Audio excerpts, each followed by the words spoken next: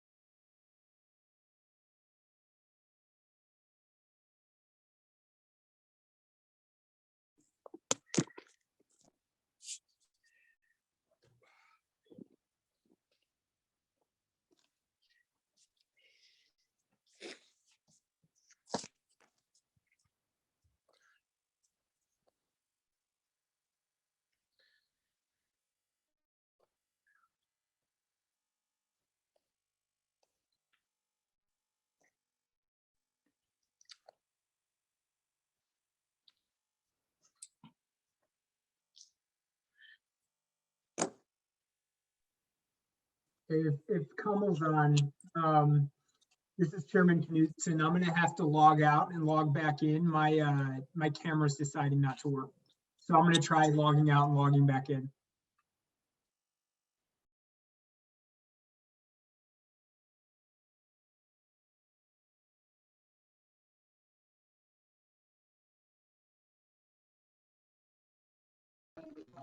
How was everybody's lunch?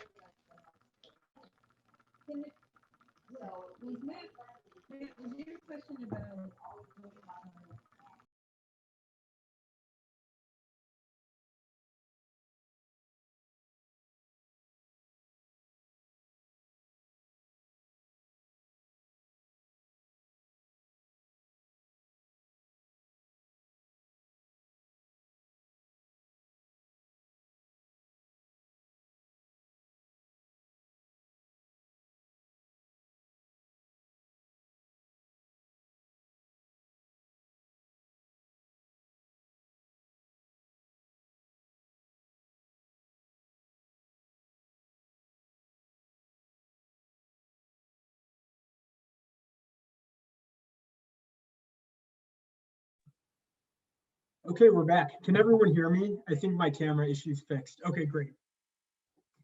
I move we reconvene this meeting of the Zoning Board of Appeals. Commissioner Toya seconds. Commissioner Saul? Yes. Commissioner Sanchez? Yes. Commissioner Esposito? Yes. Commissioner Toya? Yes. Great, we are back. Let's now move to calendar number 111-21-Z. And this is at 2345 South Christiana Avenue. Mr. Chairman, this is Victor. Yeah. We had a quick request for a continuance. Okay, which matter? It's a continued matter at 420-20S on Fullerton.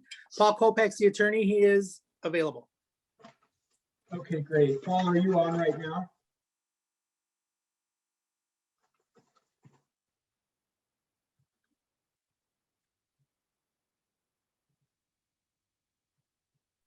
Paul, you have to unmute yourself. Yeah, Mr. Chairman, do you ever hear me now? Yep, we can hear you. Mr. Chairman, I'm sorry, and I respectfully request a continuance. Approximately 2 hours ago, we received the department's recommendation. Quite candidly, we were surprised, and I have not had the opportunity to discuss the recommendation with my clients, and also quite candidly to find out how they arrived at their conclusions.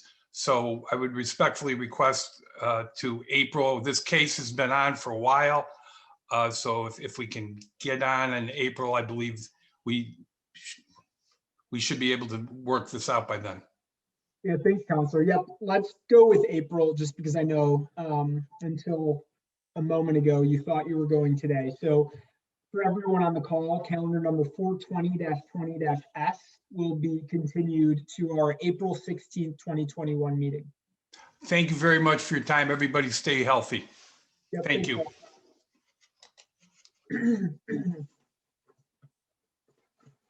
right, then we are back to matter 111-21-C.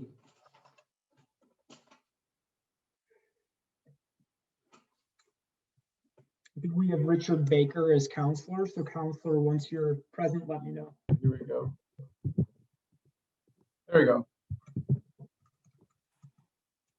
Mr. Chairman, members of the board, I'm Rich Baker and I have offices at 1 North LaSalle Suite 600. You can see I'm functioning out of my house rather than my office today, as I think many of us are. I was a little nervous right there. I thought mine was getting continued, so that was I'm glad to see we're still going ahead. I'm here and I represent the applicant, Lawndale Christian Health Center. We are a community-based organization that's been before this board many, many times with different projects that we've been involved in. This particular one involves a 3,782 square foot, 10 exam room health center that's located in the Farragut Career Academy.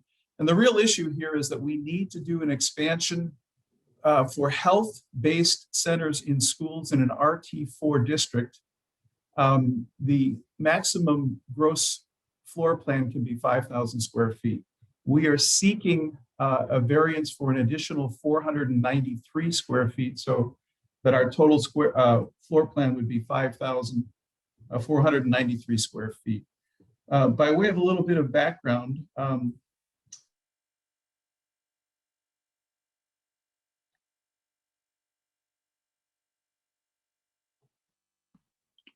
Mr. Baker, are you still there? And could Mr. Baker please clarify the square footage he just quoted? Let's see if we get him back.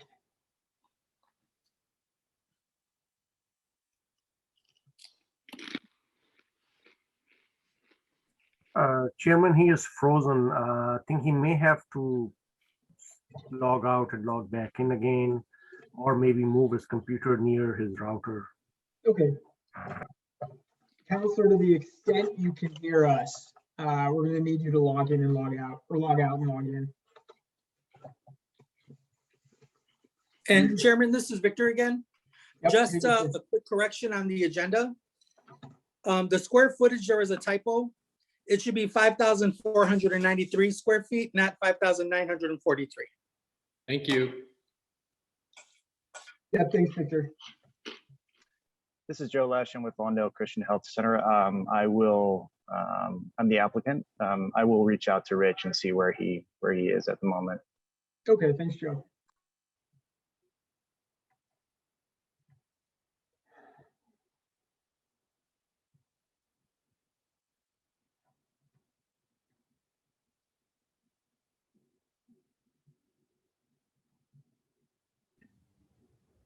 Mr. Baker, you need to unmute yourself. I see you speaking, but you're muted. thank you. All right. Should I start over, or I'm not sure when I cut out? I apologize. Yeah, go ahead and start over. And we addressed an amendment on the record that the correct square footage is 5,493 square feet. That's correct. That's correct. All right. So just by way of background,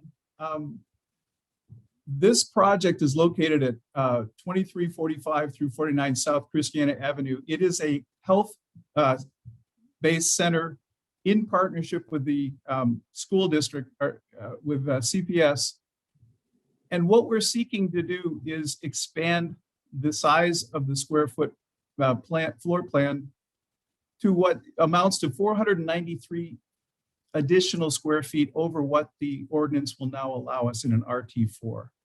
So obviously we've come in seeking a variation on it. Let me give you some background on it. So as mentioned, we've been there working with the CPS for about 17 years, offering all kinds of health services. Specifically, we are offering students of the school and local residents of the Lawndale community primary healthcare services, including adult healthcare, children's healthcare, behavioral health, and women's and parental health care.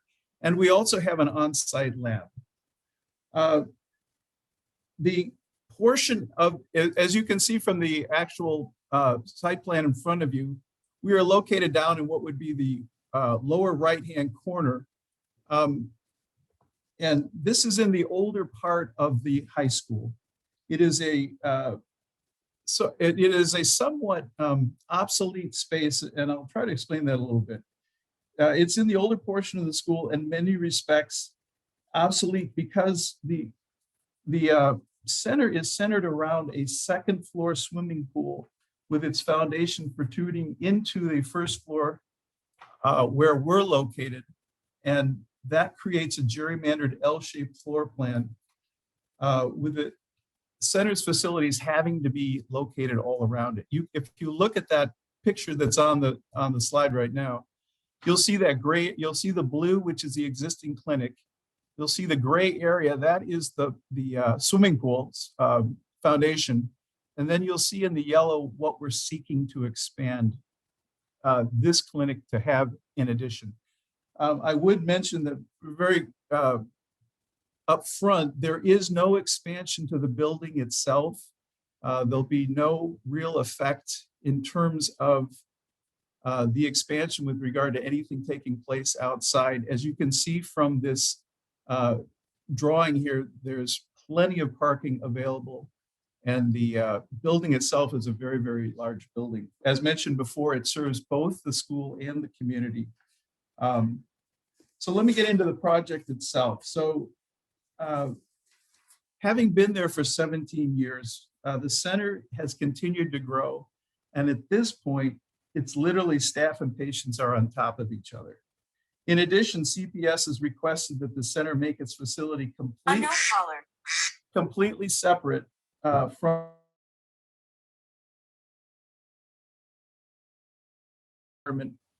and this has created a space problem that we had a great deal of difficulty in trying to figure out how to meet.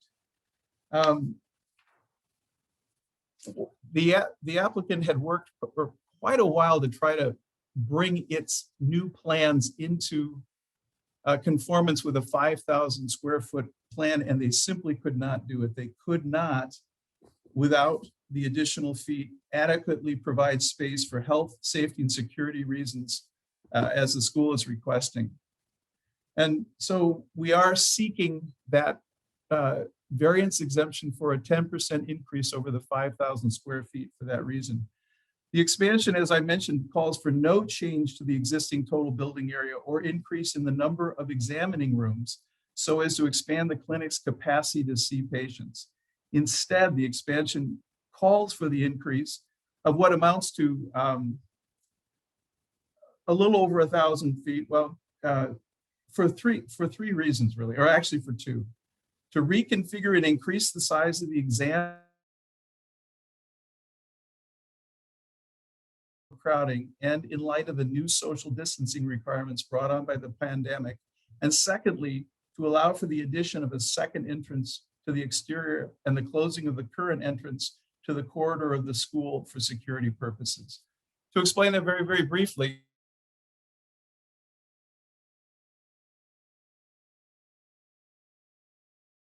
Hey, Counselor Baker, you maybe can't hear me right now, but you keep cutting out.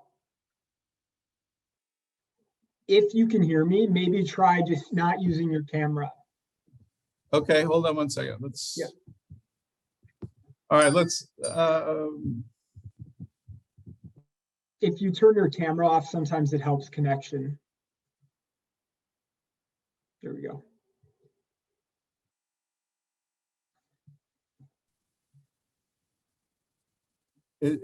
Can you hear me now? Yes, yes. All right, good. I apologize for all these technical inconveniences. No worries. Essentially, where we're ending up is we're asking for the expansion because it will allow the following things in light of COVID-19 and the need for both health and security for the center. Expanding patient and staff areas to promote physical and social distancing practice. We are adding a telehealth space, and this is part of a new component that healthcare is moving forward towards. And then finally, we're adding airborne infectious disease through a HEPA filtration or HEPA filtration, which is really, really an important part of any health center at this point. None of these are we able to do within the 5,000 square foot. We worked extensively with Mr. Valenciano with regard to how we might do this. And after a great deal of work, we were able to come down to this floor plan, which had a 493 foot overage over what the current zoning ordinance allows for. So with that introduction, I have two witnesses that I would like to introduce. That would be Mr. Leash, who is the Director of Facilities and Construction, and then Ms. Jones, who is the architect with Studio Integra. What I'd like to do is have them sworn in, then maybe swear to their affidavits. They gave extensive testimony in the affidavits, and then allow the board to examine them with regard to any questions they have. Yep, sure thing. Who do you want to take first, Counselor? How about Mr. Lesh? Okay, Mr. Lesh. Joseph So, Lesh. yeah, Mr. Lesh, we know you're on the line. Will you please state your name and address for the record? Joseph Lesh, 4226 North Albany Avenue, Chicago, Illinois, 60618. Thank you. And do you swear or affirm to tell the truth in today's proceedings? Yes. Mr. Lesh, again, state your name for the record and give us your background with regard to what your involvement in this project is. My name is Joseph Lesh. I work for Lawndale Christian Health Center. I am the Director of Facilities and Construction, and I manage construction projects for the clinic. Now, you have provided to the board an affidavit summarizing your testimony in this matter. If you were to testify today before this board, would your testimony be consistent with the statements given in your affidavit? Yes. Mr. Chairman, if I could also introduce Ms. Jones, the architect as well, have her sworn in. Yeah, that would be great. Ms. Jones, can you please state your name and address for the record? Yes, Chairman. My name is Kristen Jones, and I work for Studio Integra. I'm a principal and architect on this project, and our address is 1172 South Harvey Avenue in Oak Park. And do you swear or affirm to tell the truth in today's proceedings? Yes, I do. Thank you. Ms. Jones, you provided to the board also an affidavit summarizing your testimony in this matter. If you were to testify today before this board, would your testimony be consistent with the statements given in your affidavit? Yes. At this time, I would like to turn it over to the board for the board to address any questions they have for my witnesses. And I do note, by the way, for the board, although I am technically deficient, neither of my witnesses are, my architect and my project manager, and I do appreciate that greatly. Your deficiencies are minimal to none. All right, any questions from the board?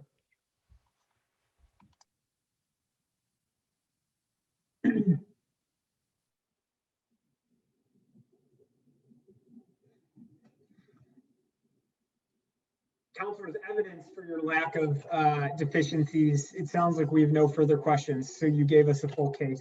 So we'll take this under consideration. Thank you for your time. Chairman. Thank you, Chairman. Thank you all. Yeah, thanks, everyone. Thank you.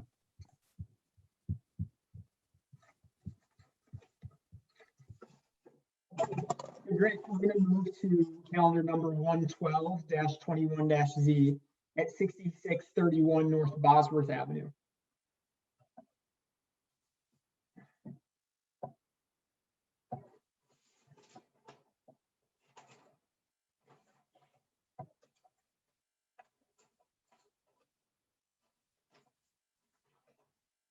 I believe we have Scott Borstein on. Scott, when you're ready, go right ahead. Thank you, Mr. Chairman, members of the board. I'm Scott Borstein from the Law Office of Neal and Leroy, here on behalf of the Board of Education. Can everybody hear me, by the way? Good, thank you. Yeah, we can hear you. Great. So this is I think, a straightforward and simple project, but an important one. It involves Sullivan High School at 6631 North Bosworth. It's an existing school. It was originally constructed in 1926. And of course, because of its age, it is not ADA compliant. And so in order to satisfy the law and of course, make a fully functional and well operating school. The board needs to add an elevator addition at the back of the building. It's about approximately 1,400 square foot addition. But unfortunately, the school as it exists already is non-compliant with respect to FAR. And so the allowed FAR in this zoning district is 0.9. The school currently has a FAR of about 1.2. And then with this addition, we'd be going up 1% to a 1.03 FAR. The zoning ordinance allows the board to grant non-residential uses in a residential district. There's no limit in terms of the additional FAR you're allowed to grant for those types of uses. But in this case, that's what we're asking for the 1% increase. And again, the purpose is to make the school ADA compliant. No other variations or requests are associated with this application.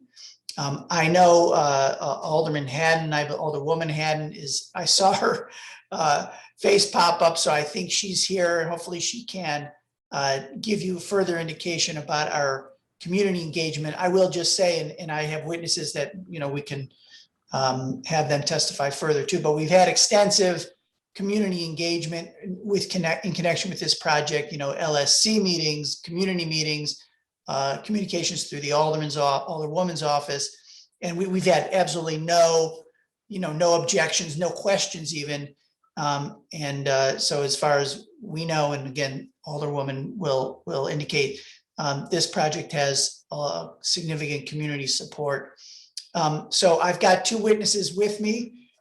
We've got Evan Smith from Chicago Public Schools and Avi Lothan, who's our project architect. And unless the alderwoman wants to speak first, we'd go ahead and have them sworn in and have them indicate that their testimony is consistent with their affidavits that they've already provided. Yeah, let's go ahead and have Alderwoman Haddon speak first. So Alderwoman, if you're here, this virtual stage is yours. Fantastic, and thanks so much, Chair. And thanks, Scott. So this is my first time before ZBA, so I'll say hello to everybody. And thanks for making some space for me on this day. I'm really excited about this project and hoping to get the support that we need to make this a fully accessible high school. So Sullivan, Roger C. Sullivan High School, this is a fantastic building, fantastic space. And one of the things that I'm most excited about in my almost 2 years in office is that right coming in 2019, this $25 million plus renovation, much needed renovation project began. So not only are we getting really necessary repairs done, upgrades, updates, asbestos removal and roof repairs and just all kinds of work. But knowing that we're going to be able to get an elevator, we've got teachers and staff and students that have to either limit their activities to the first floor or either find other accommodations to be carried upstairs at this point. This is the neighborhood high school for the 49th Ward. This is a community center. Some of the things about Sullivan High School that really shine through are that because of the demographics and the people who live in the 49th Ward in the Rogers Park area, this is also a school that's just incredibly diverse. So we're not just talking about racial diversity, but this school has sometimes been called in the papers refugee high. We get a lot of immigrants, a lot of refugee families. This is their home school. We've got some fantastic specialized programming. And we have a lot of students with disabilities who need this elevator. So really appreciate the support on this variance. We need it. The community needs this elevator. I'll say there's some other amenities that once this renovation is complete, and if we get an elevator, there's also actually a swimming pool located here in Sullivan High School, and it's been out of commission for several years, but we're also working and did get some state capital funds committed to renovating the swimming pool. because as a lakeside community, we see pretty high risk for water safety issues with our young people. So we'd love to also, in getting this elevator, be able to, once that project's complete, have more accessible amenities to the community. And I'll say beyond the students and the staff and administration at the school, the principal, Chad Thomas, goes above and beyond to really open the school up to the entire neighborhood. So this is, truly a community benefit outside of how it's going to benefit the Board of Education and the students that attend Sullivan High School. So I thank you guys. Thanks, Scott, for having me on, and I hope we can get your support so that we can bring accessibility to this building. Great, thank you so much, Alderwoman Haddon, and we're happy to have you for your first time to one of our meetings. I'm sure I'll be back. It's a first of many. So thank you very much. And Scott, you can go from here. Great, thank you. And thank you, Alderwoman. That was really wonderful testimony, and to give the board a sense of all of the impacts that it's going to have and everything else that's going on at the school here. So in any case, let me just ask you, Mr. Chairman, if you want to swear in my witnesses, and then we can hopefully wrap this up. The first one, I guess, is Evan Smith. You can swear him in first. Mr. Smith, can you please state your name and address? Yes, my name is Evan Smith, Director of Planning and Design for CPS Chicago Public Schools, 42 West Madison, Chicago, Illinois. Thank you. And do you swear or affirm to tell the truth in today's proceedings? Yes, I do. Great, thank you. And then, Evan, I know you prepared and provided to the board an affidavit which describes the project, describes the hardship, that also describes the need for the elevator. And if I were to ask you additional questions today, would your testimony be consistent with what you've provided in that affidavit?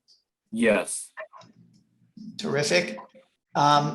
Next, you can swear in, Mr. Chairman, if you would, Mr. Avram Lothan. Yeah, Mr. Lothan, if you're there, will you please state your name and address for the record? Yes, I'm here. Excuse me. Avram Lothan at Lothan Ben Hook DeStefano Architecture. The address is 57 West Grand in Chicago. Thank you. And do you swear or affirm to tell the truth in today's proceedings? I do. Great.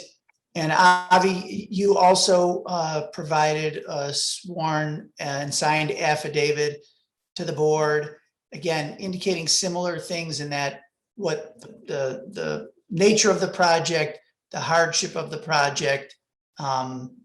And so again, if I were to ask you additional questions today, would your testimony be consistent with the information that you provided in your affidavit? Yes. Terrific. So with that, Mr. Chairman, again, as I say, I'm not aware of any objectors. We're happy to go into further detail for the board about the project if necessary. So I would turn it back to you. Yeah, thank you, everyone.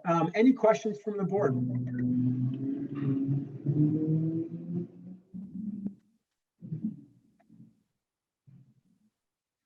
I have no additional questions on this one either. So we'll take this under consideration. And I thank everyone for coming in and loaning us your time. Thank you so much. Great. Thank you for being first time on Zoom with the ZBA. Thank you. Today. It's a good day. All right. Thanks. Bye-bye. Okay. Bye. Thank you.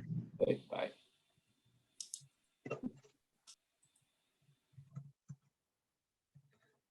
All right. I'm going to now call calendar number 113-21-S at 4612 North Clifton Avenue. We've got a department recommendation. So give me a second as I pull that up. For calendar number 113-21-S, the Department of Planning and Development recommends approval to establish a religious assembly with seating for up to 80 congregants at the ground floor of an existing 3-story mixed-use building, provided the development is consistent with the design and layout of the plans and drawings dated December 18th, 2020, prepared by Axiom Design.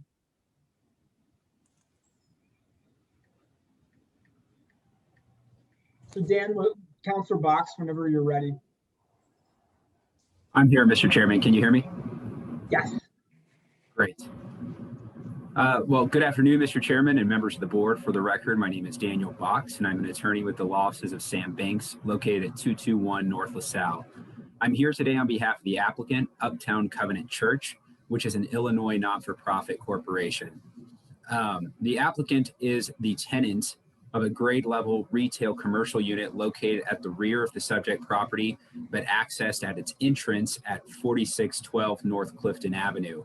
The applicant is proposing to establish a place of religious assembly within that unit. Because the underlying zoning for the property is a C15, the applicant requires and is here today seeking a special use in order to permit the proposed religious assembly use. I have 3 witnesses available to testify today on behalf of our applicant, Jeremy Falk, our project architect, Mark Rodolfi, and our MAI appraiser, Joseph Ryan.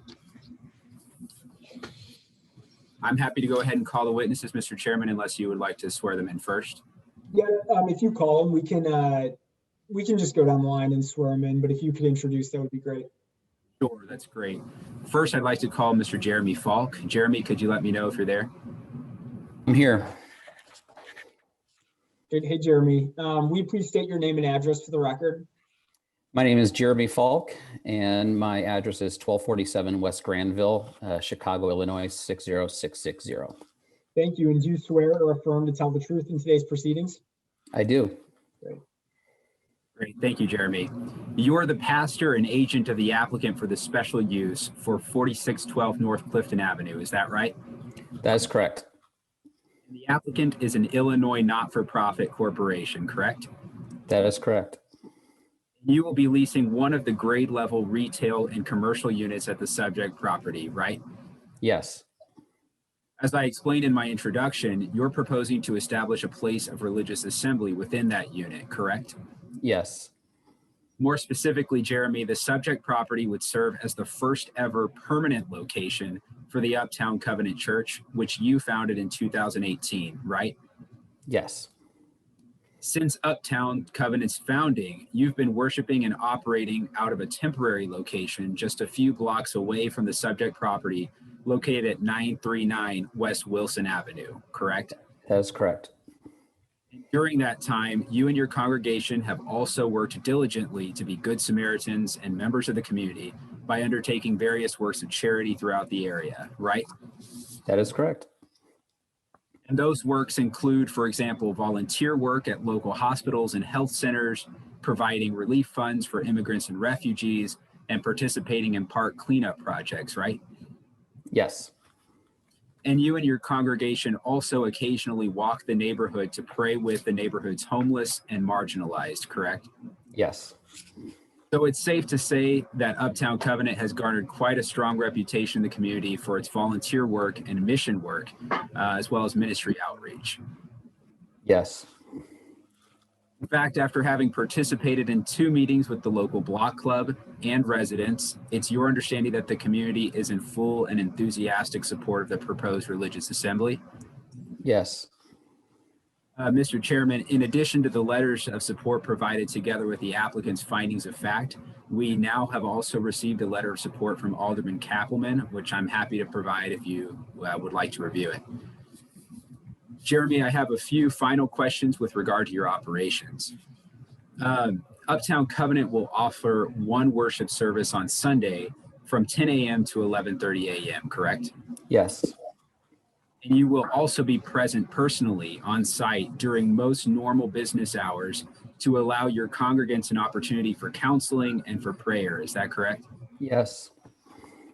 And you'll also host small groups and Bible studies on site during the week. That's correct. Other than that, your operations would include the occasional social mixer, all of what a chili cook-off and community conversations, all of which would be open to neighbors and the general public, correct? That's correct. And your praise and worship musical band will also hold music practices on Wednesday evenings, correct? Yes.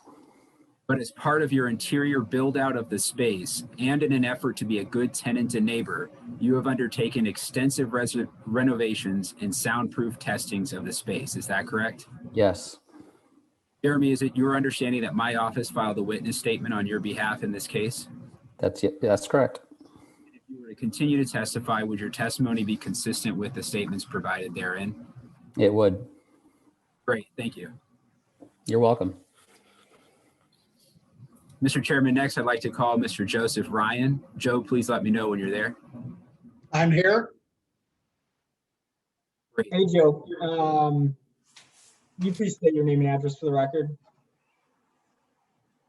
I do. Will you please state your name and address for the record? Joseph M. Ryan, MAI, President, LaSalle Appraisal Group, with offices at 9455 South Horn Avenue in Chicago. Great, thank you. And do you swear or affirm to tell the truth in today's proceedings? I do. Wonderful. And we acknowledge your expertise. Great. Joe, yeah, you were retained in this case to determine whether the requested special use met the ordinance's criteria for such relief. Is that correct? That's correct. In short, you believe that those criteria have been met here, correct? Yes, I examined each of the criteria in my report, and the proposed use does meet all the criteria. Great. And it's your understanding that our office provided your report to the city together with our findings of fact, correct? That's correct, yes. And if you were to continue to testify, would your testimony be consistent with? I want to talk to you, but in a Zoom thing. Yes. On my case next, so. Oh, Tom, right, Tom, you. we've got you unmuted. All right, carry on, Dan. I appreciate it, Mr. Chairman. That actually concludes our case in chief. As I mentioned earlier, our project architect is also here available to testify should you have any questions about the architectural site plans for the project. The rest of our team is also here today. If you might have any questions, we're happy to answer them. Thank you. Thank you. All right, any questions from the board?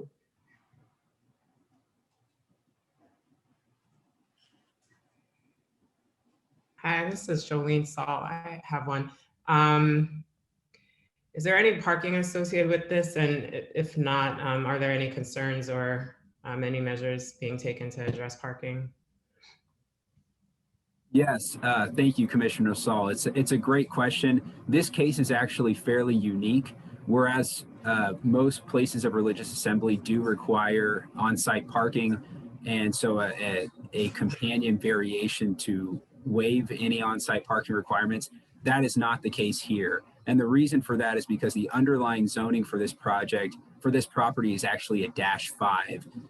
Because of the -5, actually parking would only be required if the space intended for use was to exceed 35,000 square feet, and we're nowhere near that here. But we actually wanted to go ahead and front this issue. We had the same question as you. So we worked with DPD and actually got a letter from Patrick Murphy, an email from Patrick Murphy in advance, expressly confirming that read of the zoning code. And again, only one denial letter was issued for this, just for the special use and the necessary special use to permit the place of religious assembly. Regardless, I'll also point out, though, that the subject property is a transit served location. It's within a 1-minute walk of the CTA red and purple line Wilson L station. And it's also serviced by 2 CTA bus routes there on Broadway and also on Wilson Avenue. In addition, just to be sure that there were no parking concerns, the applicant has actually reached out to a local property owner he's contacted the property owner of the nearby McJunkin building, which is located at 4554 North Broadway, and has verbally secured permission to go ahead and secure a couple of on-site parking spaces should they be necessary. But as I think we had mentioned, the applicant has actually been working from or operating out of a temporary location just a couple of blocks to the east of the subject property for a couple of years now. And on any given Sunday, the maximum number of parking spaces that its congregation requires is about 3. That would be the maximum. So we have considered parking here. It's not technically a zoning relief that is necessitated by this project. We're not here before the board, of course, asking it, but we have taken into consideration and we've made sure that there are no parking concerns here. Thank you for the thorough response. Any more questions from the board?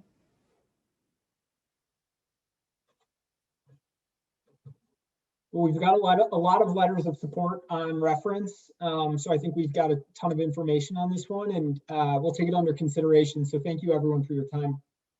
Thank you. Thank you. Okay, we are going to jump forward here for a religious reason of it being Shabbat. So we're going to jump to matter 121-21-S. Which is at 2855 West Toohey Avenue.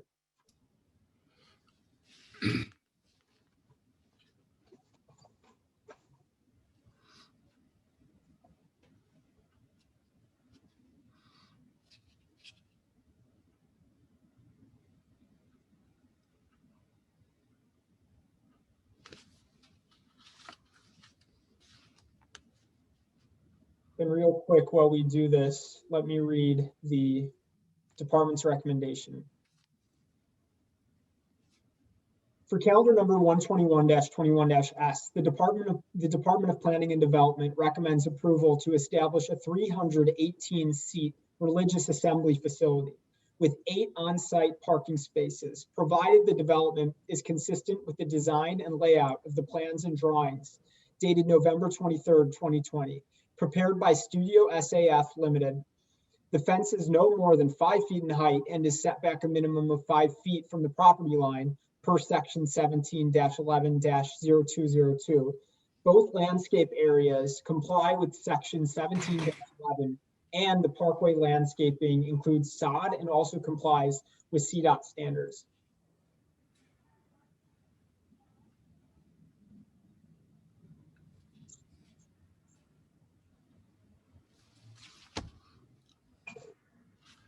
So, Mr. Chairman, are you ready for us? Yes, yeah, I am. And Tom, am I correct? Do we have an objector on this matter? Is there a Karen Elkin present?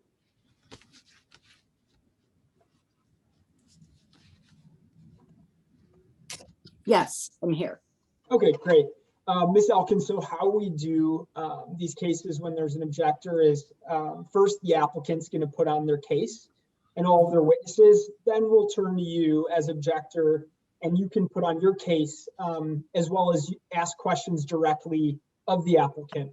Finally, we return to the applicant who can make any rebuttal and be open for questions. Throughout all of this, we'll be asking questions as well. So Tom, you can start with your initial case. Thank you very much. My name for the record is Tom Moore, and with me today are the Reverend Rabbi Demirsky and his architect Sergey and Mr. Joe Ryan. Did you want to swear those people in, Mr. Chairman? Yep, sure, let's do that. So let me start with the rabbi. Rabbi Demirsky, if you're here, can you please state your name and address for the record?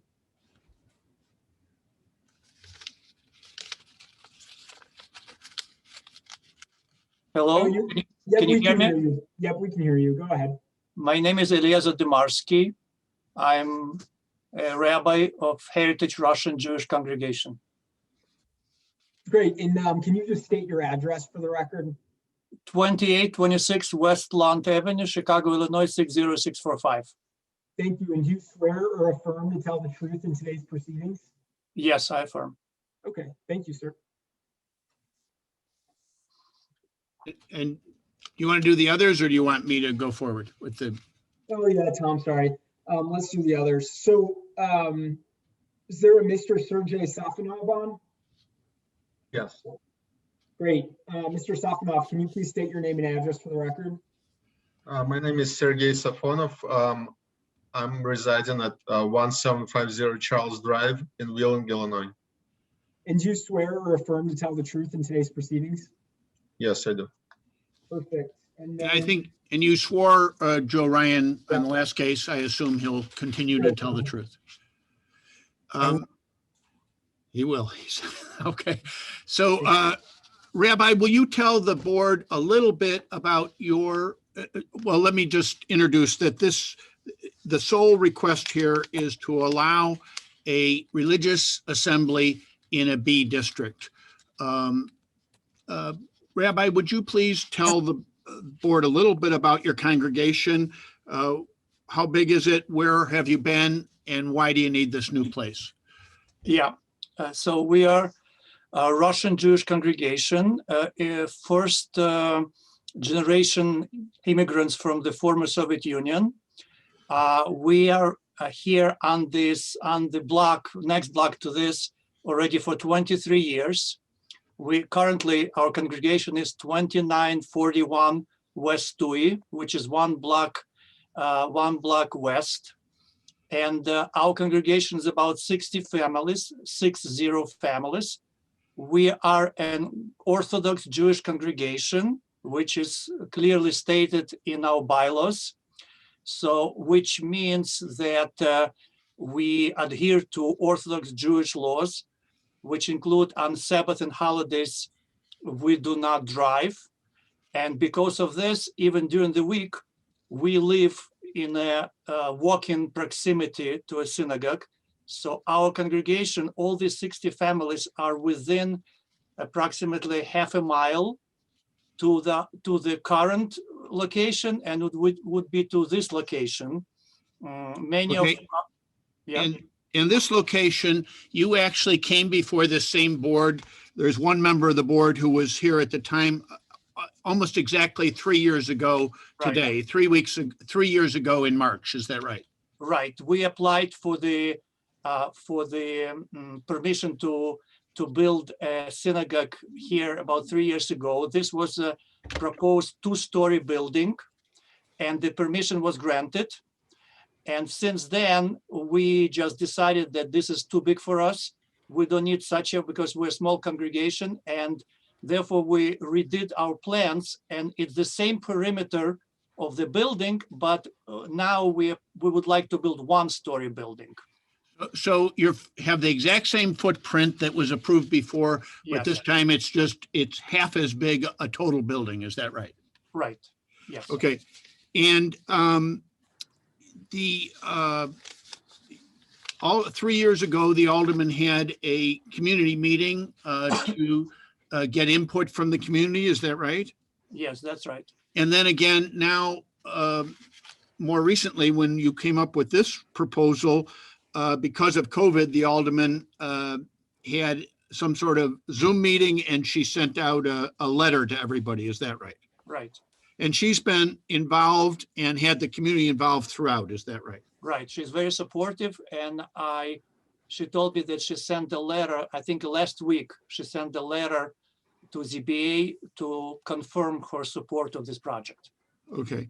And I'll ask the architect about the requirement for the parking, but actually last Thursday, the planning department, which recommends passage of this, raised a question about maybe should you put the parking in the back instead of the front, and you were willing to consider that, but then the alderman became involved and said, to protect the people in the neighborhood behind across the alley, she didn't think it was a good idea, so you stuck with the plan that you've had all along. Is that right?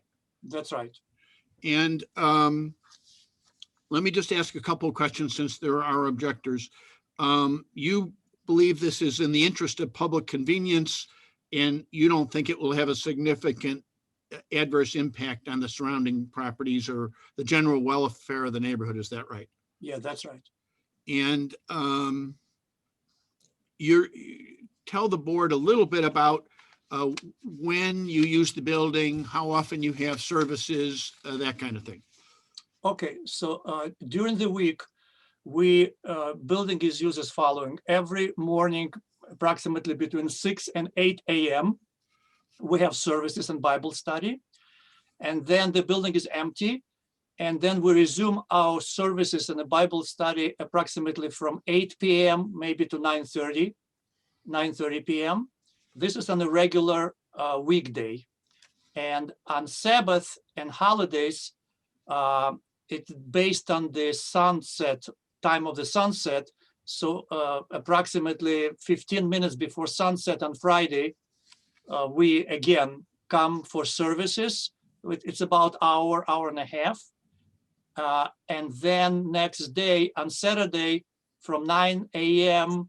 till roughly 12 p.m. we have services which are followed with the community lunch, which is over about roughly 12:30. It's on Saturdays, and then we come back about an hour before sunset for another set of services until the nightfall, and that's about it. So as a result, you think this will be compatible with the surrounding area in terms of your hours and the traffic generation, noise, et cetera, is that right? Right, yeah, there's no, I mean, Saturdays and holidays, there's no traffic generation from our side anyway. Okay, and because most of your people don't, or on certain days don't drive, and a lot of them walk to the services, you believe that this will promote pedestrian safety and comfort, is that correct? Yes, that's correct. And again, we are already here for 23 years on a 2900 block, and we're just moving in the same congregation, even though we would like, that's why we appeal to allow us to build a bigger, larger building, because we would like to have more space, because currently our location is 2941 Tui. It's a standard storefront, which is 25 feet by 60. And it's very tight. It's very tight. Okay. And therefore, we would like to build a larger facility, but it's the same community, the same congregation, just moving one block down. Okay, and I'm going to ask your architect a few questions and your appraiser, and then you'll be available for questions, is that right? Yeah. So, Sergey, would you please tell the board who you are?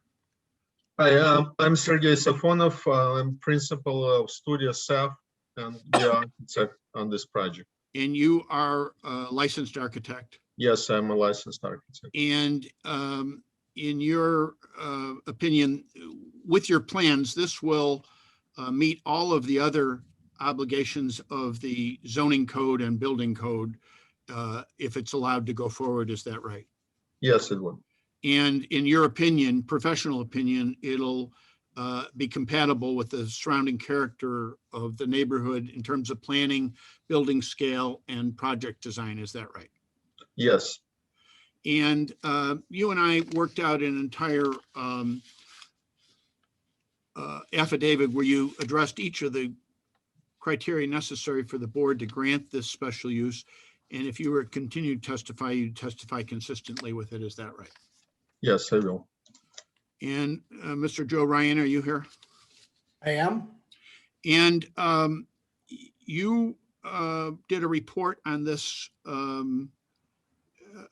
looked at this proposal, and you, in your report, you addressed whether or not it could meet each of the criterion necessary for the board to grant a special use at this location. Is that right?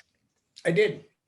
And since we have an objector, can we briefly go through, the architect has told us, and you believe that if the plans are built the way they're portrayed, that it will comply with the first requirement, which is all the applicable standards of the zoning ordinance. Is that right? That's correct. Yes, the plans will comply. And it also, in your opinion, will be in the public interest and not have a significant adverse impact on the general welfare of the neighborhood or community. Is that right? Yes, the basis for my opinion is that the users of this proposed facility all live in the neighborhood. And you believe it's compatible with the character of the surrounding in terms of planning and building scale and project design. Yes, it will be. And compatible with the character of the surrounding in terms of operation characteristics, hours of operation, lighting, noise, and traffic generation. Yes, it will be. And in terms of promoting pedestrian safety and comfort. Yes, most of the congregants will walk to the proposed facility. Okay, and if you were to continue to testify, you'd testify consistently with your report, is that right? Yes, of course. And specifically, you found that it would have no adverse effect on the surrounding properties or their value, is that right? Correct, and the basis for that opinion is that they operate a similar but smaller facility less than 1 block away. Mr. Chairman, that's our case in chief, and we're available for questions. Okay, great. What I would say is unless there's any questions from the board right now on clarification, I'd like to move to our objector just to see what type of objection we have.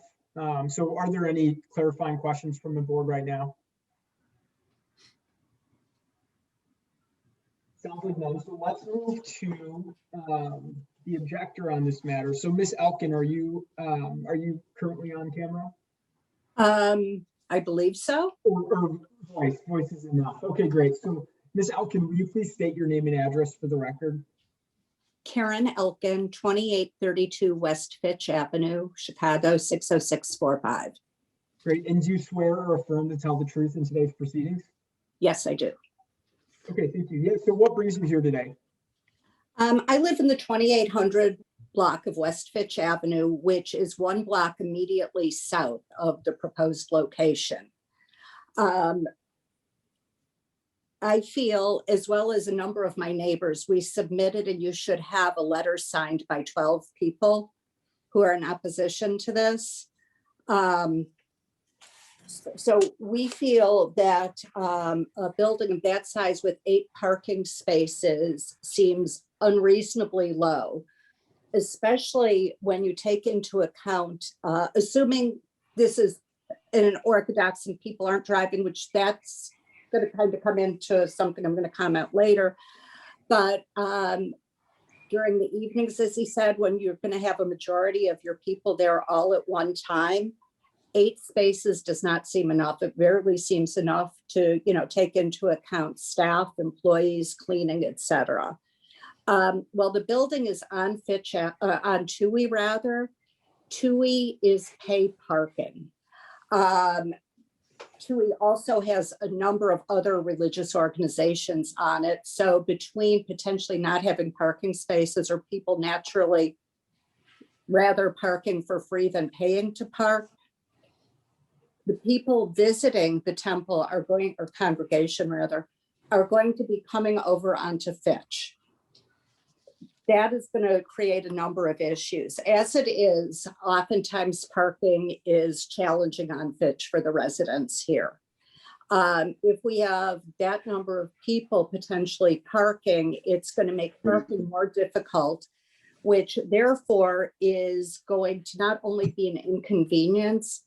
For some people, it may be a difficulty if they're bringing in their groceries, their packages, etc. If weather is bad, and at nighttime, especially now that we know that every night there are going to be attendees and visitors, parking further away in the dark and having to walk, I think, is a real concern. Fitch is a family-friendly street with a lot of children on it, and I think having those cars then also driving down Fitch raises other safety issues for the kids, the adults and the pedestrians. We're very concerned about that. The fact or not that people, are Orthodox and not driving, how do you enforce that going forward? We can't put a restriction on it that, the use is limited to an Orthodox facility and people cannot drive. you know, who knows if people like to park a few blocks away, et cetera, on holidays. You can't put any type of limitation on. And even if the congregation itself has that sort of bylaw, what if the use changes? We then have a building of that size with only 8 parking spaces. We really feel that having the increased traffic and the parking problems is negatively going to affect us. Okay, and on that front, do you have any questions for the applicant, or have the parties discussed this prior to today? No, in fact, I was not aware of the 8 parking space issue until the notice came, what, a week or so ago? So, and no, there's been no conversation. And I don't think any of my neighbors were aware of it either. Okay. Do you have the letter signed by the neighbors? Yes. Okay, I just want to make sure that you have it. We have a lot of notes, yeah. Okay. Can I respond? Yeah, you can go ahead and respond. I want to just give Ms. Elkin, did you have any direct questions that you want to ask the applicant before, you know, we start to address parking through questioning? I don't, not yet. Okay, sure. Then Rabbi, go ahead and respond. Okay, I just want to, Ms. Elkin, thank you for joining and expressing your concern. I share your concern, and I would have same concerns when if I would get the same letter as I did, saying that it's a 318 seat congregation with 8 parking spaces. I would have the same concern if that's what all information I would have.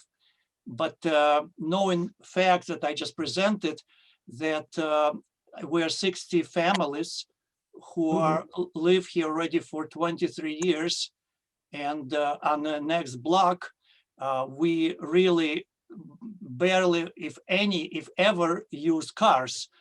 Across the street, straight across the street from 2855, across the street from TUI, there are 2 subdivisions with 60 families. Many of them are members of our congregation, which is, they just have to cross the street to get there.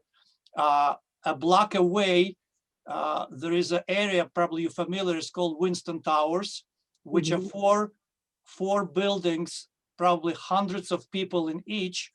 A lot of them, I would say majority of our congregation live in those 5 buildings, which is very close walking distance to our congregation. And the rest of people, they live north of TUI, west of California. Again, north of TUI, west of California. They all walk without exception, unless somebody got sick. You know, we all have situations, but they all walk. Now, during the week, when I mentioned that we have services 6 a.m. till 8 a.m. and then in the evening, these are only services for men, about 12 people. Women do not come to these services. So it's only about 12 people who would be in this building during the week. Only on Saturdays and holidays, we come as families with children and families and wives and children. And again, because it's an Orthodox congregation, and you're right that restrictions cannot be imposed, but there's the biggest restrictions of all. It's our internal faith that we're not allowed to drive. And this is the strongest restriction we have. And therefore, unless it's a life-threatening situation, nobody would ever drive on Saturday or holidays to this congregation. Another comment, since, as I explained, most of our, not most, I would say 100% of our congregants live north of TUI and west of California, coming to our building would be from west, northwest part of the town. Now your street is one-way street. which is directed east-west. So therefore, even in a very unlikely situation, if somebody does need to drive, and in a very unlikely situation that the all parkings on the, in our area, 8 parkings are occupied, the person pulling into the area of our synagogue would not be able even to turn to 2800 block of Fitch because it's a one-way street in the wrong direction. So if only they would only turn to 2900 block because it's the only possible way to turn to Fitch.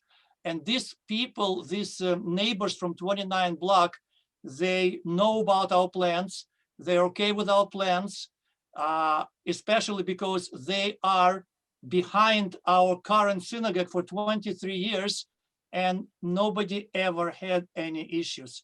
So therefore, I understand your concerns, but in light of these details, which are true, I don't see any concern about parking or people driving on the street and making it unsafe, especially on your 2800 block.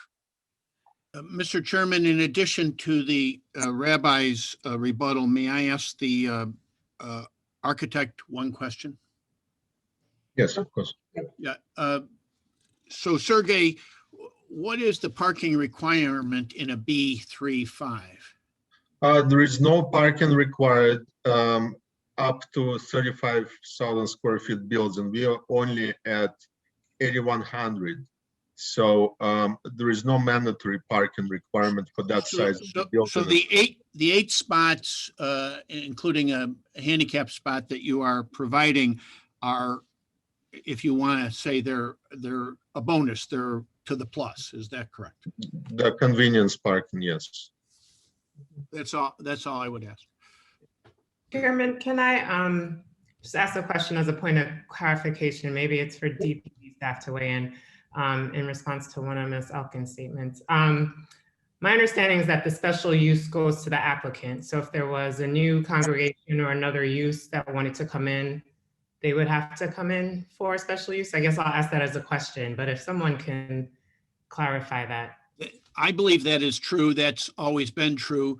The special use will be written, and the letter of support from the planning department says that it's particular to the user. Okay. Ms. Elkin might still have concerns, but I did want to address that one point.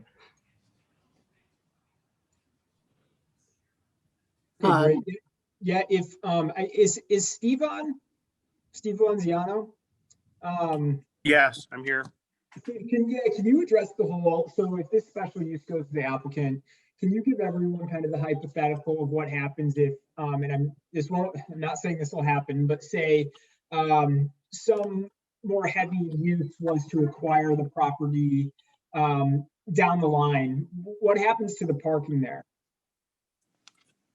So under the zoning that's in place on this property, and because of the size of the building, there's no parking required for a retail use, an office use, a restaurant use, or another religious assembly use. However, if another religious assembly use were to come in, they would have to file for a new special use, and the board would be able to look at that use specifically based on the specifics of that, of how they're going to operate, how many people they're going to have. If people, like in this case, they because for religious reasons can't drive, then you could take that into consideration. Or if everybody's coming from further out, further away, the board can take that under consideration and require more parking than the 8 spaces that are on site. And then that applicant would have to find parking within a 600-foot radius of the site and get a special use for that extra off-site parking. So it would be based on the particular application. But if the religious use goes away and a new commercial use were to buy the building and want to reuse it, or an office use, or something like that, based on the size of this building, under the current zoning, they would require no parking, and the board would have no say in that at all, because it would be an as-of-right project, if that helps you. Okay, yep, it does. And sorry, Steve, I should swear you in, so sorry. I should do that before I call on you into the abyss, but if you could state your name and address for the record. Steve Valenziano, Assistant Zoning Administrator, Department of Planning and Development. Great, and do you swear or affirm to tell the truth in today's proceedings? Yes, I do. Great, thank you. Okay, Ms. Elkin, if you're still on, I just want you to have a time to respond to all of that and ask any questions before we go back to the applicant. Okay, thank you. Can you hear me? Yes, yes. Okay, so first of all, I do want to clarify one thing. Is this special use for it being a religious synagogue or a place of worship, or is it because of the 8 parking spaces against the number of seats? The way the flyer came out, it seemed more like it was simply based on the parking. If it is for a house of worship, that's another issue. And I know a lot of the neighbors think that there are already too many. Okay, well, it's for it being a religious assembly. That was not clear on the notice that was sent out. It was not clear at all. It really looked like it was because of the number of seats in the 8 parking spaces. So a lot of times these notices, they start by saying for religious assembly and then include, the pertinent information of how many people will be seated and the number of parking. But typically, unless there was an error made, they're pretty straightforward that it's for a religious assembly. Okay, so the way it was worded, and this is what we based everything on, application for a special use to establish a 318-seat religious assembly facility with 8 on-site parking spaces. That led us to believe it was based on the number of seats in the parking, and that was at issue. We have, looking out my window, and I can't see far, and we may want to ask for a continuance because of this. I can see 3 houses of worship looking out my window. And there are a number of other on the street. In the past, we've had conversations that, and actually have kind of glanced at the zoning and feel that it's already in violation based on the number of different religious institutions. And ma'am, just to be clear that this is a relocation. It's already an existing assembly nearby. Right. So it's not a new additional assembly? We're not including that even in the ones we think in the 2800 block. The ones going from this location heading east to California.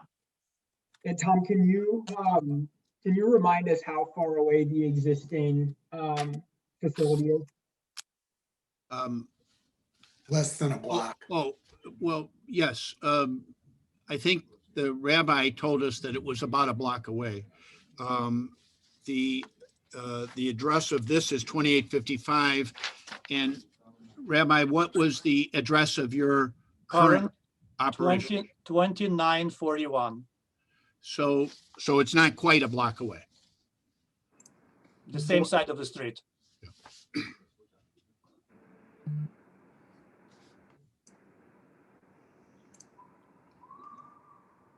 That really was not made clear. And I think the neighbors are, in fact, they started when we were talking about this, going in the direction of the conversation about there's already too many over here. And it's like, no, this is simply, we're looking at the number of parking spaces, that was the issue.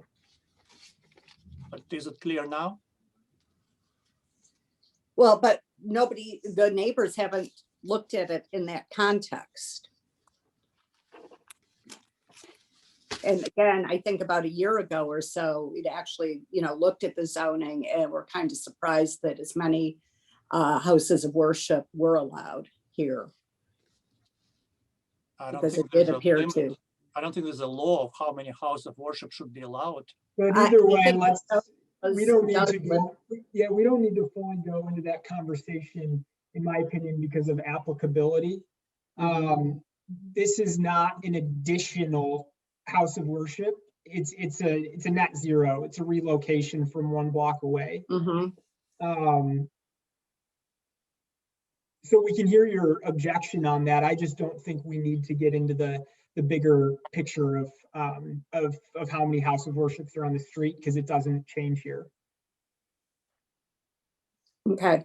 Well, still the parking is an issue. I don't understand the comment about the 2900 block unless the rabbi's confused and think that Fitch heads from west to east. It's one-way east, so people drive down Tui heading east. They flip, they turn right on California, turn right on Fitch. It's sort of a natural inclination of how you circle to look for a parking space.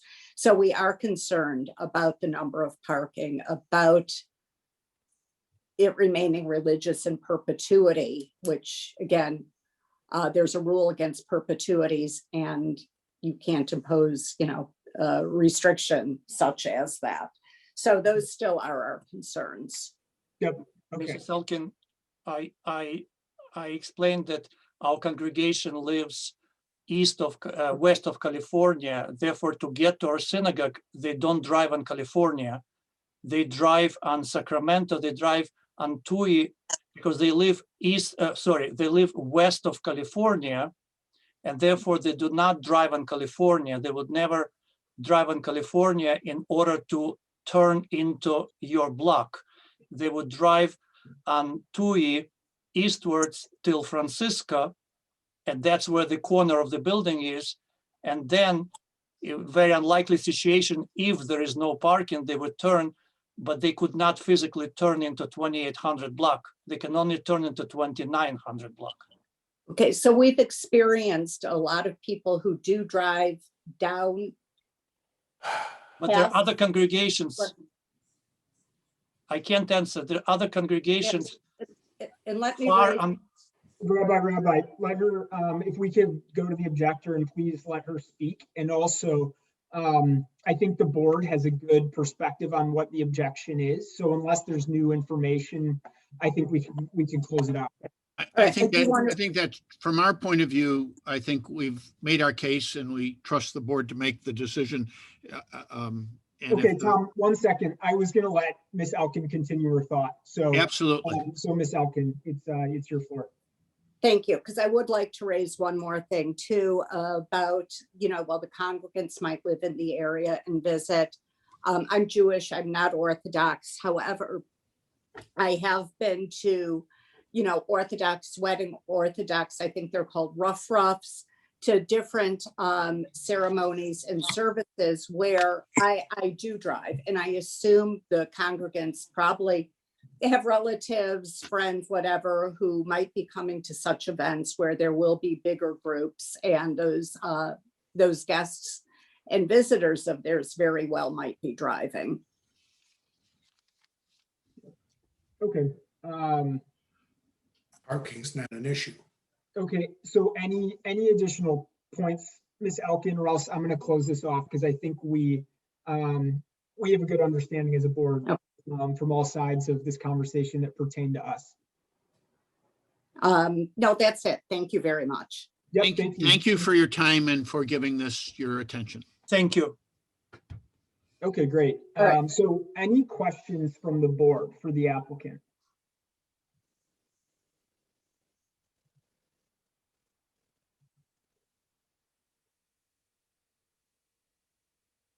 Okay, sounds like we covered everything. We'll take this under consideration. So thank you, everyone. Thank you. Thank you.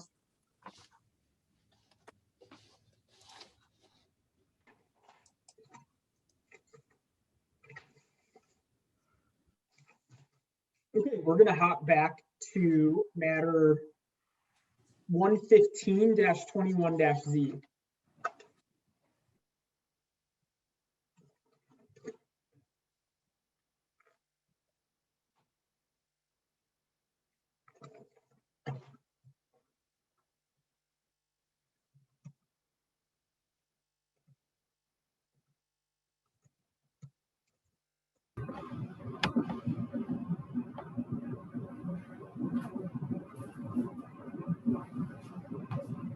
Mr. Fatikas, whenever you're ready. Thank you very much, Chairman. Good afternoon, Chairman and members of the board. For the record, my name is Nick Fatikas, and I'm one of the attorneys at Jim Banks's office located at 221 North LaSalle Street. I'm here on behalf of the applicant Tempest Group Holdings, LLC. The applicant owns the subject property located at 5354 North Sheridan Road, which is a corner property and has a corresponding address of 1001 through 1015 West Balmoral Avenue. The subject property consists of a single zoning lot measuring 100 feet wide by 150 feet deep. It's currently improved, as you can see from the aerial, with a two-story building that was most recently occupied by a restaurant. The remainder of the site is made up of a surface parking lot.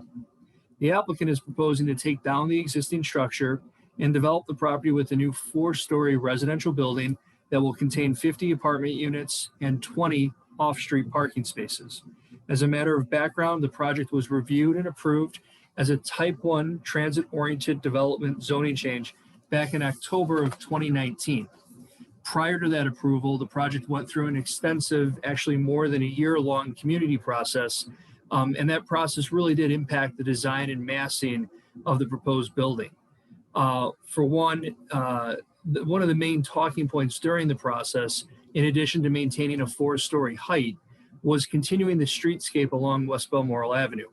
Our findings of fact included an aerial zoning map and a few additional existing condition photos showing that the majority of corner buildings located along West Balmoral come right up to their respective property lines as they run along Balmoral. And that's true of our immediate neighbor, both to the north and to the west, just across the alley. So instead of developing a taller building that would be oriented toward the front of the lot, we spent time working on a design that followed the established pattern of development and attempted to complete the streetscape along West Balmoral. And again, that design is what was supported by both the local community and ultimately Alderman Osterman at City Council.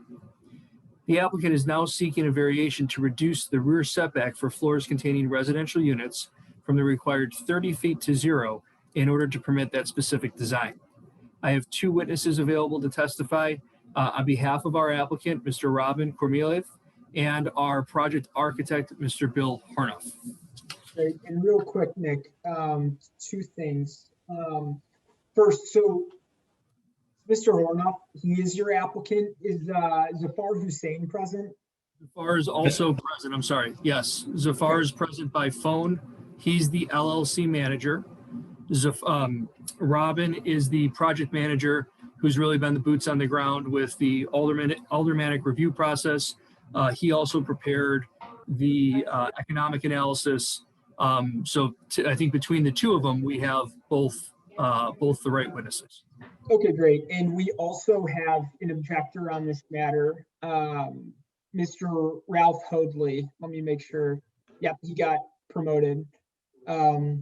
So Mr. Hoadley, you very potentially just heard on the last matter how we take objectors, but the applicant is going to give their case initially, and then the board will ask clarifying questions or we'll save questions for later. Then we turn to you as objector, and you have the opportunity to make your objection and ask any questions of the applicant. Finally, we turn to the applicant to close out and answer any of our questions. The board may ask questions throughout any of this. So with that, Counselor, we can go ahead and continue. Okay, if I can call Robin. Chairman, do you want to swear him in first? Yeah, for sure. So is that? Yeah, Robin, if you could please state your name and address for the record. Robin Kormalis, 2930 North Lincoln Avenue, Chicago, Illinois, 60657. Great. And do you swear or affirm to tell the truth in today's proceedings? I do. Thank you. And again, Robin, as I indicated, you're the project manager for the applicant, Tempest Group Holdings, LLC. Is that right? Correct. And that entity owns the subject property at 5354 North Sheridan Road? That is correct. As I described it again, you're proposing to develop the 15,000 square foot site with a new 4-story, 50-unit transit-oriented development residential building. Is that right? Yes, And you're seeking a variation to permit the project in order to follow the pattern of development established along West Balmoral, as well as to stay consistent with the previously approved Type 1 zoning change plan set. Is that right? that is correct.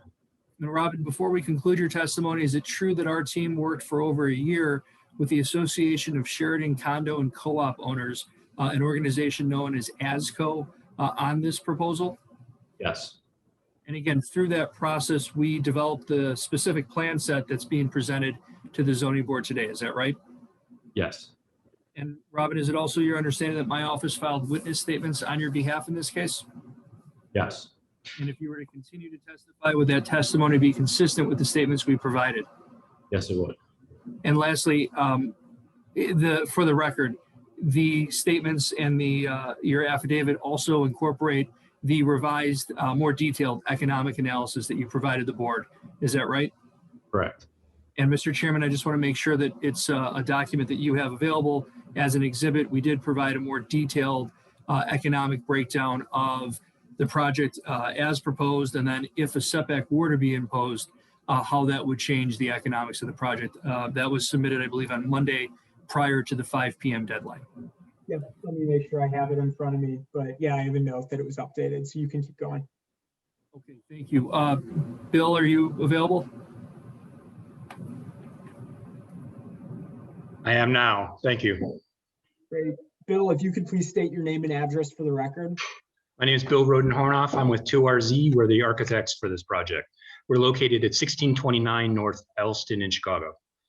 Thanks. And do you swear or affirm to tell the truth in today's proceedings? I do. Thank you. And Bill, you're a licensed architect in the state of Illinois? I am. And you've previously testified in that capacity before this board, is that right? Yes, that's right. And you designed the program for the proposed residential building at the subject property? That's correct. And in addition to the technical requirements of the Type 1 zoning change, is it your opinion that the practical hardship or particular difficulty in this case is really the inability to follow the established pattern of development along West Balmoral, our side street, without the requested variation? That's correct. Otherwise, our building would have to become taller and frankly be reorganized and reoriented toward the front of the property in order to achieve the same allowed unit count. Is that right? That's right. And again, these considerations were specifically addressed and modified during our review process with the local community organization. Is that right? That's right. Still, in presuming the variation is approved, you believe the resulting building will be consistent and compatible with the other multi-unit residential buildings in the immediate area. Is that right? Absolutely, yes. And even with the setback reduction, there will still be a 15-foot space or open space between the rear of our building wall and the neighboring building on the west side of the alley. Is that right? Yes, you're referring to the public alley itself? Right, there's a 50, Yes. it's a 15-foot public alley. Correct. So again, even with our proposed reduction, there will still be 15 feet of separation between our closest building wall and the neighbor's closest building wall. That's correct. And that physical space will help ensure that an adequate supply of light and air will continue to flow to that building. Is that right? That's right. And Bill, is it your understanding that my office filed a witness statement on your behalf in this case? It is. And if you were to continue to testify, would that testimony be consistent with the statements we provided? Yes, it would be. Chairman, that really concludes our case in chief. We'd be happy to answer any questions you might have about the program for the building. Okay, great. Any questions from the board before we move to the objector?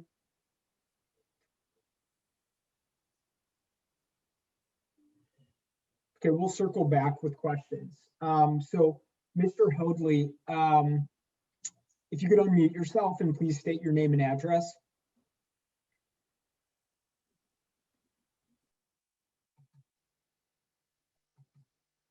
Let's see.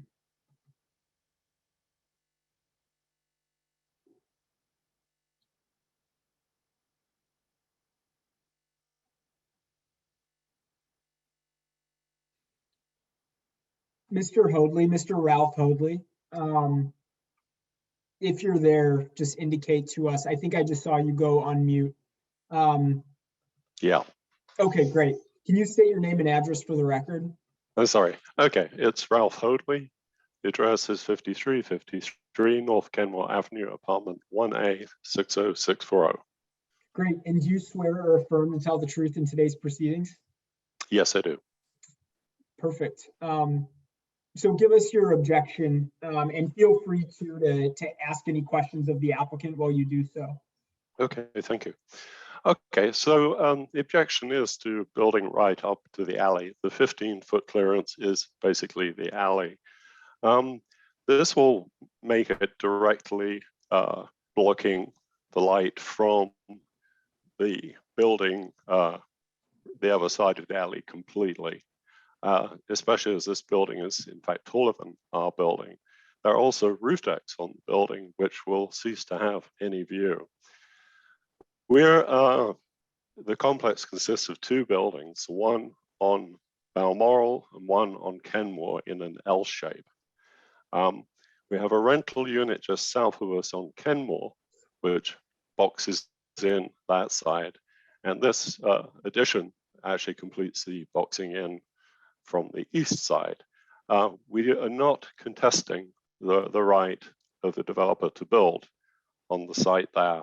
We just really don't want it right back up there because that will also impact the back porches and block out most of the natural light. There are other issues surrounding this, which is the narrowness of the alley is a problem. At the present time, it's very hard for us to turn into the parking lot at the back of our place. We have a secured parking lot with an electric gate, and many of the cars in there have received damage just trying to turn in there. The proposed design also has their entrance being right opposite that. And for some reason, originally the entrance was at the front and now it's on the back. And I don't really know why that is, but perhaps that has something to do with the association that the gentleman mentioned just now. We are not part of that local association of associations, if you like, and in 17 years I've been here, we have never been approached to join it. So I don't think it really speaks for us. We are essentially the only building impacted by this. If you look down the alleyway going south from us, which is the direction I looked in, if you look on a satellite picture, you'll see that there are setbacks on all of the other buildings down there. And where there isn't a setback, it's because there's a setback the other side of the alley. So that would make this significantly different. It would be right up to the other building, except for the alley itself. Ingress, and I realize it's not about it's only about a setback, but cars coming and going already have a blind spot coming out of that alley because there's cars parked all the way along Balmoral, and it's a one-way going east, and you cannot see cars coming, and you also don't have a very good view of pedestrians. So it's quite a dangerous corner, and increasing the traffic there is really not going to help anybody. But essentially, we're just protesting the closeness to our building of this construction. We don't understand why it can't be maintained as put in the code, and we don't see a compelling reason for them to need to do this. This will also affect the property values of our units. I am almost certain about that, and cause problems about light and air. That's the gist of it. Yeah, Mr. Hoadley, could you, I know you did a little bit at the beginning, can you give us more of an overview of in which ways your building's light and air will be affected? It's particularly concerning the Balmoral building, which the side of it is on the alley. So people have windows on that side. On the back of the building, so on the south part of that building, people have the usual sort of porch arrangement. And then on the roof, there are roof decks. And this new building is going to be higher. So it's going to make a significant block off there from any light, because we already have, obviously, because we're in L, we don't have light coming from the west, we don't have it coming from the north, we don't have it coming from the south because there's a building right there. And this would cut off all light from the east, basically, as well. Great. And do we have an aerial photo on here?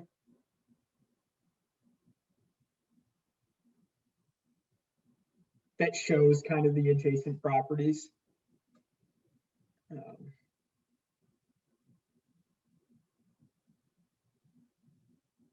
Yeah, is this it? So if you go back, Mr. Hoagley, can you see your building on these? Yes. Yeah. Okay. Which one? Okay. Can you go back one more? I think it is. Yeah, there's one more slide. There you go. That's a good one. Yep. Okay. So yeah, in the center there, you have the existing mansion, which will be demolished. So the developer is working with an empty slate here. So, you know, if they took into account the need for the 30-foot setback to start with, there wouldn't be any issue here. You can see our buildings to the left there, particularly the Balmoral one is right up to the alley. And if you go further south on this, it's hard to see. You'll see that the buildings on the right of the alley, if it comes up to the alley, then the other building on the other side is set back. And this is consistent all the way down through at least to the next street down, which is Berwyn. Yeah, Berwyn.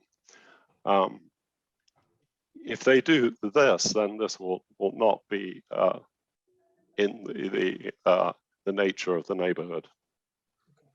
This will be a significant difference. And I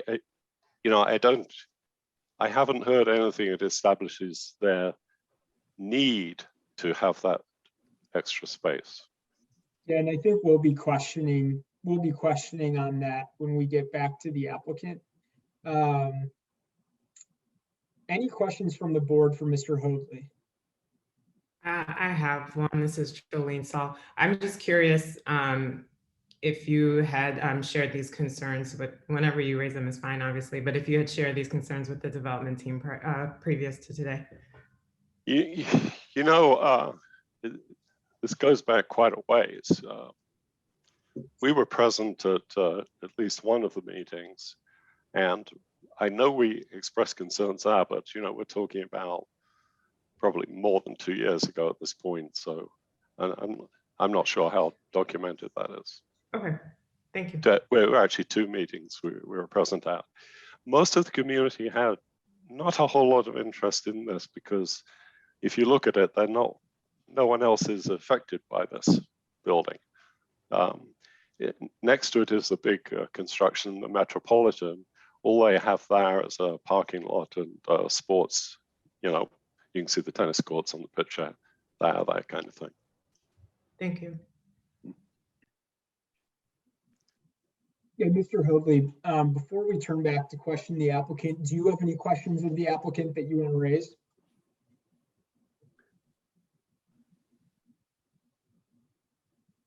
I'm really curious as to why they feel they need this space at the back there.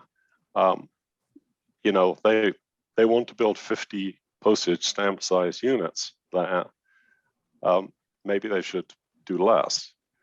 I mean, I would imagine the economics of it would still work just fine, but you know, that's for them to answer. Yep. Any questions from the board for Mr. Hoagley?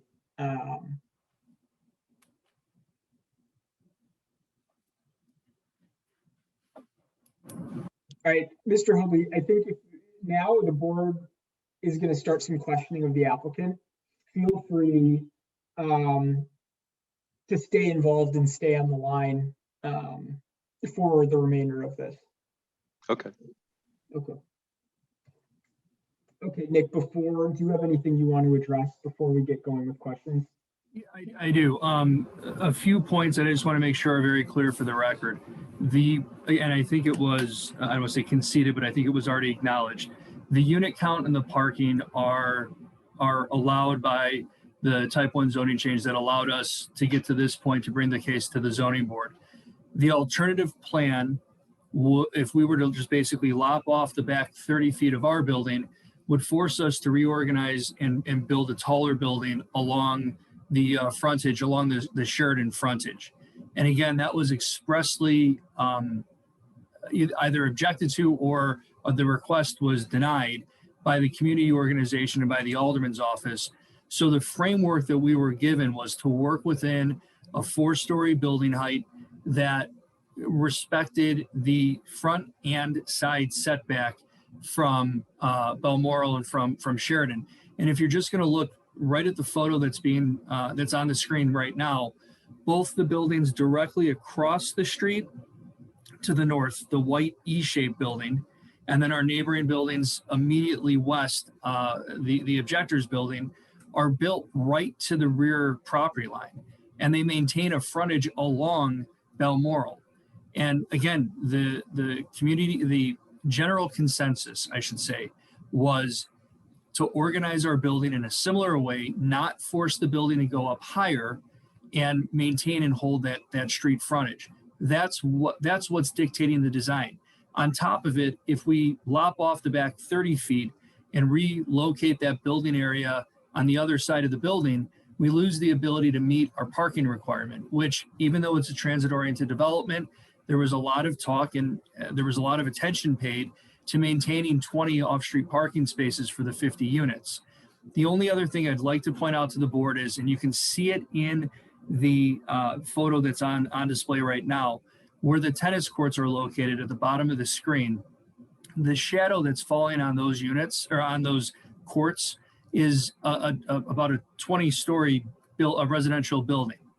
Across Sheridan Road to the east toward the lake are other high-rise residential buildings. Again, we were told you're not doing a high-rise, try and make it work within this framework, and that's exactly what we did. So, while I appreciate the question about alternative solutions, we looked at those alternative solutions. We weren't able to garner support from the community stakeholders or the alderman for that design, and we fell back on this design. And we think it's probably the most appropriate design for the lot, given the context of Balmoral as you go west away from Sheridan. Can we circle back to the community? This is Commissioner Esposito, the community objections to a high rise. I mean, a 5-story building is not a high rise. Oh, no, I agree. And I think Dan Luna from Alderman Osterman's office is participating in the call. I don't want to speak for the Alderman's office, but we were really told, can you make it work in 4? And this was the solution. Well, then I would personally like to hear that perspective, because as you said, this stretch of Sheridan Road is characteristically occupied by tall buildings. It is to a certain, excuse me, this is Bill Rodenhornoff, the architect. It is to a certain extent. Nick just pointed out those 2 buildings, but the vast majority of the buildings from there are 4-story buildings. It's this 3+1 where you have a lot of buildings where you're parking underneath and you have 3 stories of apartments above.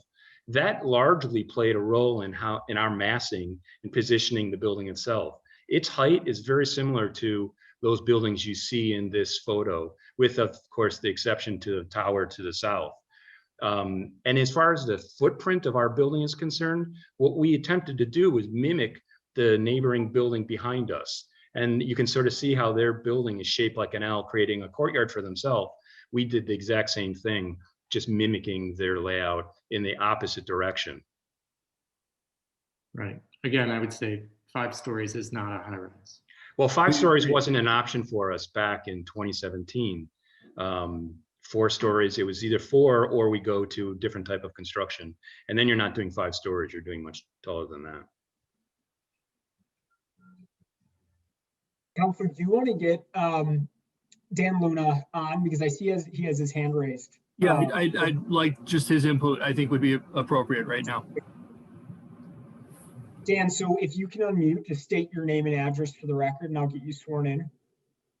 Good afternoon, Mr. Chairman and members of the board.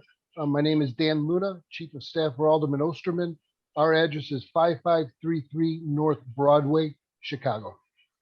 Great. And do you swear or affirm to tell the truth in today's proceedings? Yes, I do, sir. Okay, perfect. Dan, can you tell us a little bit of your perspective from the Alderman's office on this? Yes, sir. So this project has been going on for a while. I believe it originally came to our office in around 2017.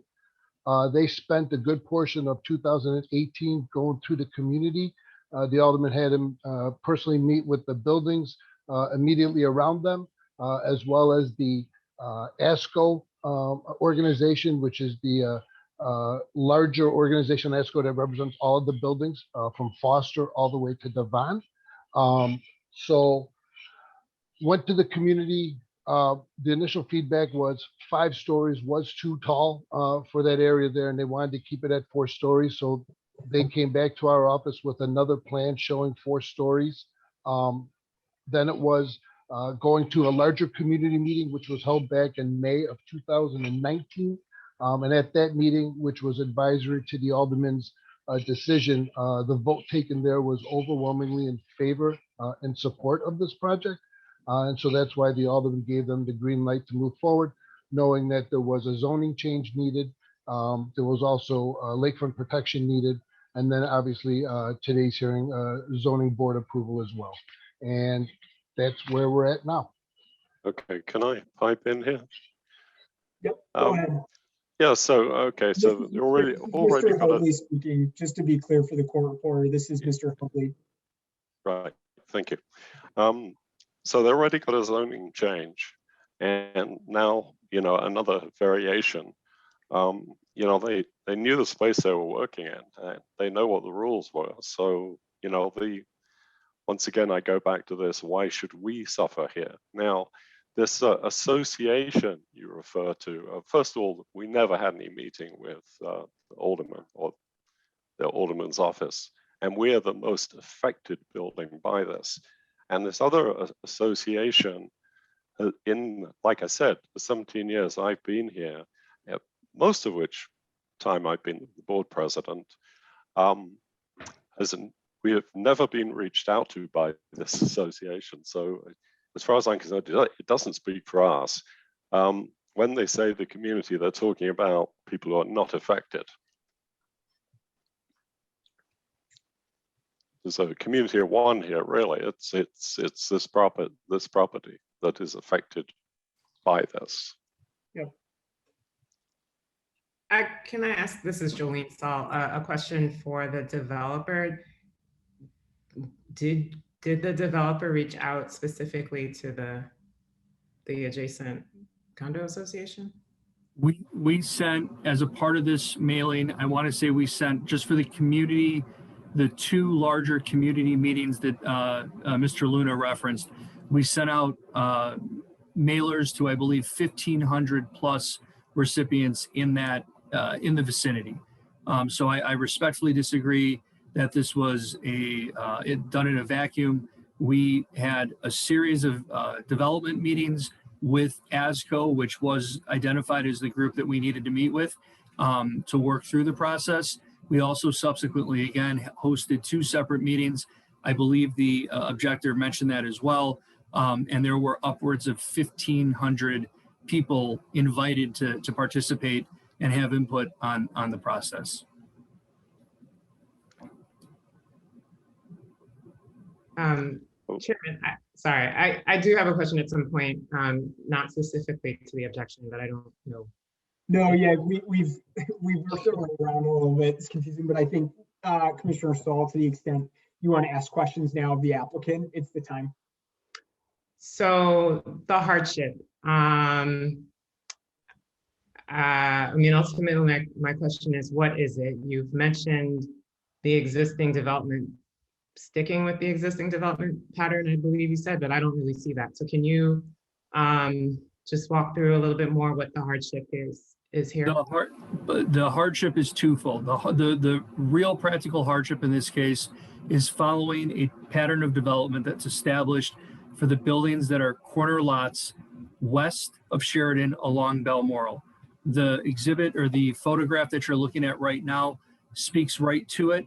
We also provided some additional photographs of the continuation of the building footprints that hold a frontage on Balmoral up to the alley, that encroach into the rear setback and hold that footprint. You can even see it from the zoning map, which was submitted with our application. That, oh, go ahead.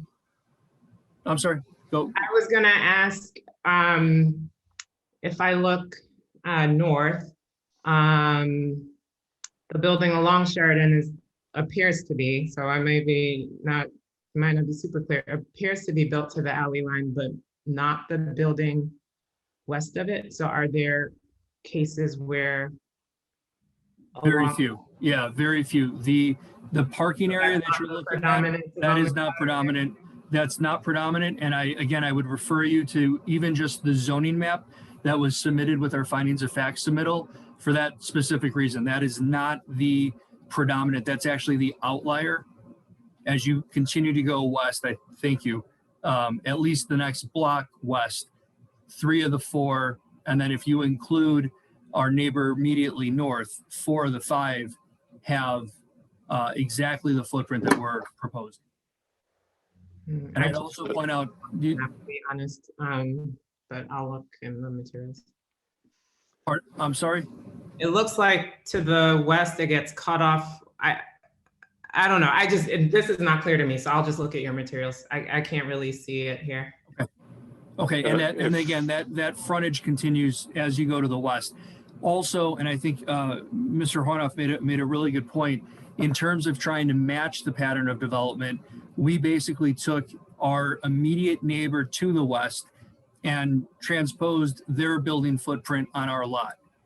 So if you notice, their frontage holds at the front of the property and then also along the side of the property along Balmoral.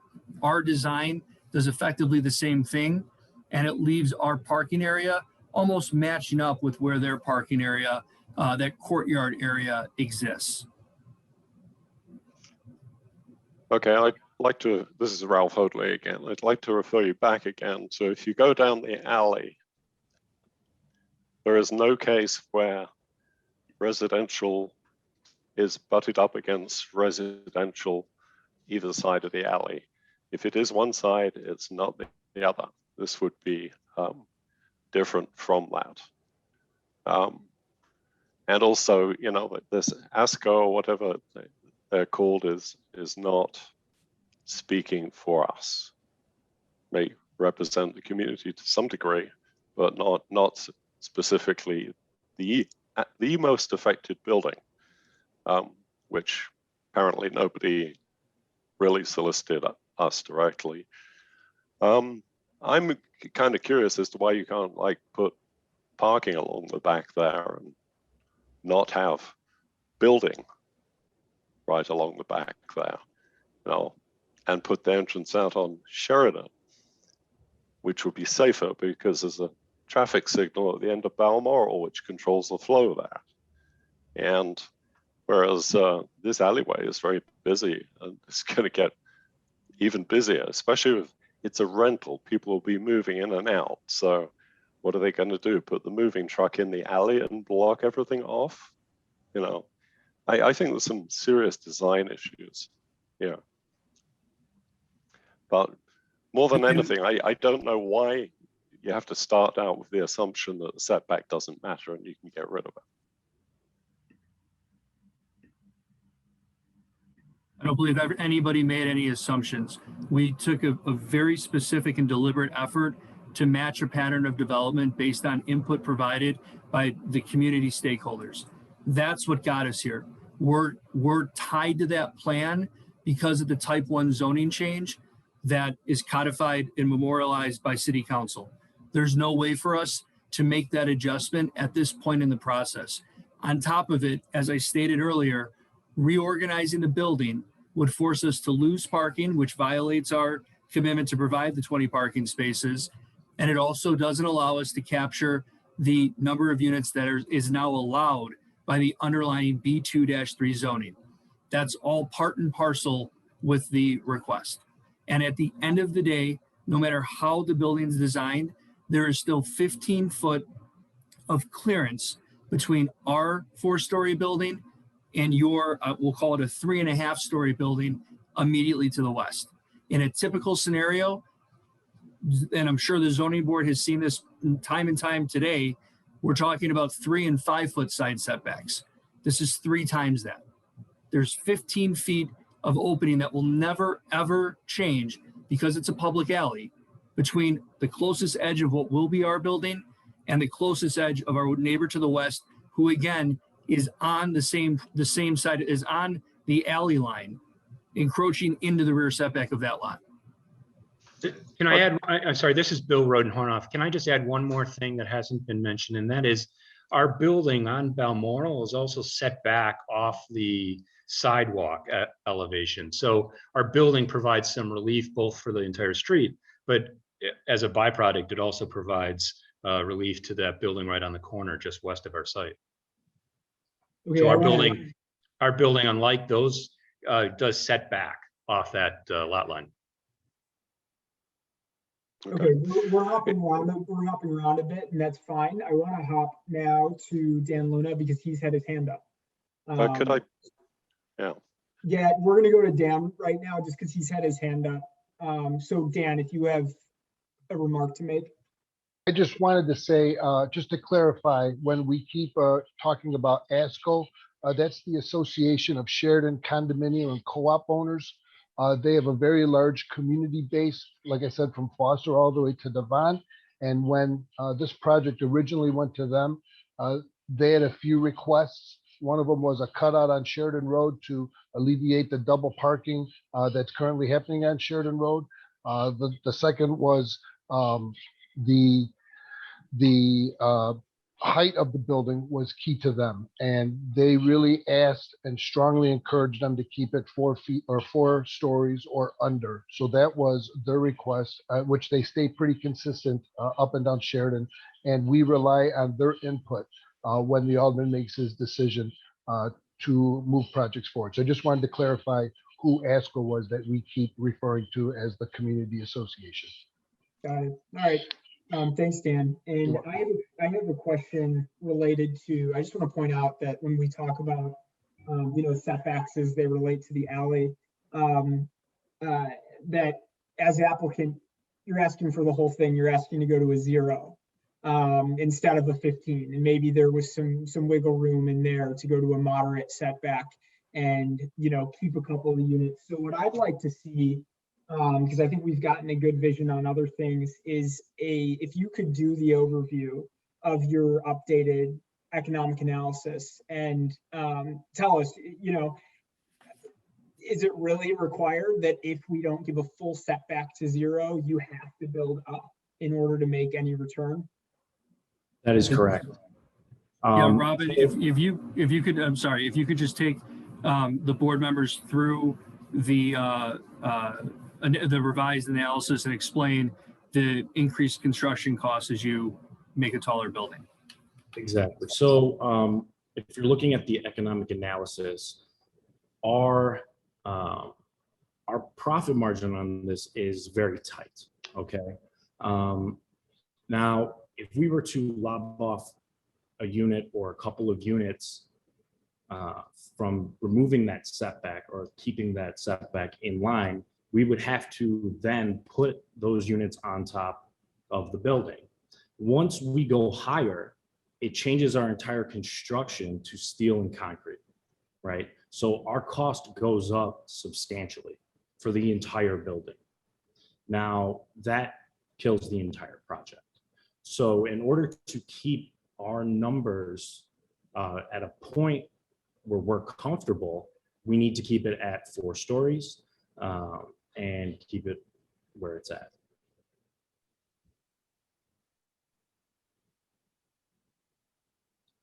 Okay, so you're saying basically without the setback, your project becomes unfeasible. Correct. I think we show a negative 1.7%. It's a loss. It's a loss of Yeah. 1.7%. Correct. Okay, so this is Okay, Ralph Hope. one second. I'll come back to you, Ralph. More Okay. questions from the board.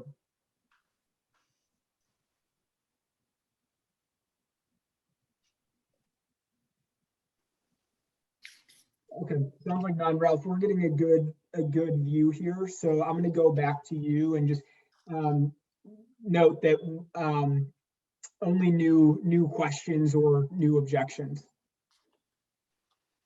Okay, I think I heard the gentleman from the law firm, I'm sorry, I didn't get his name, basically say that, there's nothing they can do, and basically it has to be this or nothing. And, I find that a little bit difficult to accept that there can't be some solution here. I think that was mainly it. I think the rest of the stuff we've kind of gone through more than once. Yep. Okay, good. So yeah, so we're in the closing period now. So we're gonna stick to questions from the board because I do think we have a good view of your objections. So any additional questions from the board?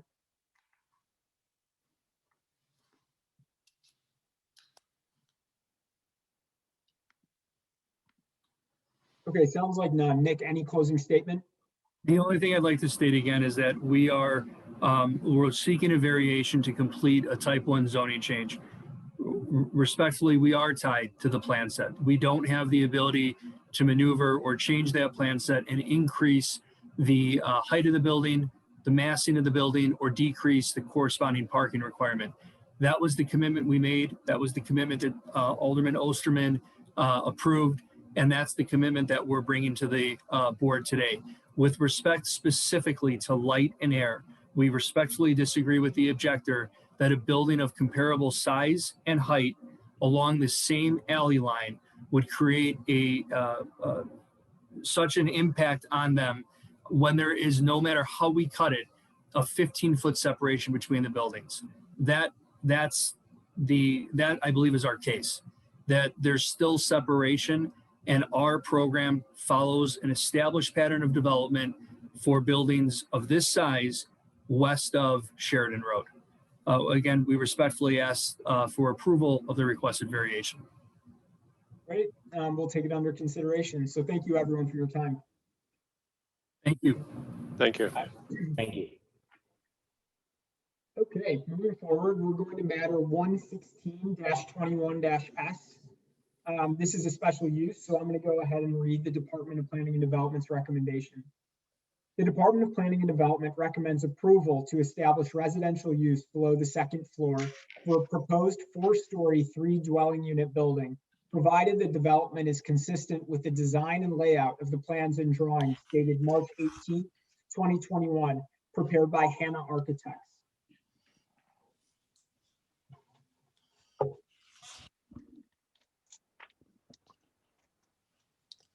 Chairman, for the record again, Nick Fatikas from the Law Offices of Sam Banks. I'm here on behalf of the applicant 2141 West Belmont LLC. The applicant owns the subject property at 2141 West Belmont Avenue. The site measures 25 feet wide by 124.9 feet deep, and it's currently improved with a 2.5-story residential building that's actually built at the very rear of the lot. The applicant is proposing to take down the existing building and develop the property with a new 4-story, 3-unit residential building. In order to replace the, or permit the new residential building to replace the existing 2-story building, the applicant is seeking a special use because the subject property is located in a C1-2 zoning district. We have 3 witnesses available to testify on behalf of the applicant, Mr. Andy Barabaka, Mr. John Hanna, our project architect, and our MAI appraiser, Mr. Sylvester Kerwin. And with that, I would ask to call my first witness. Andy, are you on?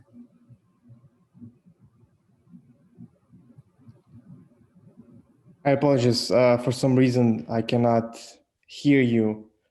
Something happened and I lost the connection. Can you hear me now?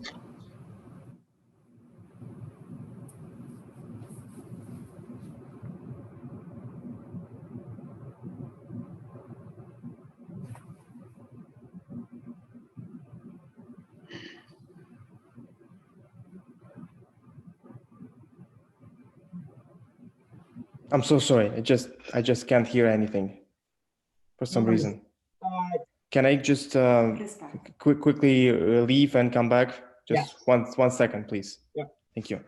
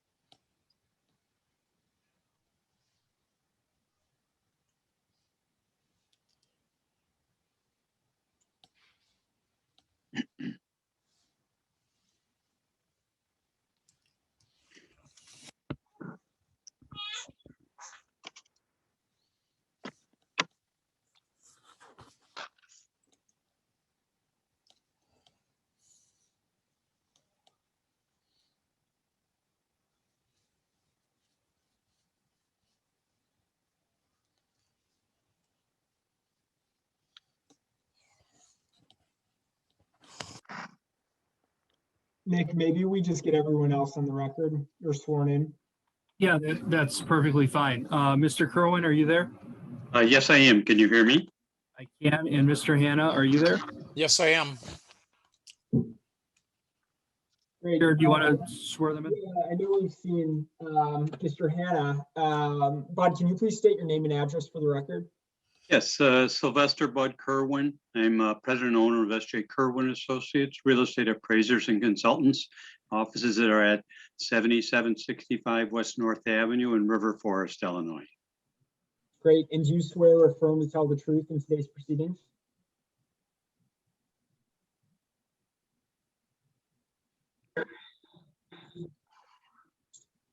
Yes, I do. Okay, great. And we recognize Bud's expertise. He has appeared many times before. John Hanna is already sworn in. So let's see if we've got Andy back. I'm here. Great. Okay. Andy, can you please state your name and address for the record? My name is Andriy Barabach, and my address is 740 North Troy Street, Chicago, Illinois, and zip code is 60612. Do you swear or affirm to tell the truth in today's proceedings? Yes. Great. Okay, Andy, is it true that you're the managing member of the applicant, 2141 West Belmont LLC? Yes. And that entity owns 2141 West Belmont Avenue, is that right? Yes. And as I described it, you're proposing to replace the existing residential building with a new 3-unit residential building, is that right? That's correct, yes. And given the existing residential character of the subject lot, as well as a number of all residential buildings in the immediate area, you believe the proposed design will be compatible with the surrounding area, is that right? I do, yes. And on top of that, there are a number of vacant retail storefronts which you would be concerned with in providing a new retail unit, is that right? Yes. So again, the special use is being asked specifically to allow you to replace the all residential design with a new one, right? That is correct. And is it your understanding that my office filed a witness statement on your behalf in this case? Yes.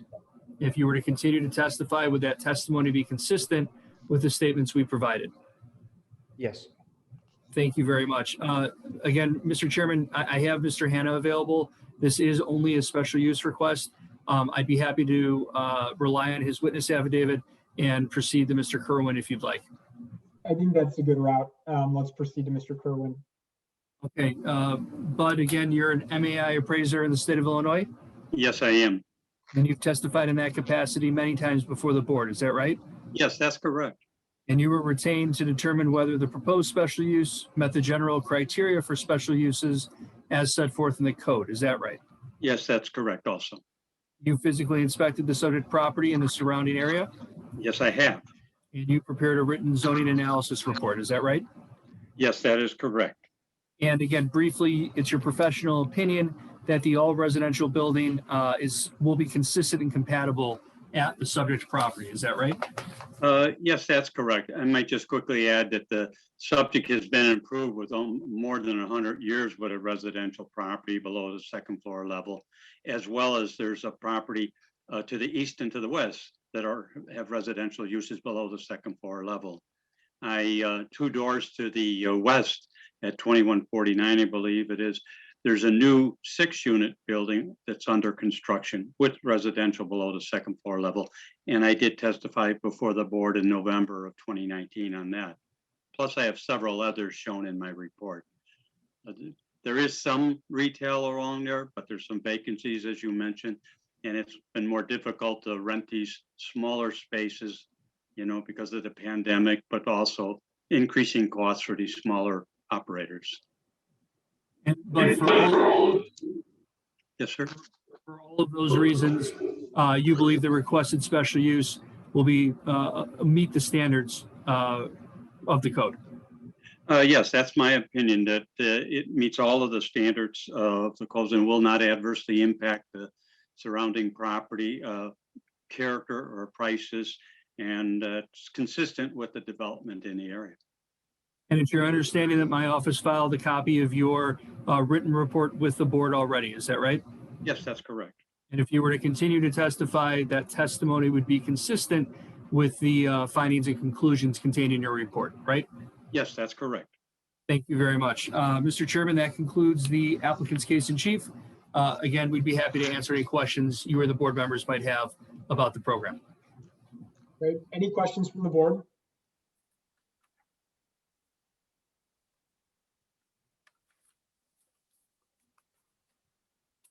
Sounds like we're good here, so we'll take this under consideration. Thank you very much. Yeah, Thank you very much. Thanks everyone. Good afternoon. Thank you. Too.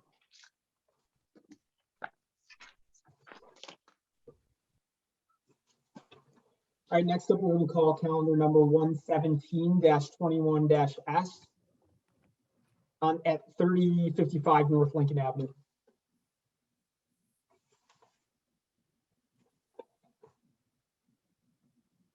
Great. Thank you, Mr. Chair. Thanks. 1 second, Dan. Let me get this recommendation letter pulled up and I'll read it ahead. Okay, here we go. 117-21-S. The Department of Planning and Development recommends approval of the proposed hair and nail salon.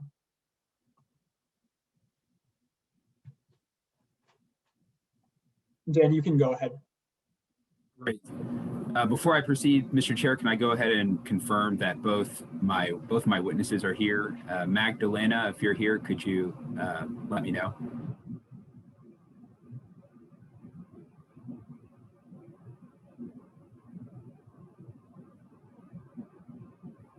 I see Magdalena signed in. You might be on mute.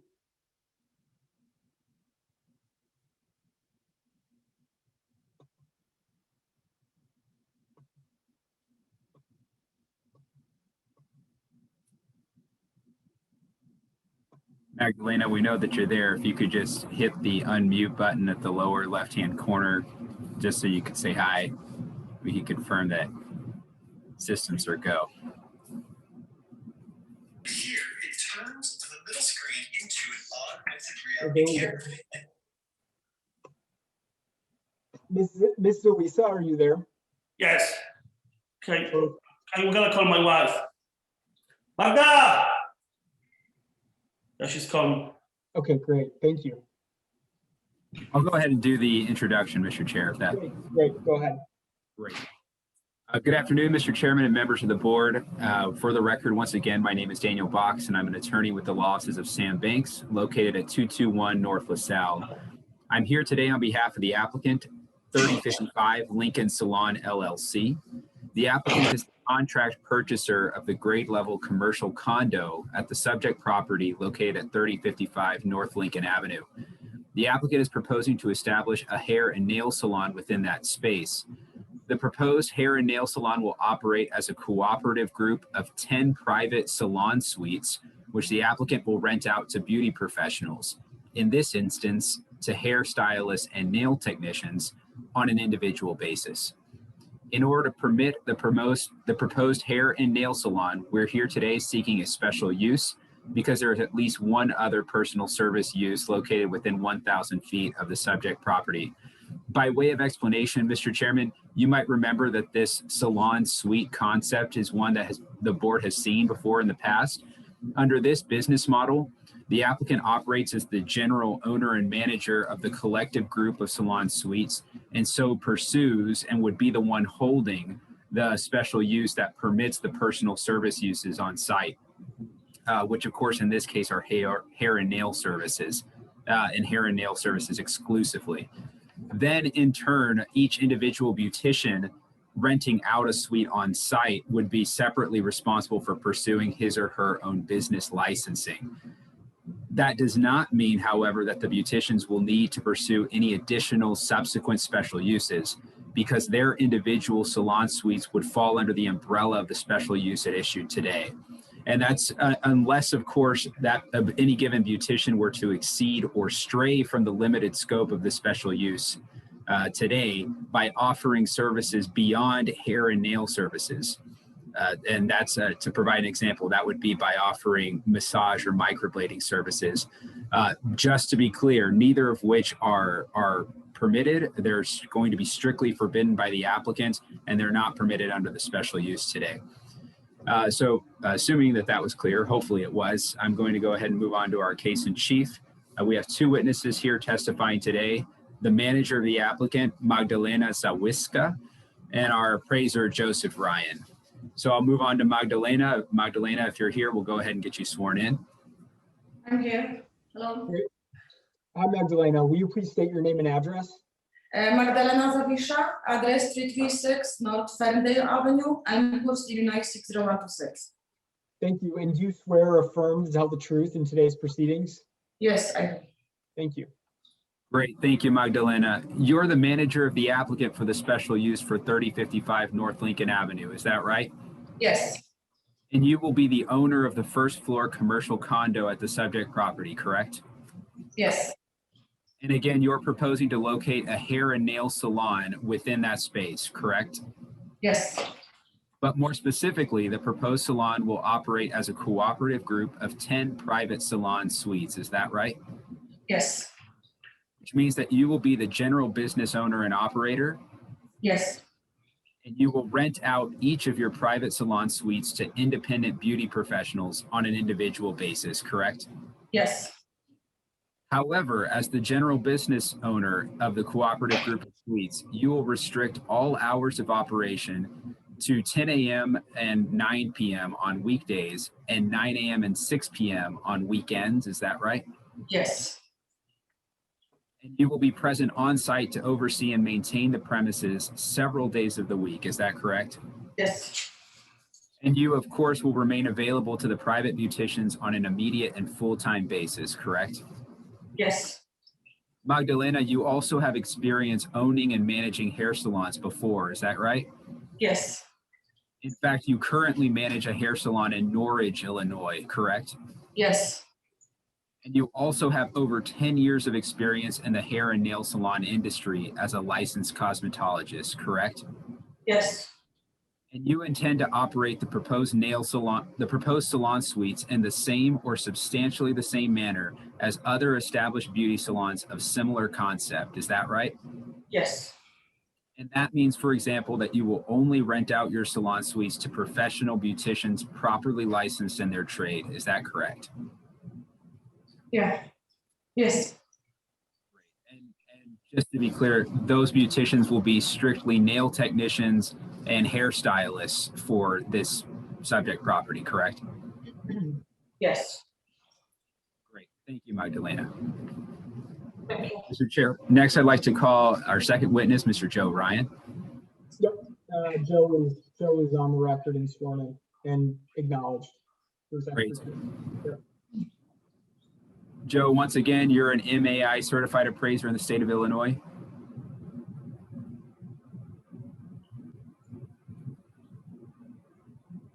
Oh, Joe, I think you're on mute. I apologize. No worries. Yes, I'm a state certified appraiser and hold the MAI designation. And you're familiar with the subject property located at 3055 North Lincoln, is that correct? Correct, yes. And the scope of your assignment in this case was to evaluate whether the requested special use will comply with the general criteria for special uses. Is that correct? That is correct, yes. Joe, you prepared a written report further explaining your findings. Is that correct? I have, yes. And it's your understanding that we submitted that report together with our findings in this case? Yes. And if you were to continue to testify, your testimony would remain consistent with those statements, correct? Yes, it would be. Mr. Chair, that completes our case in chief. Be happy to answer any questions you might have. Thank you. Yeah, thank you. Any questions from the board?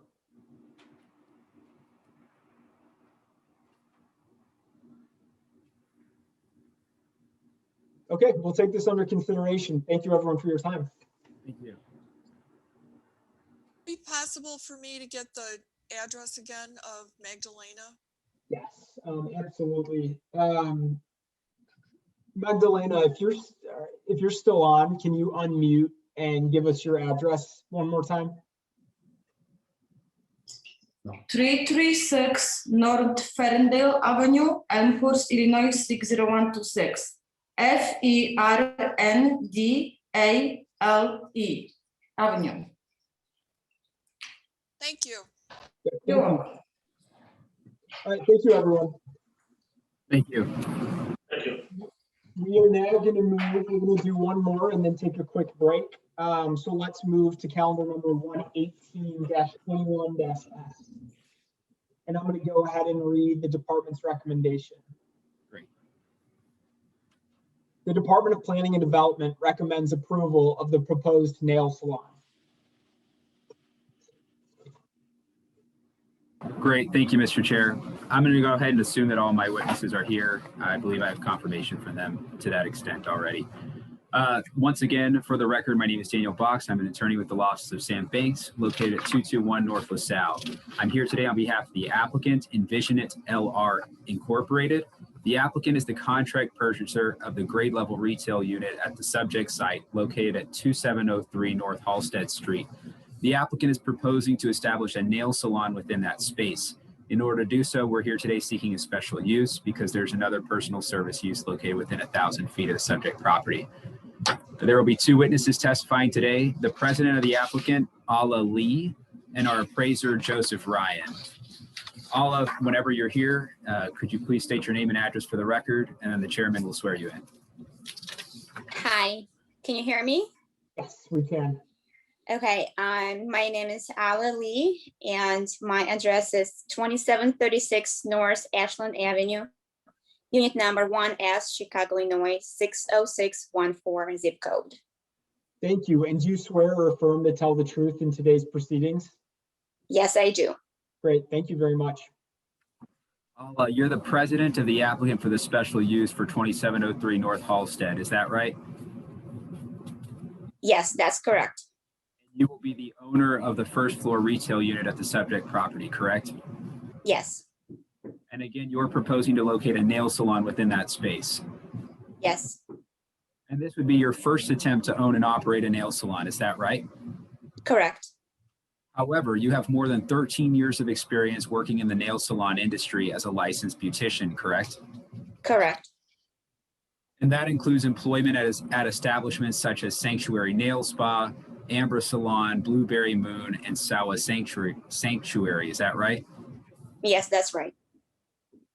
Blueberry Moon and Sawa Sanctuary, you acquired experience managing and licensing out chairs to independent beauticians, correct? Correct. And you plan to operate the proposed nail salon largely in the same manner, is that right? Yes. To staff the proposed salon, you anticipate renting out chairs to approximately 5 beauticians, is that correct? Correct. And all of those technicians will be properly licensed in their trade. Yes, Your shop will operate Monday through Friday, 10 a.m. to 7 p.m. and Saturday, 9 a.m. to 6 p.m. Is that correct? correct. You will be present on site, both providing nail services yourself and also overseeing the operations of the salon, correct? Yes, correct. Paula, is it your understanding that my office provided a witness statement on your behalf in this case? Yes, And if you were to continue to testify, would your statements remain consistent with that testimony? yes. Great. If I could call Mr. Joe Ryan, Mr. Chair. Yep, we've got Joe on, so. Joe, once again, you're familiar with the subject property located at 2703 North Halsted Street? Yes, very. And the scope of your assignment in this case was to evaluate whether the requested special use will comply with the general criteria of special uses under the code, correct? That's correct. And you prepared a written report further explaining your findings in this case? Yes, And it's your understanding that I submitted your report together with our findings? that's correct. If you were to continue to testify, your testimony would remain consistent with the statements made in your report, correct? Yes, it would be. Mr. Chair, that concludes our case in chief. We're here ready to answer any questions you might have. Great. Any questions from the board?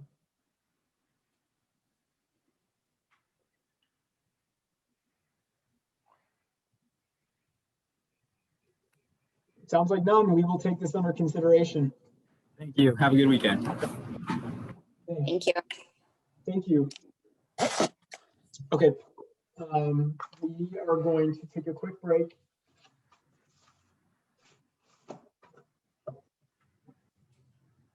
It's now 4:11. Let's break until 4:25 p.m.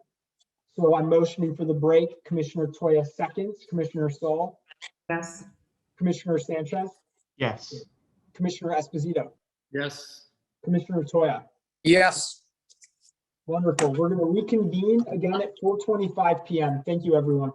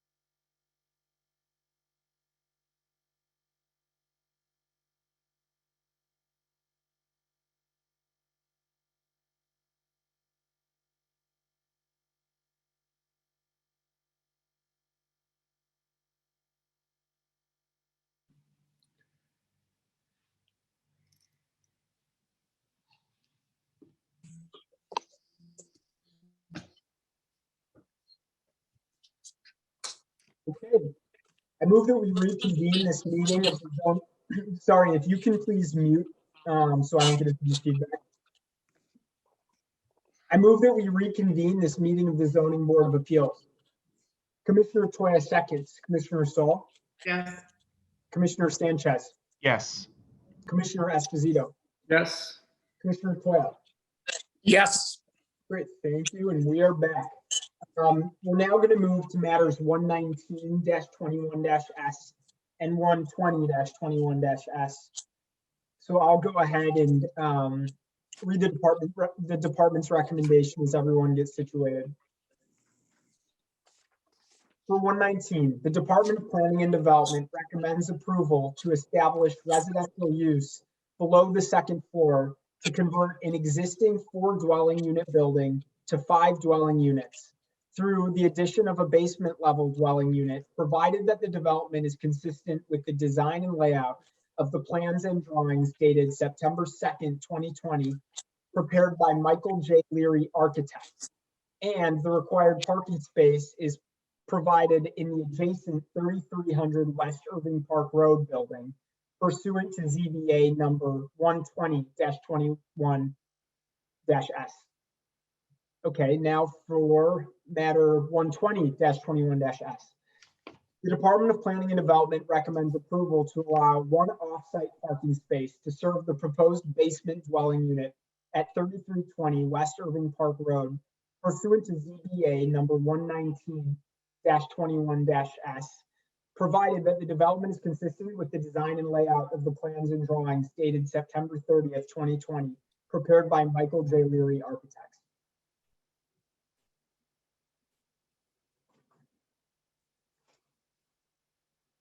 Counselor, I believe it's Fatikas, if you're away. Yes, thank you. Again, for the record, Nick Fatikas from the Law Offices of Sam Banks. I'm here on behalf of the applicant 3300 Irving Construction Incorporated. The applicant owns the subject property at 3320 West Irving Park Road. The subject lot contains 3,125 square feet of lot area, and it's improved with a 4-story, 4-unit residential building. And actually, the existing 4-unit building was built pursuant to zoning board approvals that were issued back in 2015. Copies of those resolutions were included with our findings of fact submittal. And that special use application specifically allowed ground floor residential, which is the existing 1st floor unit. Now, the applicant is proposing to permit a 5th unit in the garden or basement level of the existing building. In order to permit the additional unit, a new special use is required to allow the expansion of residential uses below the 2nd floor of the building. Additionally, the new unit triggers additional parking. In this case, there's no additional parking capacity on site. So the applicant has actually located a parking space at the rear of the neighboring property at 3300 West Irving Park Road. And that space, again, was shown on our site plan and will serve as the required off-street parking for the proposed unit. I'd also point out that specific parking space is located outside of the neighboring residential building's parking garage. The Alderman's office had a concern about safety, and we were able to hopefully alleviate that concern by locating a parking space outside of the parking garage so that somebody who doesn't live in the building isn't accessing the building. So long story short, in order to permit the additional unit, and again, the offsite parking, that second companion special use is required. I have 3 witnesses available to testify on behalf of the applicant, Mr. Seamus Murnin, our project architect, Mr. Michael Leary, and our designated MAI appraiser, Mr. Peter Poulos. And with that, Chair, I'd like to call my first witness. All right, we should call our witnesses to swear them in. That's great. Let's get them all sworn in. Nick. So are you on? Up. Michael? Should we Yes, I'm here. Oh, go ahead, Nick. You've got this. You want to swear them in? Yeah, you can introduce them and I'll swear them in from there. So again, Seamus, can you please state your name and address for the record? Seamus Murnin, 9311 West 122nd Street, Palis Park, 60464. And again, you're the president and owner of the applicant 3300 Irving Construction Incorporated. Is that right? Yes. Great. And Mr. Vernon, do you swear or affirm to tell the truth in today's proceedings? I do. Thank you. And again, Seamus, that entity owns the subject property at 3320 West Irving Park Road. Yes. As I described it, you're proposing to permit a new garden level unit within the existing 4-story, 4-unit residential building. Is that right? Yes. And in order to meet your off-site parking requirement, you're seeking a companion special use to locate off-site parking at the rear of the building at 3300 West Irving Park Road. Is that right? Yes.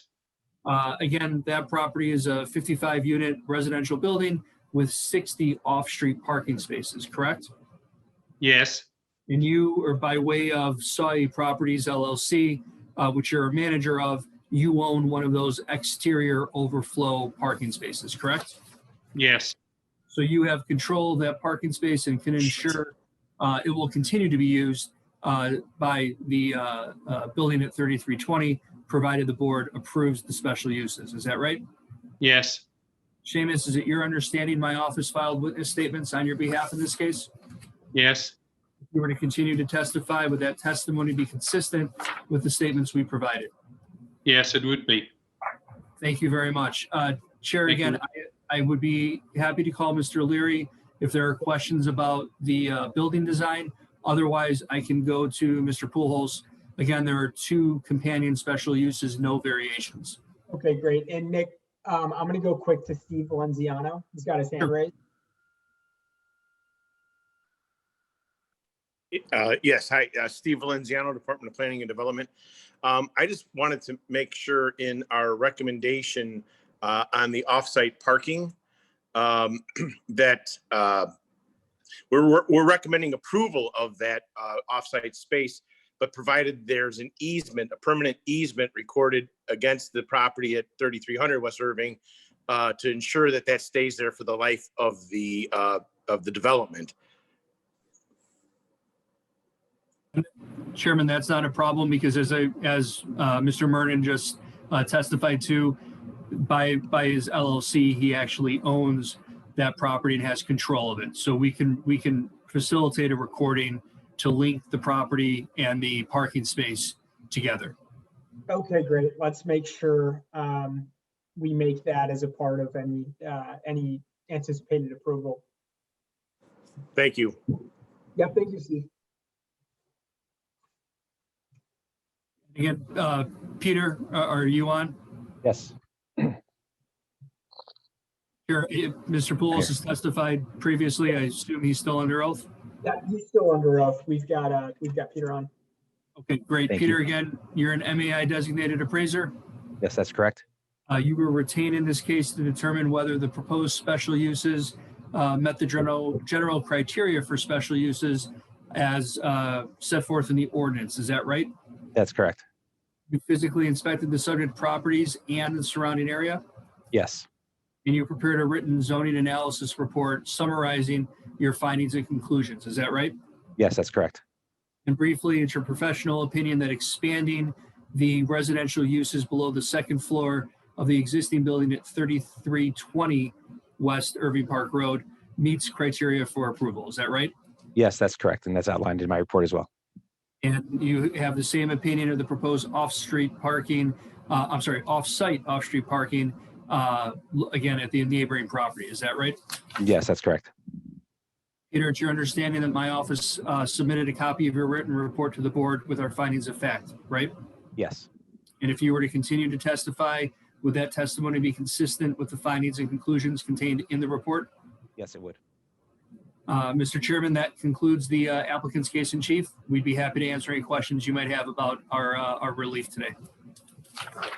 Great, thank you. Yeah, and so just get a perspective on the neighborhood in addition to what you've given us. Is there ground floor residential on this block? Is it a pattern, or how would you describe it? Peter, if you want to take the lead, otherwise I know that the building we're leasing, or the building that we're locating our offsite parking at, is again a 55 unit all residential building. I know that, and I'll defer to Mr. Poulos. I believe as you go a little bit further west on Irving Park Road, there are a number of all residential designs. But Peter, if you could please fill in. No, that's exactly correct, and that's also a similar scheme even up and down Irving Park. You'll get mixes of commercial and ground floor residential. It's very common in that part of Irving Park. Okay. And is this kind of initiated by that ground floor retail wasn't renting, or? Not necessarily in this case, because again, in 2015, when the building at 3320 was built, there was a special use approval for an all residential building. I think that's more evidence of a pattern of residential on the first floor than necessarily the lack of retail. I think it's only compounded by the lack of retail or the struggling retail market, of current times. Again, this is an additional unit that would be located below a first floor residential unit. At least that's what's being proposed. And it's a continuation of an existing condition. Questions from the board?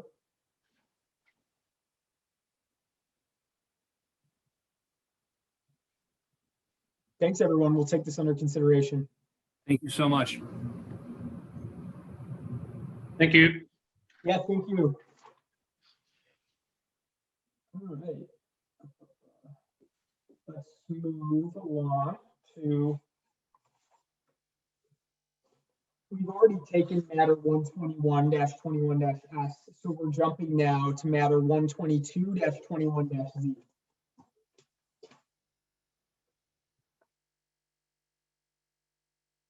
And that would be Tom Moore, and I understand that we have objectors on this matter.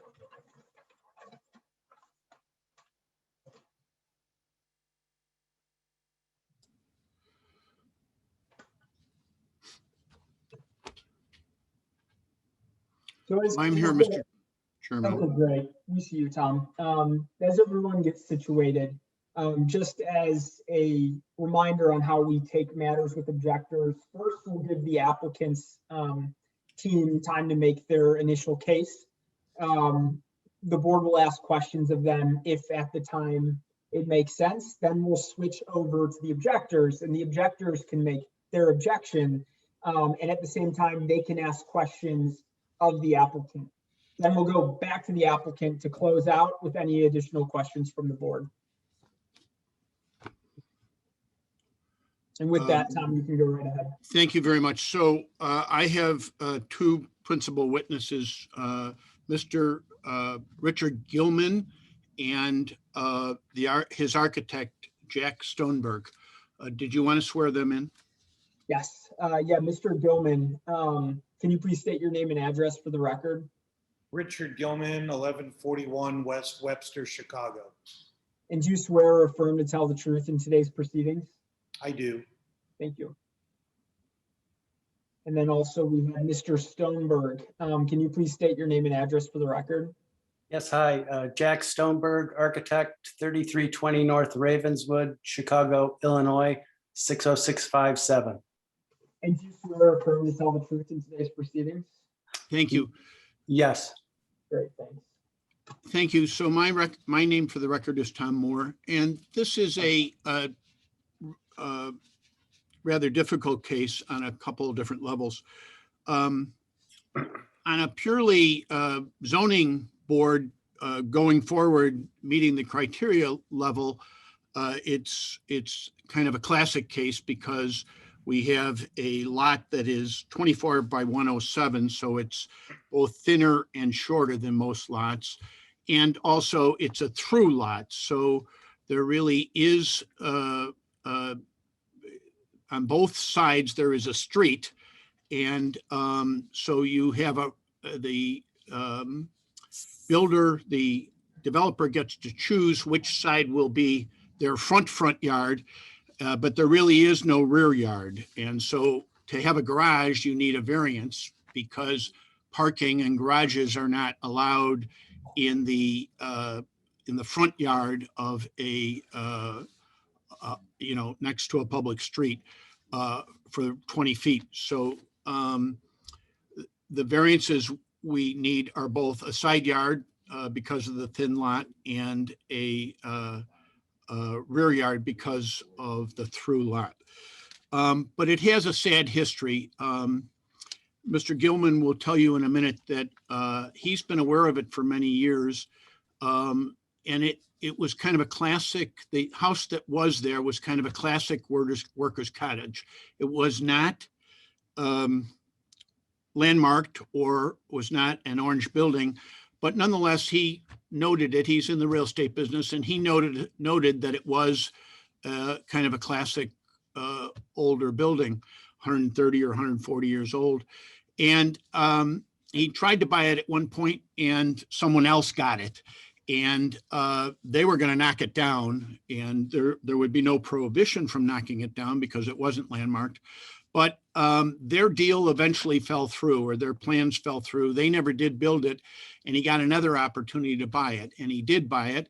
And he hired an architect who could renovate it and try to maintain its character. And he hired a builder and he went through zoning where he got a administrative adjustment, which recognized the existing setbacks and the zoning department granted a 0.4 setback on the north side and a 2.20 setback on the south side, recognizing that that was the predominant condition on the block. And he hired a contractor to renovate and build the building. And then the tragedy happened one night. He got a call that the building had collapsed. And it was, devastating to him. And he met the city and the fire department and everyone out there, and basically was told that the city would hire a demolition and come in and demolish the building. And as he'll tell you, he really felt he had no choice, even though he had spent all this time and money trying to save it. We have objectors, partially, I think, because, and Mr. Gilman feels very bad about this, because the building, when it collapsed, it did damage to the buildings next door. And he wants to, and to mitigate that, and he has pushed the insurance companies to resolve those issues. And partially, part of the mitigation is to build a respectful new building in between. And so we're here today to propose what we believe is a respectful building to be in between. So that's the background. Mr. Gilman, will you tell the board a little bit about yourself? Sure. I am developing real estate in Chicago, very proud of the work that I've done. Have had several successful projects, and for many years was part of a much larger organization with many respectful projects in the city of Chicago. Okay, and you became aware of this property when? Probably 3 years ago. Okay, and what happened at that time? Well, when the property was originally purchased, it was a young couple who wanted to essentially build their dream house. And they liked my design and my architecture, and if you will, how I come to these projects, and retained me. And ultimately, they went down a path of wanting to tear the building down and build their, what would have been their family home. Unfortunately, they had a change of events and wound up selling me the property as a result. Okay, and what was your intent with the property? Well, I love taking places like Marion Court, Worker Cottage, and transforming it into a reimagined space. And that was the intent, to gut renovate 1243 Marion Court. And to do that, you hired an architect and had a full set of plans to renovate the existing building and add to it. Is that right? That is correct. And and you went all through the zoning and permitting process, and you had a permit to renovate that building. Is that right? That is correct. And as a part of that process, you went through and we'll look in a minute at the setbacks, but you actually obtained from the zoning department an administrative adjustment that allowed you to extend the existing walls with a finding that it was the predominant condition on the block. Is that right? That is correct. And then you proceeded with a permit to actually start the renovation. Is that right? That is correct. And how far along did you get? We had the building gutted. They were working on foundation issues when the building, it didn't collapse, when the building tilted onto my south neighbor's property. And that's when I got the call. And what happened when you got the call? I got the call. I ran to the site immediately. I was horrified.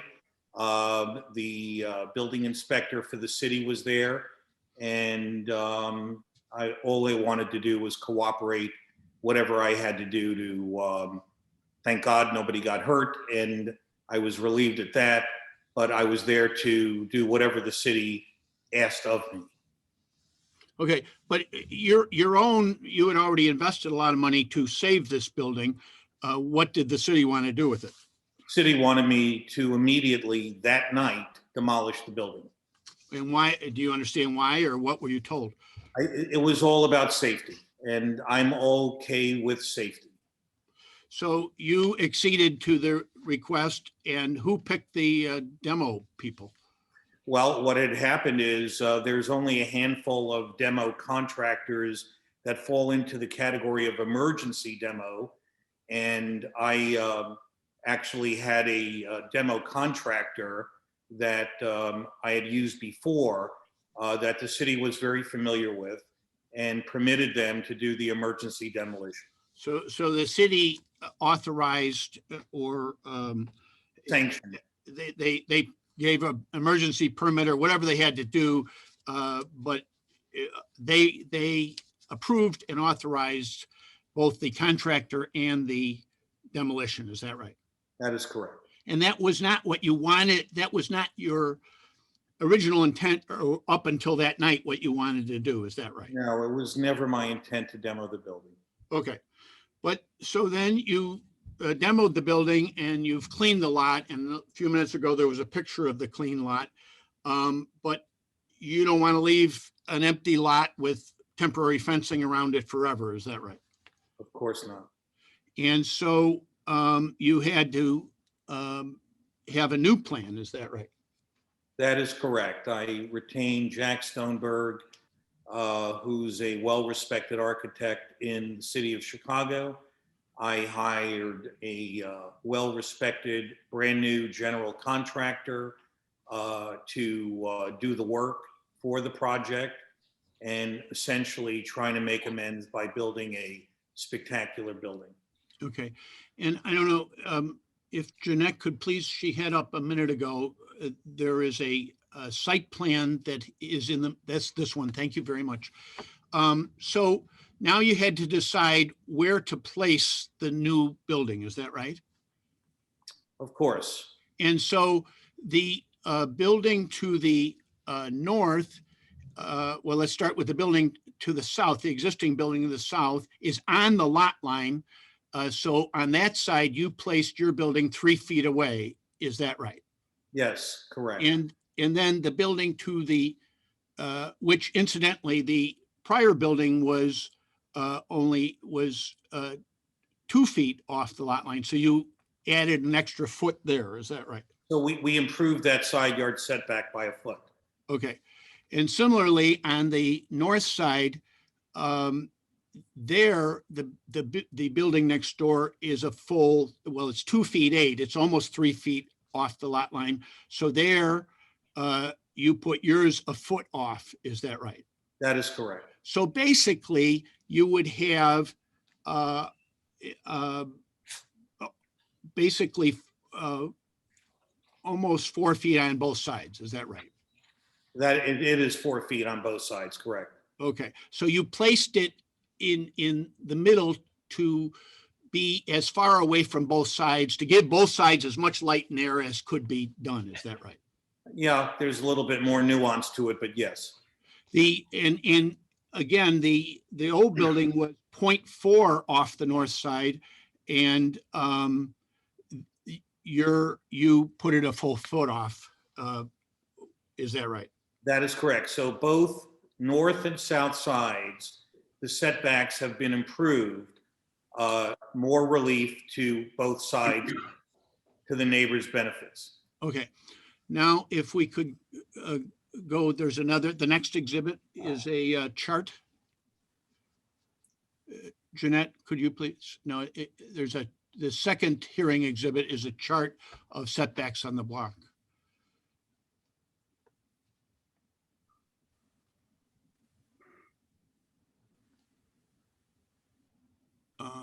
Jeanette, do you have that?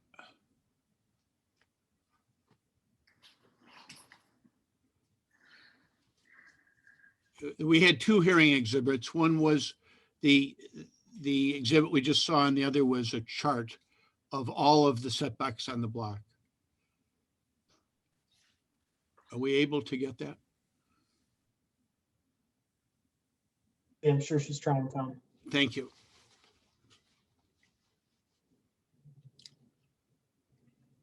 There, thank you very much.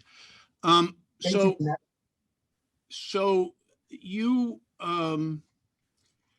because you had a administrative adjustment, part of that process is to chart, and because the standard in an administrative adjustment is that it's the predominant condition on the block rather than a hardship, as is a variance, you had to chart all of the setbacks on the entire block. Is that right? That is correct. And the majority actually of the north side are zero. In other words, a lot of the 14 of the 25 homes or 24 homes are on the north lot line. Is that right? I don't know the exact number quite. Well, if you look at the chart. I'm staring at the chart. Yeah, you can see all the zeros. Okay? Yes, correct. And then if we look at, so if we just leave the chart right there, it's fine. If we look at your address is 1243. If we look at the 1241, that is the building to your south, it's on the lot line, and then it has 2 feet on the other side, 24 inches on the other side. Is that right? That is correct. Okay. But you're going to put 3 feet between you and it. Is that right? That is correct. Okay. And then if we look at 1245, the building on the other side, it has 28 inches. Let's see, on its south side, it has 30 inches, and you're going to put an extra foot, so there'll be 42 inches. Is that right? That is correct. Okay. And if you look at our proposal, we're going to have 1 foot on the north and a total of 48 inches on the south. Is that right? Oh, no, I'm 36 inches. So a total of 48 inches. Is that right? Correct. And if we look at the totals for the block, that is, our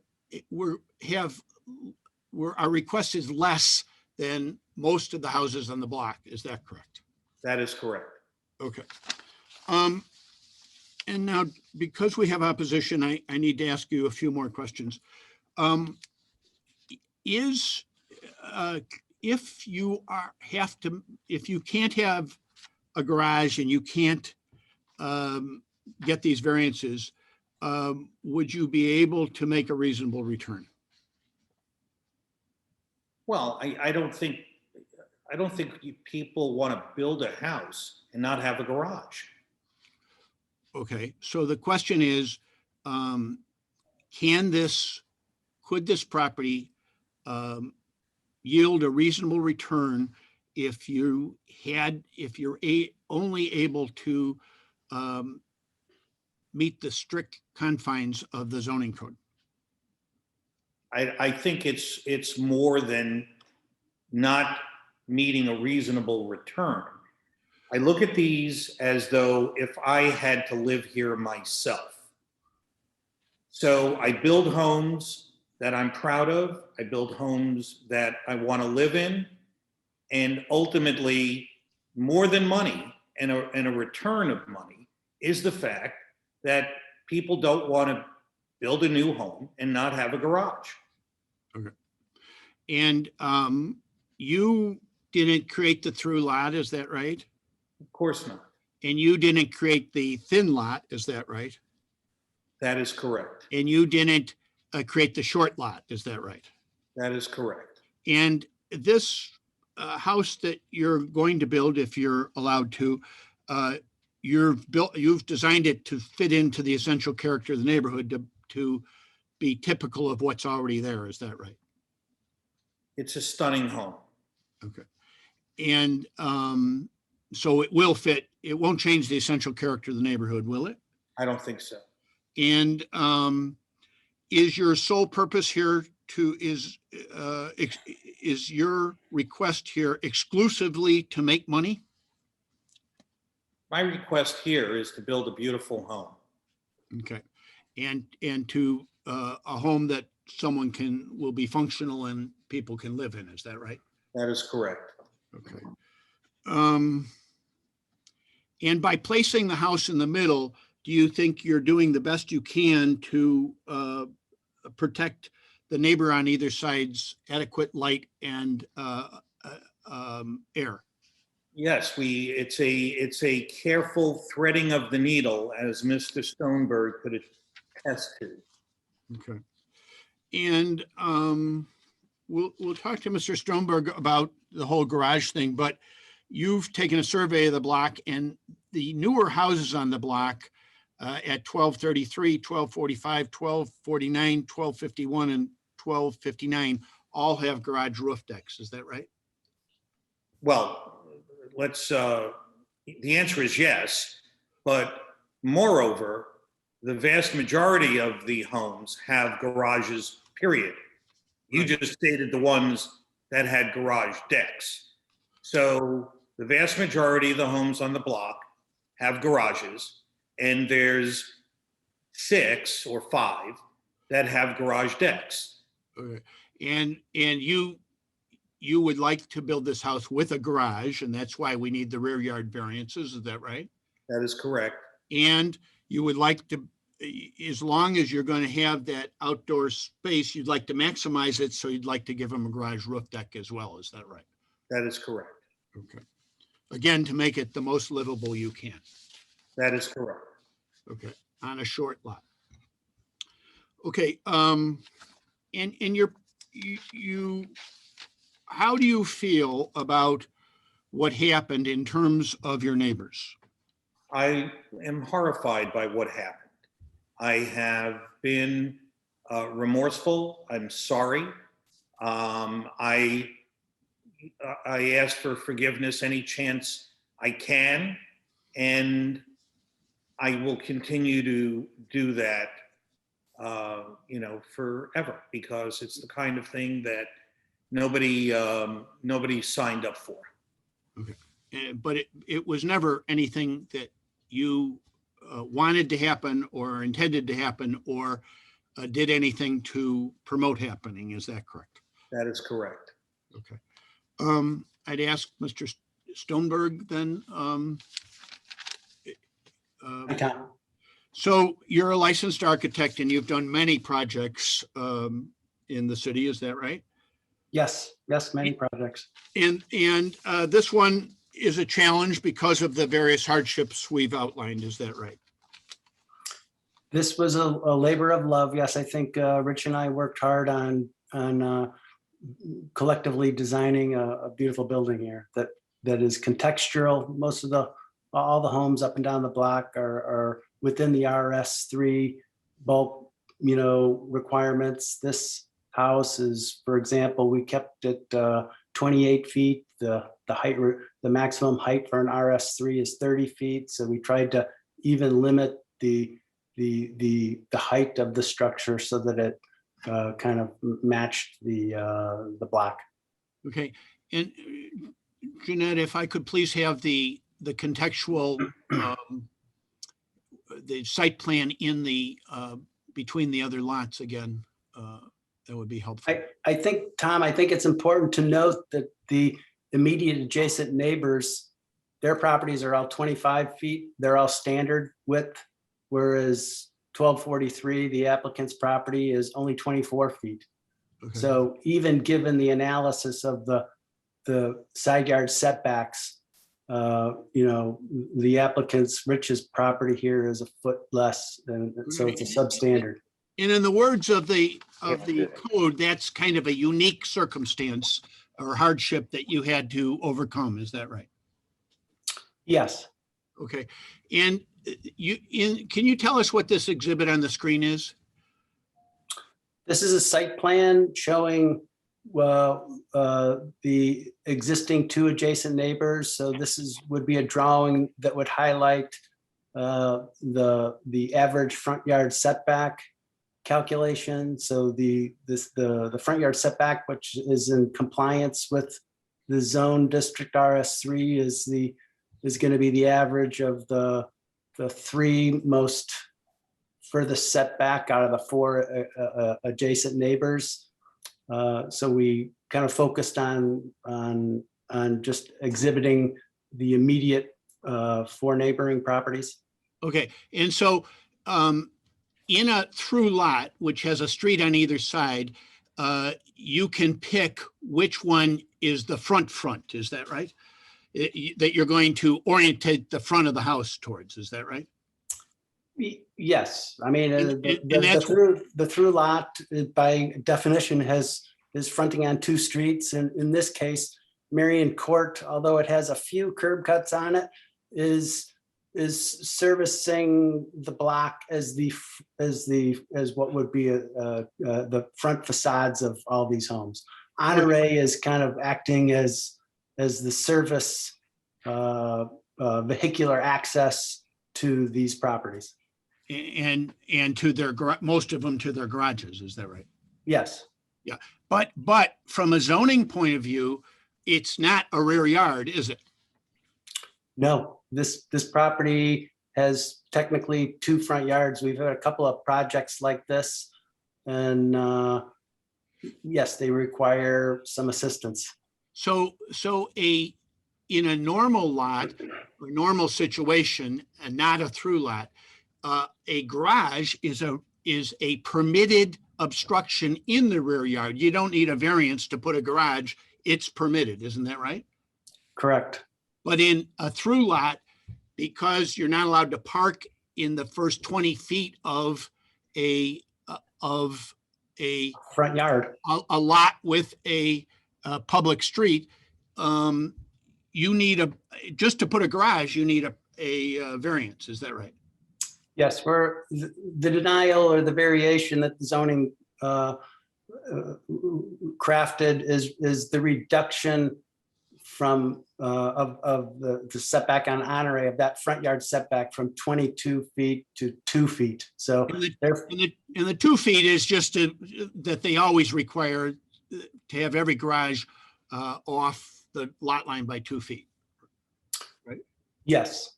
Okay, and then even though, so because there's no rear yard, there is not a rear yard open space requirement, is there?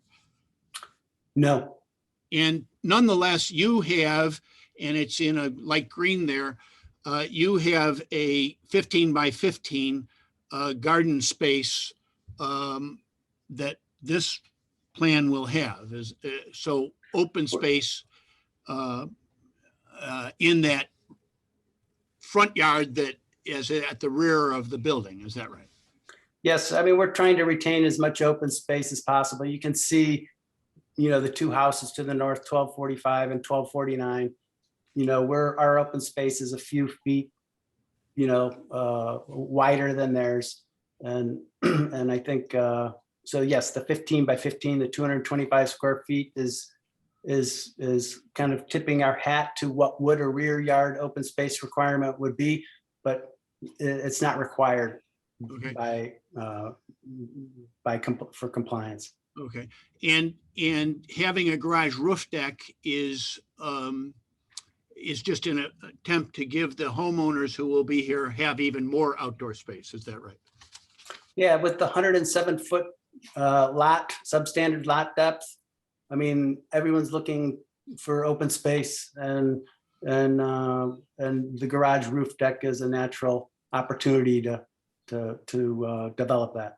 Okay, and since there's no rear yard here, the board members are used to hearing what earlier the chairman called the Hopkins exception or the Hopkins ordinance, but that doesn't apply in this case because that's for a staircase to get to a garage roof deck in a rear yard. Is that right? It's a permitted exception. Yeah, it'd be interesting to hear what Mr. Valenciano had to say on that, but I mean, if you look at the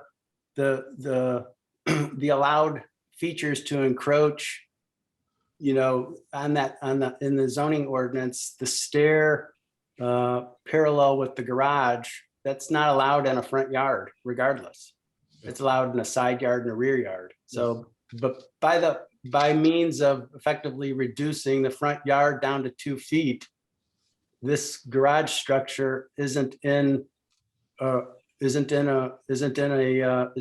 front yard anymore. It's kind of in the principal confines of the setbacks. So I don't believe that if you follow that.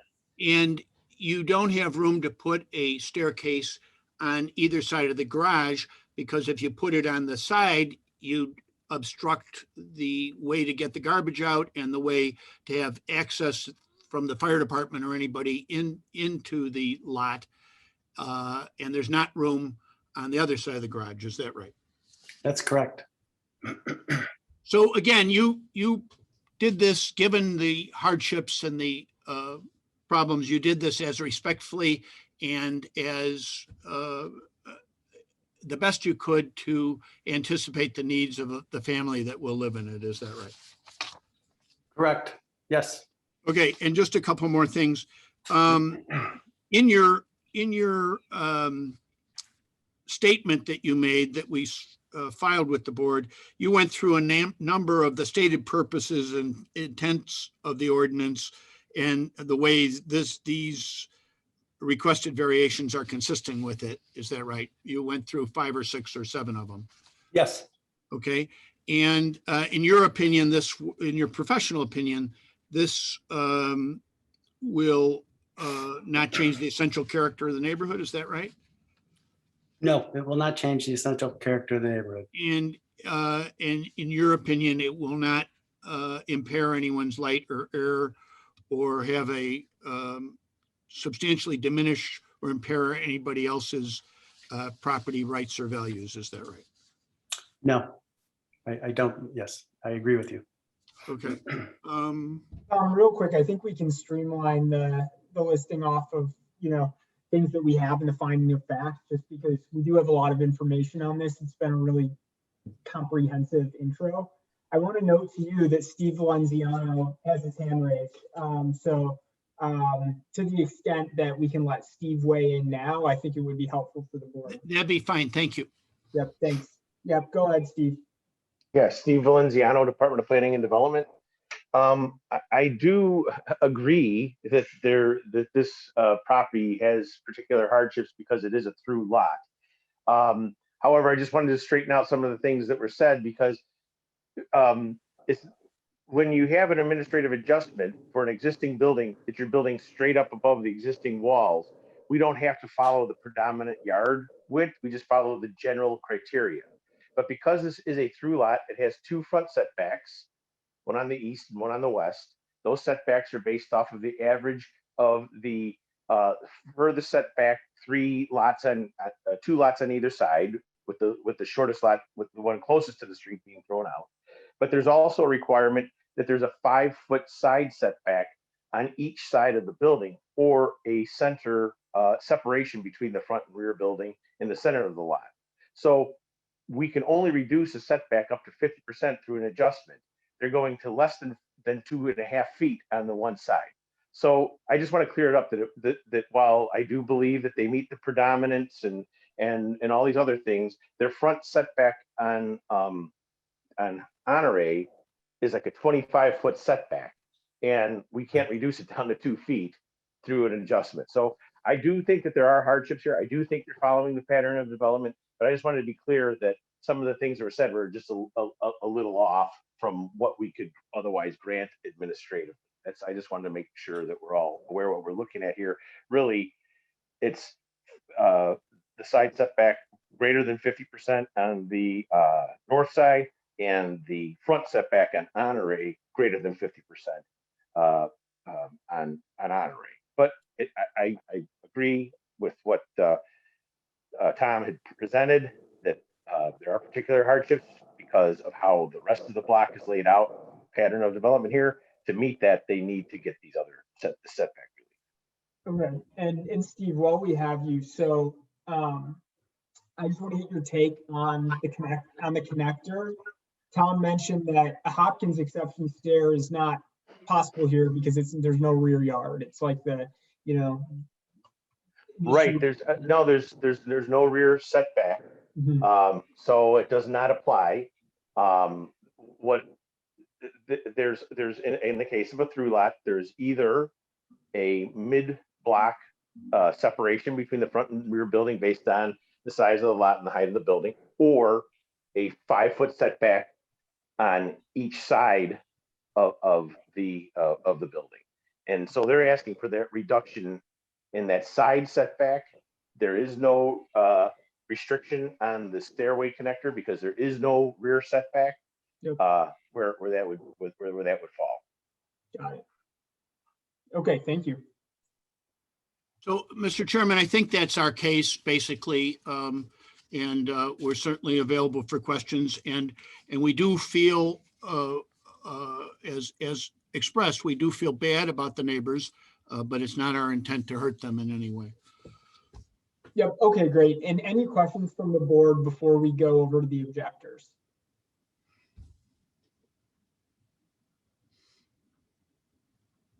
Okay, let's get the objectors sworn in. And again, just as a note to the objectors, let's make sure it's not repetitive. We've got to stay on a little bit of a schedule here, and I just want pertinent information that'll help the board. With this, you all can let me know, is there someone who's leading, or are you all here independently? I don't care who we start with. Mr. Chairman, I can kind of give an opening and kind of set the table, and I think Nick Zettel from Alderman Laspada's office probably has some more substance in terms of detail. Great. Okay, so this is Juan Morado, right? That's correct. Great, Mr. Morado, you can state your name and address for the record. Sure, Juan Morado Jr., JUAN-MORADO Jr. And address you said? Yes, please. Sure, 71 South Wacker, Chicago, Illinois, 60606. Great, and do you swear or affirm to tell the truth in today's proceedings? I do. Great, then I'll let you go, and when another objector comes up to speak, we'll just get them sworn in. Thanks so much. I actually had this starting out with good morning, but we are well past that. So good afternoon or good early evening. My name is Juan Morado Jr., and I'm here in my individual capacity in opposition to the proposed variance. Members of the board, I'd like to thank you for your service to our great city and for the opportunity to share with you my opposition to application 122-21Z on your docket today regarding 1243 North Marion. I vehemently oppose this application on several grounds and implore the board to deny this variation. The applicant, Richard Gilman, has proven himself to be unfit, unwilling, and unable to abide by the City of Chicago ordinances. This property may ring a bell for the members because on September 22nd, 2020, the property in question, as you've already heard, was under construction and in the process of being flipped by Mr. Gilman when it collapsed, endangering the lives of occupants in the adjacent properties and causing significant damage to those properties, which remains unfixed as we sit here today. Thankfully, my friend, Tara Camrat, who's with us today and is going to speak, was not home at the time, as a wall on the side of her home was completely blown out. And if she had been there, or members of her family, they could have been severely injured and or killed. But this is not the result of an old building collapsing because of its age or some accident. It was the result of poor planning and unsafe shoring of the foundation, which was brought to the attention of the developer by neighbors in the community.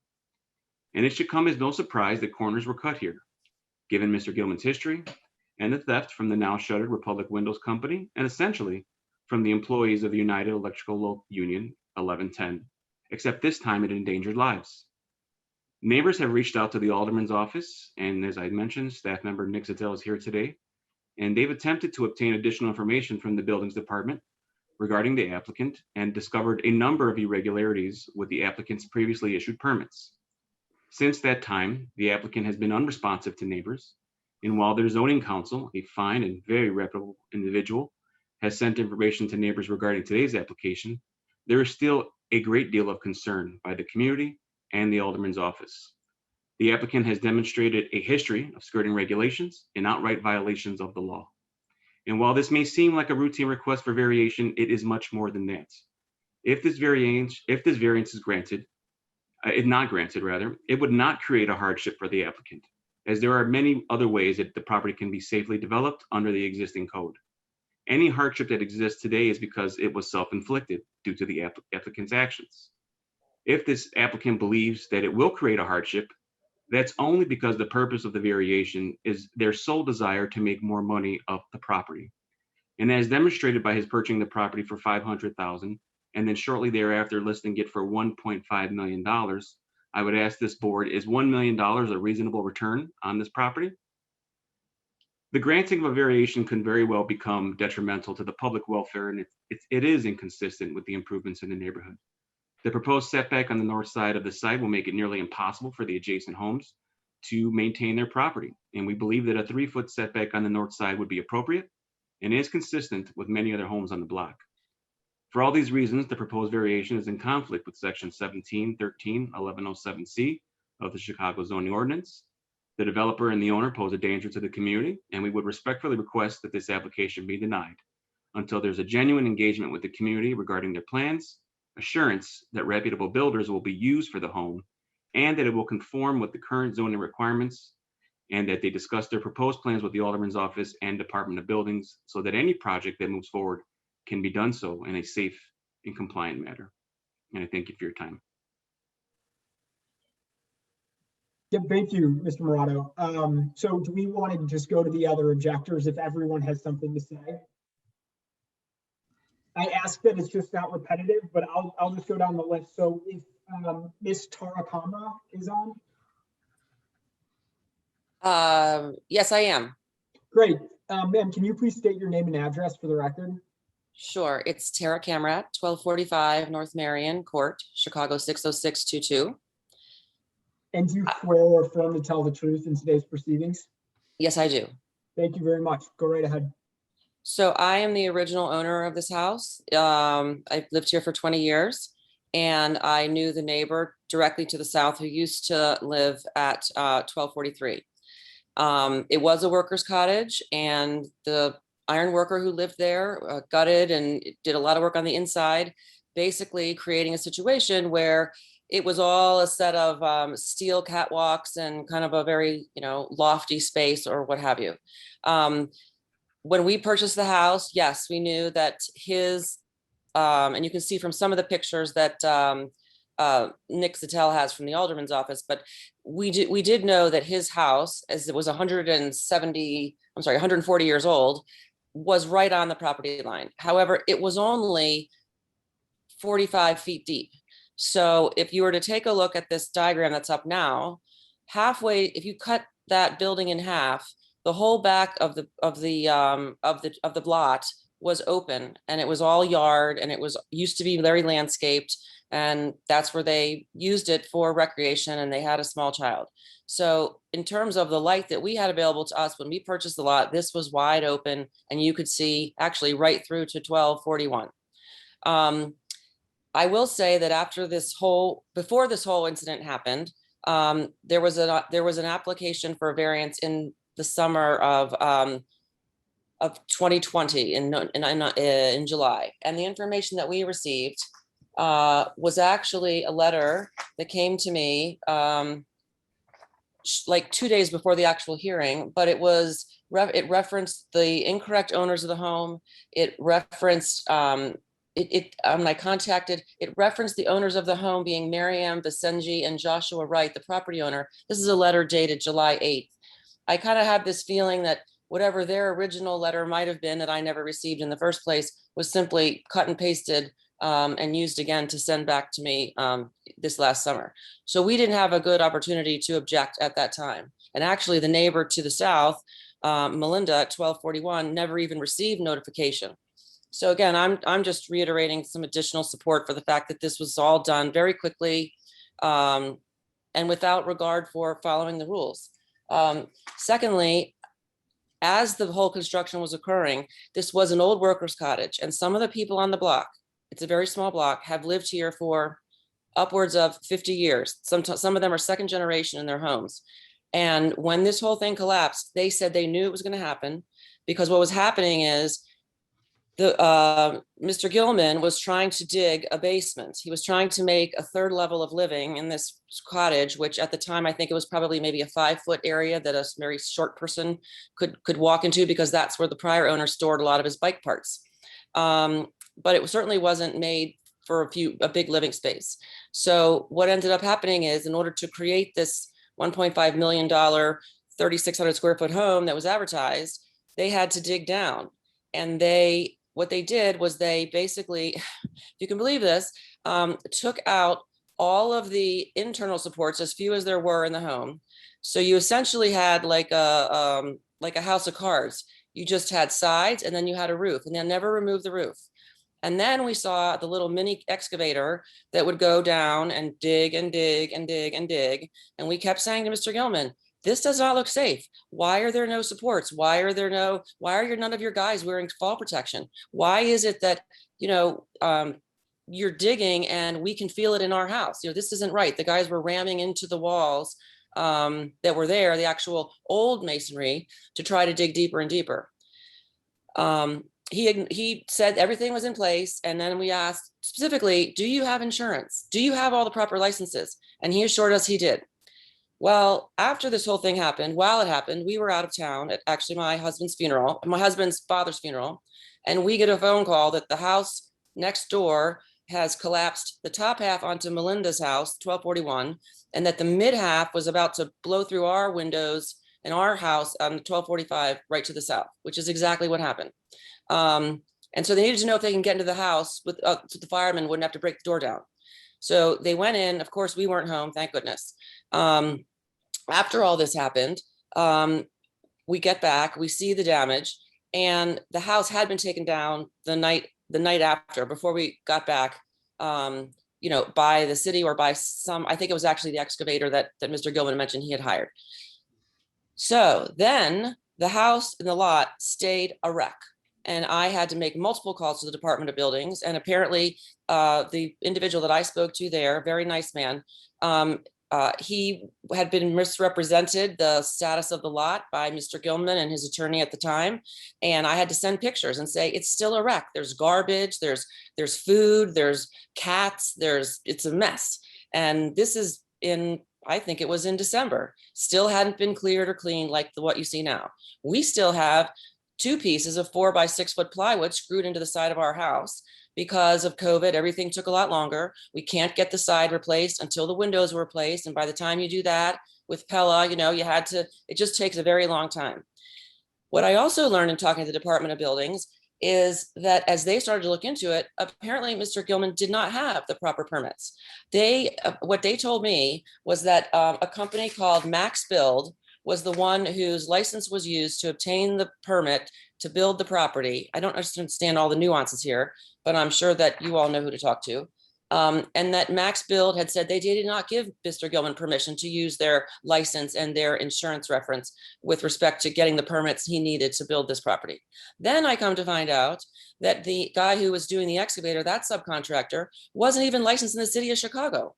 So I have no confidence, zero, that anything that gets built, let alone something that's 12 inches, from my property line is going to be done in the best interests of the neighborhood. It's all about making as much money as possible. Personally, he bought the lot. People before him bought the lot for $610,000. We couldn't believe that Billy sold his house for $610,000. We knew it was for the lot. We knew it was for the land. And this was before, kind of the recession kind of came, etc. But during that time, the couple that bought it, we never met them. They never introduced ourselves. And their plan was to tear it down. That's what we'd heard from other neighbors. And when they realized that they couldn't, it was going to cost more to tear it down, they weren't going to be able to get their money out of it or what have you, they just decided to walk away. That's when they sold it for $100,000 loss to Mr. Gilman. And then he took it over and decided to put in place, these grand plans. So all of this very concerning to me. And things like at the time, I know Melinda's not on the phone, but she's the other neighbor. And she would say things like, oh, he said to me, he would just pay for everything and then not to go through my insurance and he would just take care of it. Things like that you just don't do. And I just don't feel like he's someone who is going to follow the rules, and that I'm going to have to stay on top of it and double check and triple check and make sure inspectors are coming in and doing the things that they're supposed to do. And the other thing is, you know what? We all have a short lot. That can't be a hardship. Everyone on this side of the street has 107 foot long lot, and we've all been able to live in it. So if you can't build a house that fits in the space that you're supposed to have it, I don't think you should be the one building it. That's my personal opinion. Yep, great. Thank you, Ms. Comrat. So I want to get all the objectors in. Next on my list is Mark Peters. Hi, how are you? Good, Mark, thank you. Can you please state your name and address? Yep, Mark Eric Peters. It's 1245 North Marion Court, Chicago, Illinois, 60622. And do you swear or affirm to tell the truth in today's proceedings? I do. Perfect. And just you said your address, you're 1245, right? Correct, sir. Okay, great. Thank you. Go right ahead. I would echo a lot of what Tara said. The amount of safety that was put into the deconstruction of the house was almost a joke at times. I think Mr. Gilman put a lot of individuals at harm, with his construction practices. Mr. Gilman and I had a conversation, and I said to him, where are the hard hats? Your people up on top of the roof have no safety gear on, fall protection. He said, my guys know what they're doing. And, 3-4 weeks later, guess what? The house falls on our house. I think what we're asking for is, I would rather you guys compare, lots like 1245, 1249, 1251, 1253. Those are all newly built within the last 20 years homes. And I think the setbacks on all of those lots are, anywhere between 2 to 3 feet, not the 1 foot.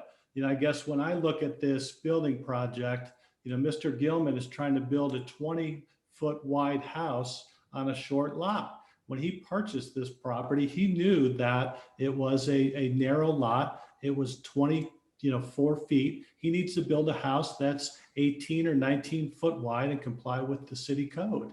That's all we're asking in this matter. Great, thank you, Mark. And finally up, we've got Nick Zettel with Alderman LaSpada's office. Nick, so if you're here, can you please state your name and address? Yes, indeed. Good afternoon, Chairman. It's good to see you. My name is Nicholas Zettel. For the record, I'm with the First Ward Alderman's office located at 1958 North Milwaukee. And I would just like to say— Oh, one second, Nick, let me get you sworn in. So, do you swear or affirm to tell the truth in today's proceedings? I do. Great, go right ahead. Okay, so in the interest of everyone's time here, because we have three objectors speaking before me, I would just like to say that I want to emphasize that following resident feedback, Alderman LaSpada opposes the proposed zoning relief. And to that effect, our office submitted a letter, zoning memorandum, and 7 exhibits to the zoning board. And for the sake of everyone's time today, I would like to just ensure that all those documents are entered into the record. Yep. This afternoon, I would only like to add that my analysis of the case and the alderman's letter focused on the self-created hardship code And so that is, I want to draw eyes to the 1713-1107C, which is other review factors, specifically point 4, which is the alleged practical difficulty or particular hardship has not been created by any person presently having an interest in the property. And really though, since everyone updated their testimony today, we received new testimony that was not in the findings of fact. I believe that the testimony of Mr. Gilman today certainly establishes that he did have an interest in the property at the time that the hardship was created.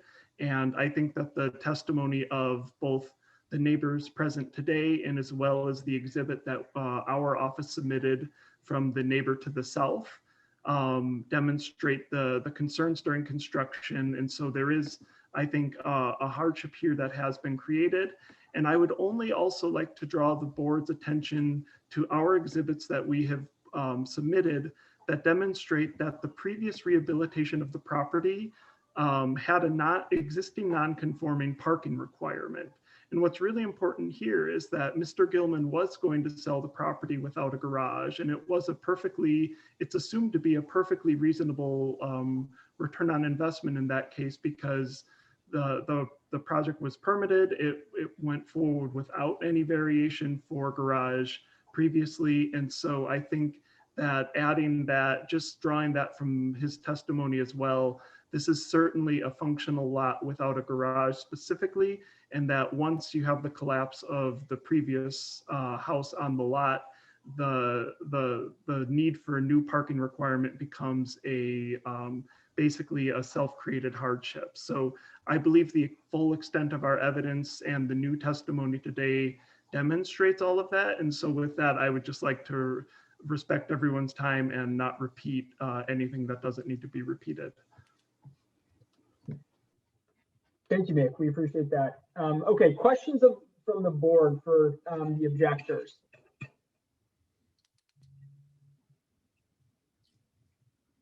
I have a question for Miss Kamrat. You had mentioned that you had come to learn that Mr. Gilman had used a contractor's license to obtain permits, and that contractor hadn't authorized it.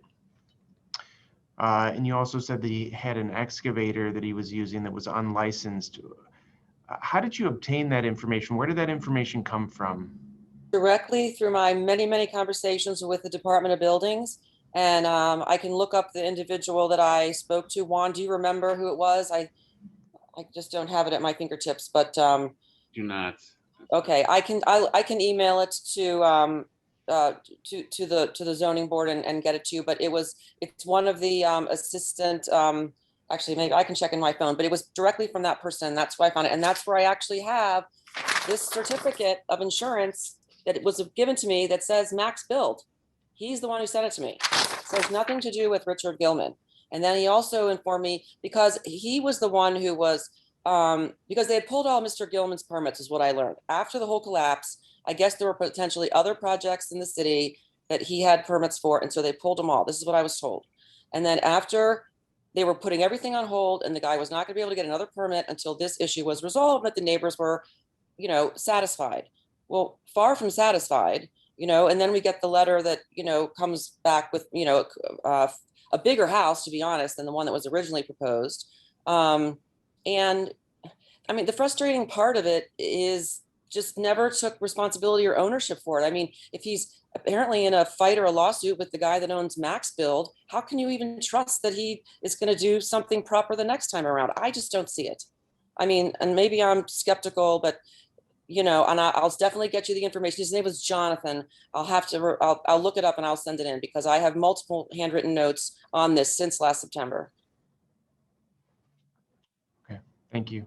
Yeah, thanks. And I'd say on that, just maybe I'll phrase this as a question to Ms. Kamrat, because, assumedly someday there's going to be a house on this property that's put up. and it's put up with the economics that require it to be, I don't know, if you look at the other things we see, around this size. With that being said, do you agree maybe that the argument here that I'm hearing from the objectors that may be more of a unique circumstance is kind of touching on our review factor of risk to public welfare? I'm hearing a lot of different statements and stories that lead me to believe there's a bit of a safety risk because of what has happened and an argument of lack of credibility for the developer. 150%. That's completely accurate. Even if you were to come back with a plan that didn't ask for any of these variances, I would still be objecting because of all the concerns we raised all throughout the summer. We said, Mark is in this business. He knows what's supposed to happen for fall protection. When I see these guys hanging up there on a set of shingles and I know there's nothing underneath, and I have pictures of all this. It was hideous. And we talked to the guys and they just ignored us. Where are your hard hats? Aren't you worried you're going to get hurt? What if something happens? But clearly, they're probably, I hate to say this, but perhaps they just didn't even care either, which is a shame. And I'll also mention, when we were out of town, and it was the last several days before the actual collapse occurred, we were in Florida for this funeral for 6 or 8 days. Our neighbors told us that it was like an explosion. And I'm not talking about the house falling. I'm talking about every day for like 4 or 5 days, that excavator, they said, and this is my neighbors directly to the north, which would be 1249, just boom, boom, boom, like to the extent that the neighbors were all talking about what is going on. And they would go deep, it would go into the night and it would go on the weekend because it was clear they wanted to dig down as far as possible. Maybe they knew we were out of town. I don't know, but it caused the impact on our house. All of the can lights in the house, they all fell out of the ceiling. That's how big this impact was. This wasn't like a broken window. It was enough that bricks and masonry flew through our lower level family room windows. They were totally destroyed. We had to have someone come out and check the structural integrity of the house because we were about to put this house on the market. We were about to put it on the market. I was very pissed off. I understand, and this is all helpful. I just want to make sure we stay on track without. Sure, I'm done. Thank you. Repetitive. So, sorry. No, that's okay. And so I want Mr. Peters, who's had his hand raised, to speak, and then I want Horace to give the applicant time for rebuttal. So I have a quick question. I think we understand that there's going to be a house built on this lot, right? And I think all we're asking for is, the code of a 3-foot setback from our property line. And I would think our neighbor to the south, should get that as well too. And I think they have to build the house that's going to be 17 or 18 feet wide.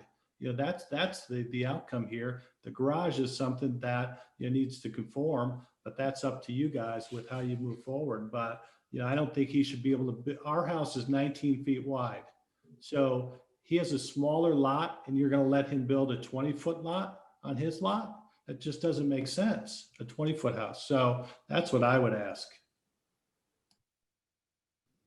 Chairman, can I say one more thing to Ms. Comrat, please? Ms. Comrat, if you have the name of the person that you spoke to, it'd be best if you could get it into the record while okay. we're here.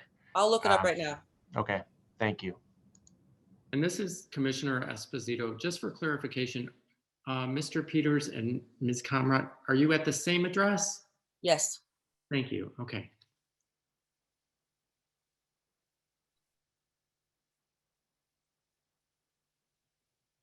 Okay, as Ms. Comrat is getting that name, I want to give the applicant ample time for rebuttal, so let's switch to that. And I thank everyone for their objections.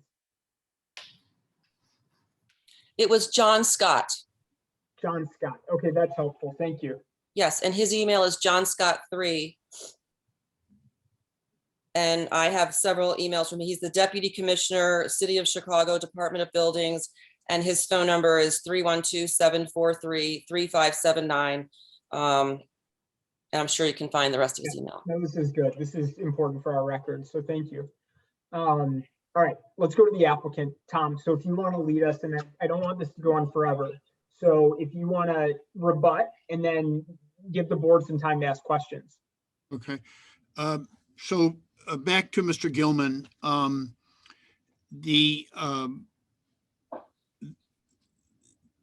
What happened, as you have described, was a tragedy, and the fact that it upset the neighbors is certainly understandable. What has been your intent in terms of making them whole and mitigating the entire circumstance? I have been in touch with the insurance company for the insured, and the number one priority has always been to make the neighbors to the north and the south whole. They didn't deserve what happened, and the intent is whatever damage was done to remediate and make it new. That has always been my mantra. That is still my mantra, and those are the facts. Okay. And in terms of you were the owner of the property, but you hired an architect, a contractor, and the contractor had a subcontractor. Is that right? That is correct. And as far as you knew, everything was done properly. Is that correct? As far as I knew, everything was done correctly. Okay. And there is or was some dispute between the contractor and the subcontractor, but you weren't a part of that. Is that correct? As far as I know, there may be still a dispute. Okay.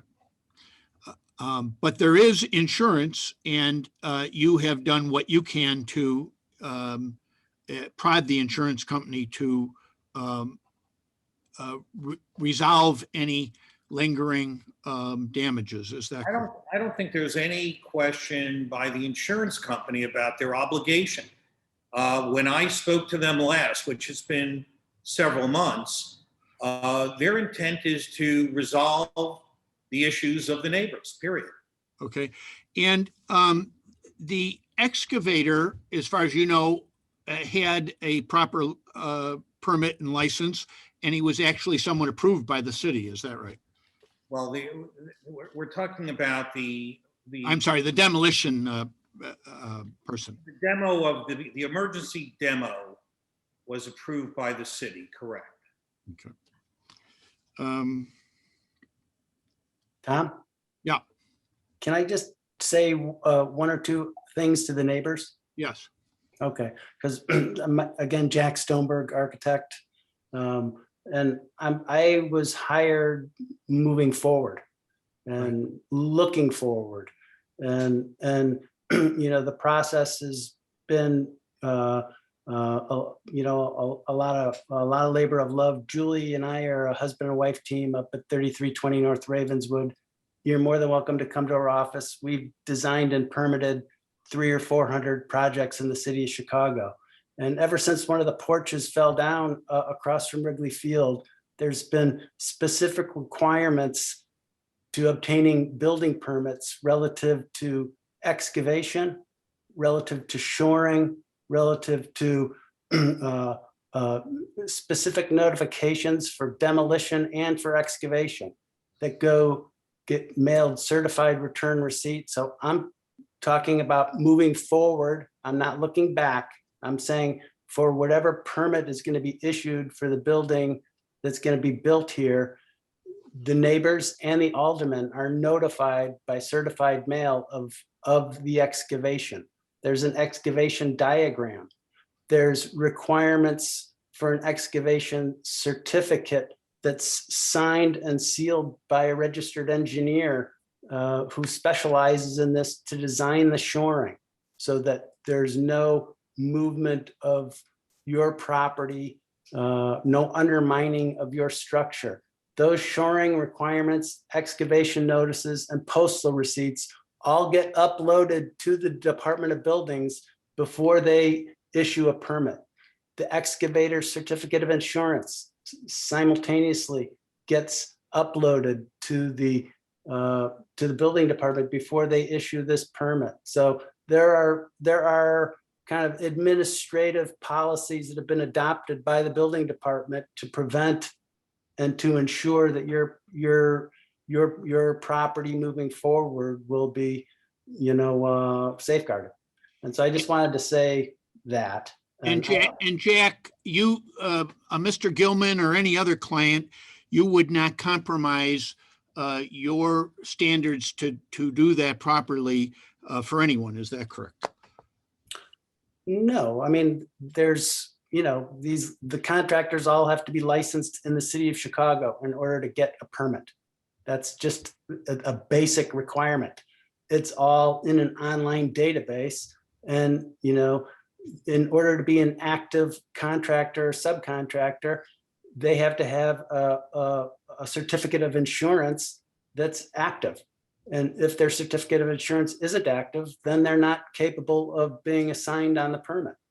And so I'm just saying, moving forward, you should be assured that there's going to be licensed contractors, and the permit won't be issued without proper notifications to you and the alderman.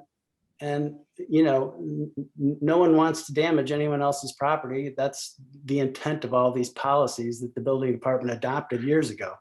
And just the other item I just wanted to address was by right, the combined side yard setback requirement for a 24-foot wide lot is 20% of the lot width. That's 4.8 feet. This project is proposing 4 feet, a 4-foot combined side yard setback. So the side yard setback reduction is less than a foot. It's 0.8 of a foot.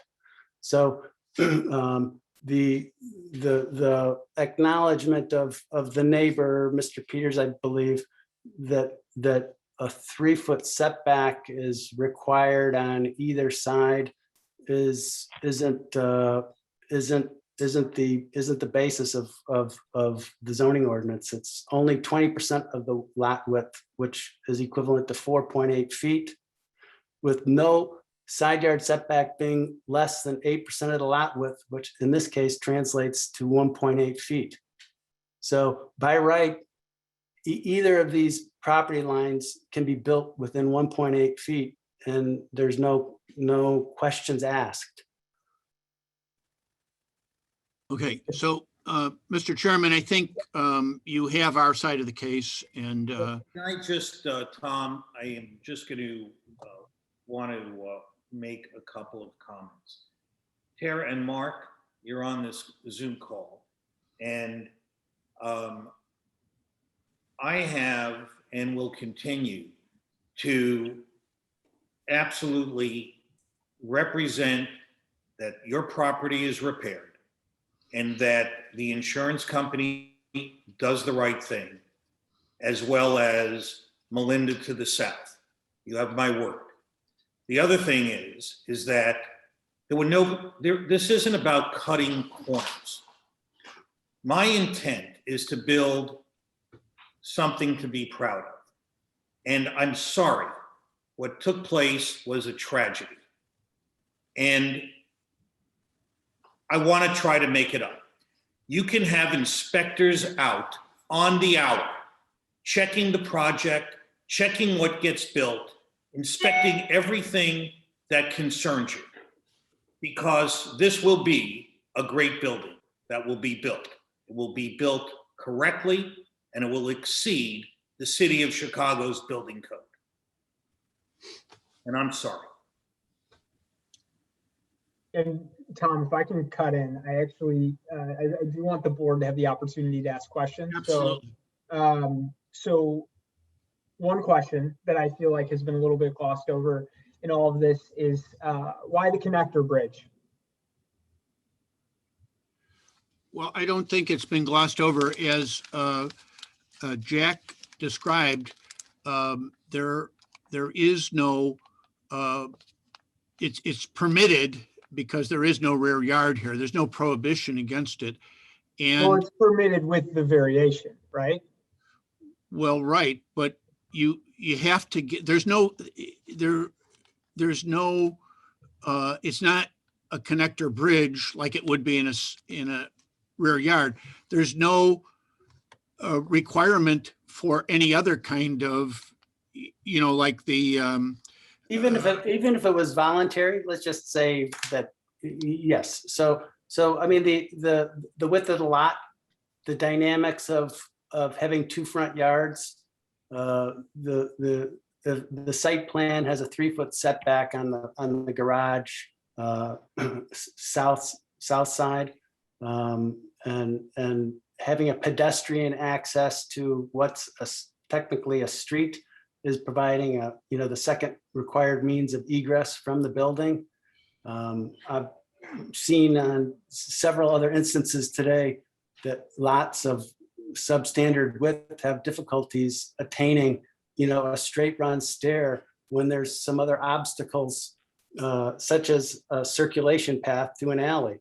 And so the only other option that came up was a circular stair, in terms of being able to fit a stair that would allow the other circulation within the rear yard and to the alley.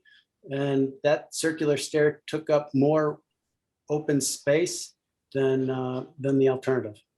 Okay, so are you saying the lot width makes it an impossibility to do a stair that's parallel with the back of the garage? Yes. Okay.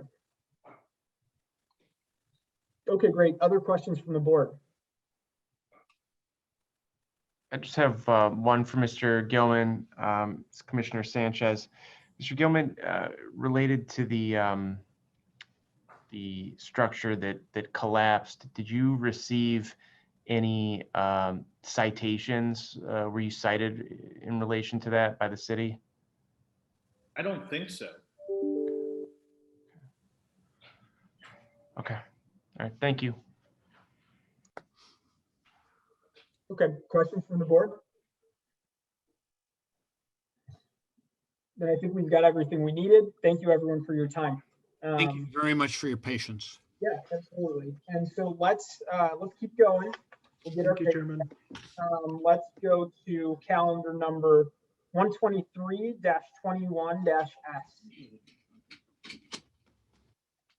And I'm going to go ahead and read the department's recommendation. The Department of Planning and Development recommends approval to establish a liquor store in an existing one-story commercial building, provided that the special use is issued solely to the applicant, Lakeview Beer, Wine, and Spirits Incorporated, and the development is consistent with the design and layout of the plans and drawings dated March 18th, 2021, prepared by Rendex Design.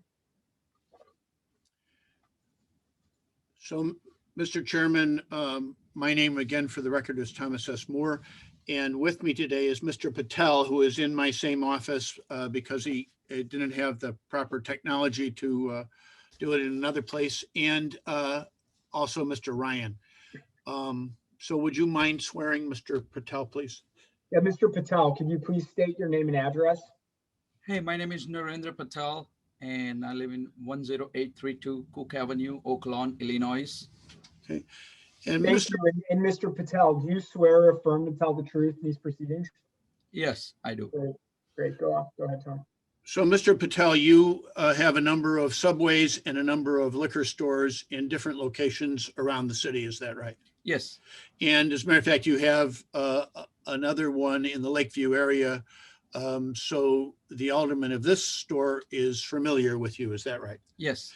And when we first approached him, he thought it was that we didn't need another liquor store because there's enough liquor stores in the area. Is that right? Yes. But he told us that if you went to both community groups, both the one to the east and the one to the west, and to the LSC, and you negotiated a plan of operation with them to their satisfaction, that he would support it. Is that right? Yes. And so you took extra pains to come up with a nice design, a nice clean store, and you appeared in front of each of those groups. And your plan of operation evolved as you talked to the groups. That is, you added limits on hours of operation, and is that right? Yes. And one of the things when you talk to the LSC, the Nettlehorse School Council, you added to your plan of operation that you would not allow anyone under 21 to buy potato chips or anything unless they came in with a parent. Is that right? That's correct.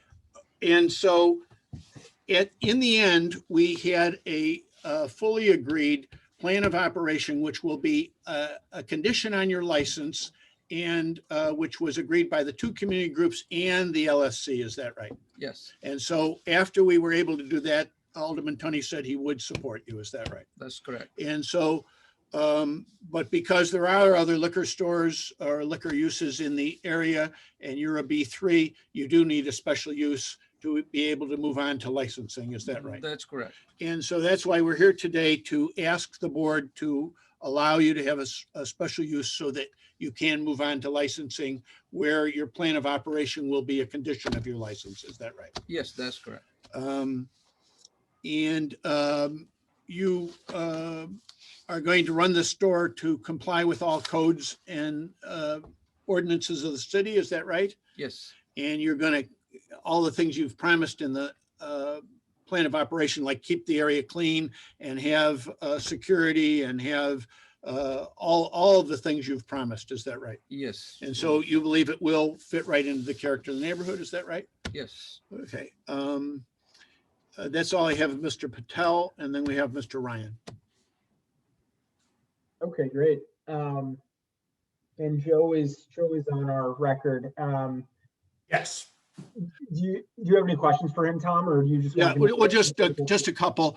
Mr. Ryan, you, at my request, looked into whether or not this property, if granted a special use to have a beer and wine store, could meet all the criteria necessary for this board to grant a special use. Is that right? That's correct, yes. And you wrote a report to that effect after doing a study and going to the site, and you've signed, and we have filed a copy of that report. Is that right? Yes. And if you were to continue to testify, you'd testify consistently with it. Is that right? Yes, I would. And you found that they do meet all the criteria necessary. Is that right? That's correct, yes. And the currently it's kind of a worn down store front. And if the plan that has been submitted is followed through, it'll be quite an improvement. Is that right? I believe so, yes. That's all I have, Mr. Chairman. Okay, thank you. Again, thanks. The plan with the alderman was actually pretty informative. I don't think I've seen one of those before. So question that I know previously, this was a liquor store at this location a couple years ago, right? There was no liquor store. You don't believe that was? No, there was no liquor stores. Oh, we had it in our notes that a few years ago it was, and I was wondering why it closed. But if there's no What do you think was there before? It was a video store. It was a radio store, No, he says. video. Okay, that's fine then. Any questions from the board? Yeah, this is Jolene. So did you say that there'd be no non-alcoholic sales to people under 21? So we would not allow any kids or under 21 to enter in a space because we are carrying a tobacco, and also the liquor now, its age requirement is 21 years. So we would not allow any kids or, to make sure we don't sell anybody. So we're gonna restrict age 21, except if any kids with the parents, will allow them. And that was added to your plan of operation as a result of your meeting with the LSC. Is that right? Yes. So are you carting people at the door? No. The fear was that the grammar school children would come in to buy potato chips and things, and their request was that he just doesn't allow anyone under 21 in the store. But of course, I before know, you I'm say, just trying to figure out how you implement that if you're not carding folks. I mean, So we will grammar have a school notice kids, on like the that's door, it easy. must be 21 to enter. I don't think she heard you. Okay, So- but you'll check, sorry, go ahead. Yeah, we do check IDs every person, and we will have a notice on the door, must be 21 to enter. Okay, but you won't really know until they go to purchase. Got it, thank you. Yes.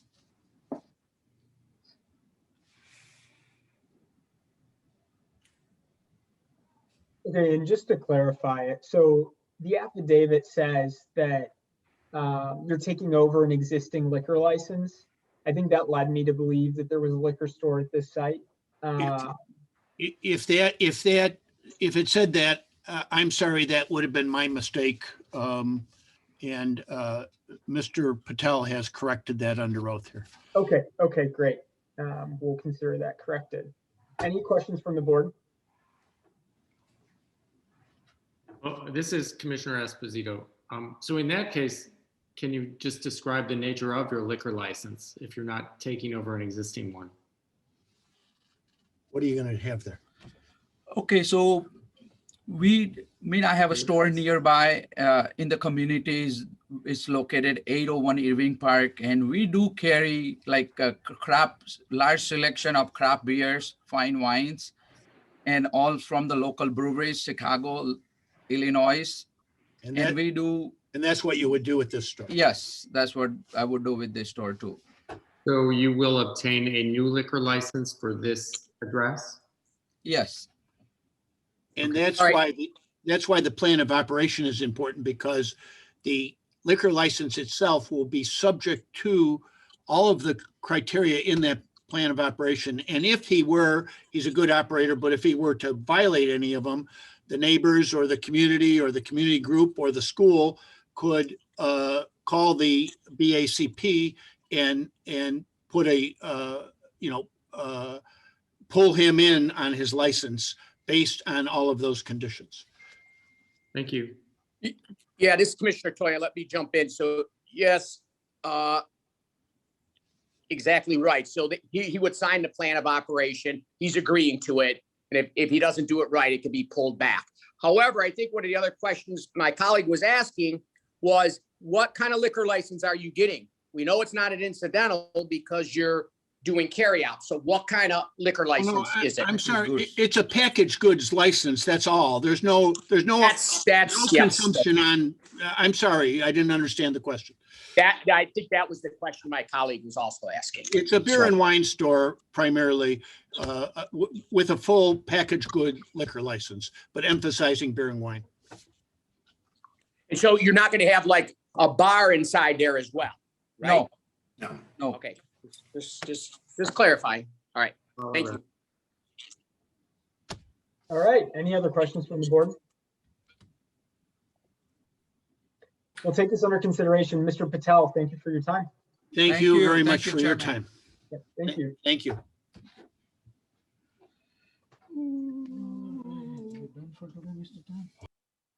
Okay, so let's keep going. We've got a double special use, 124-21-S and 125-21-S. So as the council gets situated, I'm going to go ahead and read the recommendation.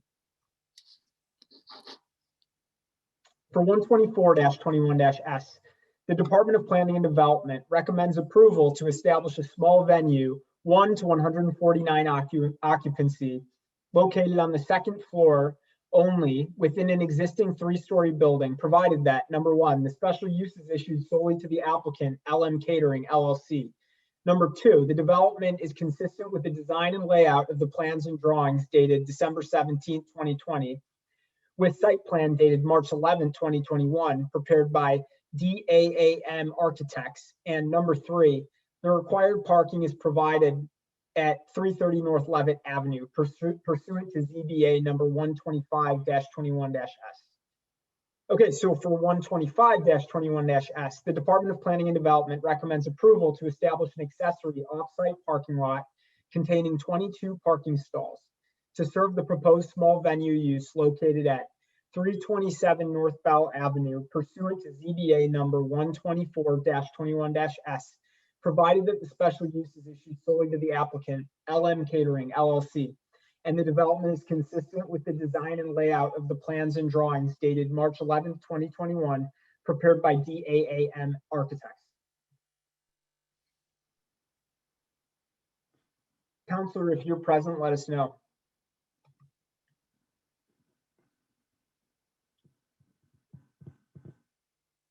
I am unmuted now. I am present. Great. I don't see myself on the screen. I'm not sure if you do or not. We can hear you, so it's okay.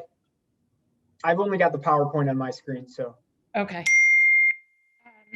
For the record, my name is Elizabeth Santis. I'm an attorney with offices here in Chicago at 1040 West Adams Street. That is very bad lighting, I apologize.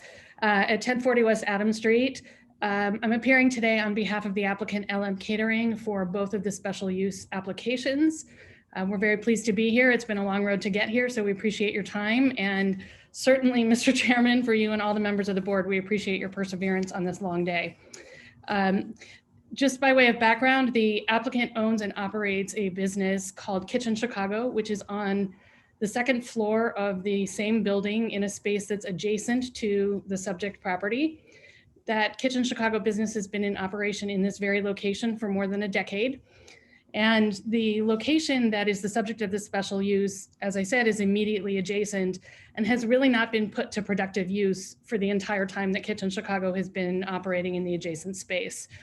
And it's a shame because it's included in the lease and included in the rent. So there's a relatively new owner here of the Kitchen Chicago business, and he has decided, since he's paying the rent for this space, that he's going to put it to productive use. And his predecessor in business had thought the same thing, but just did not get far enough along in the process. Application was on file, some work in the building was ongoing, but the current applicant took over before that time. And as the recommendation from zoning indicated, we're seeking an application for a small event venue here, which requires a special use. That's a venue that accommodates 149 or fewer people. And we are proposing as well in the related special use application, the offsite accessory parking, and that will have 22 parking spaces per the code. The layout for the building is unusual. If you look at these two photos on your screen, it actually will help a little bit. So the yellow doors are the entrance at 327 North Bell and what we consider to be the main entrance to the venue. The building, however, has an equally, it's sort of like what we were discussing before, or you were discussing before with the Marion Court application. This building actually has no effective rear yard. It has two front entrances. The other one is at 324 North Levitt, and you can see that in the lower picture. The offsite accessory parking lot that is being proposed is literally steps from that rear door at 324 North Levitt. The parking lot was leased, so there you can see in the schematic. The parking lot was leased by LM Catering some time ago, and that lease runs for in excess of 5 years from today and has extension options in it so that they will be able to continue to use that lot as the business continues to operate. The owner of the building is very supportive of this application and has been since the moment it was filed a couple of years ago by the predecessor. And we've worked really hard, and the architect in particular has worked really hard to make sure that the layout is satisfactory. The tenant here, the LM Catering, the applicant, has constructed an additional stairway in the building at great expense and time commitment there. And now we have cleared out what was essentially a junkyard, and we'll be turning it into a beautiful new asphalted parking lot that has all the required fencing and landscaping and improvements to the parkway. And in addition, it will have an underground stormwater retention system, which CDOT and other folks in planning and development had expressed an interest in. So that's actually an excellent view, but it's actually a much improved version of what was there. This photograph is from mid cleanup, or actually towards the end of cleanup. There were previously junked cars and trucks and construction vehicles and other materials, and they had been there for more than a decade. So you can see here the lot is mostly cleared out. And there will be new fencing as well. The parking lot site is fenced currently, but as you can see, it's a dilapidated fence and it's inconsistent all around. Yeah, there we go. That picture up there. So we actually have a little bit of a situation with the applicant who unfortunately this afternoon was taken to the emergency room, and he will be coming to us from his hospital bed. But he has been online and waiting for his turn. So I want to make sure that all of my three witnesses are on. Stefan, who is the applicant here, are you with us? Yes, I am. Ah, here he is. Wonderful. And we also have architect Elise Agnello, and he's been sworn in and testified in a number of cases, but the appraiser on this case is Peter Poulos. Great. Okay, let's get Stefan sworn in. Please. First off, Mr. Outrekin, I hope you're okay. This is the first for me on the board, but I hope we've had people driving while they're giving us testimony, and that's caused me a little bit of stress. But as you were in the hospital, I hope you're okay. So if you could please state your name and address for the record. My name is Stefan Outrekin. My address is 5218 North Winthrop, Chicago, Illinois. And do you swear or affirm to tell the truth in today's proceedings? I do. Great, thank you. So Stefan, given the circumstances, I'm going to make this very quick. Could you please confirm that you were provided with a copy of the findings of fact that were prepared in both of these special use applications? Yes, I do. And for each of the special use applications, you should submitted an affidavit, is that correct? Yes, I did. And if you were to testify here today at greater length, would your testimony be consistent with the written applications that you have submitted? Yes, it would. Okay, well, thank you. Mr. Chairman, I don't know if you want me to go into any detail about what was actually in the affidavit, but I'd like to move along if that would be okay. Yeah, that would be great if you could keep going, then we'll have questions. Yes, okay. I guess while we're doing this, we might as well swear in the other two witnesses. So I'd like to start with architect Elise Agnello.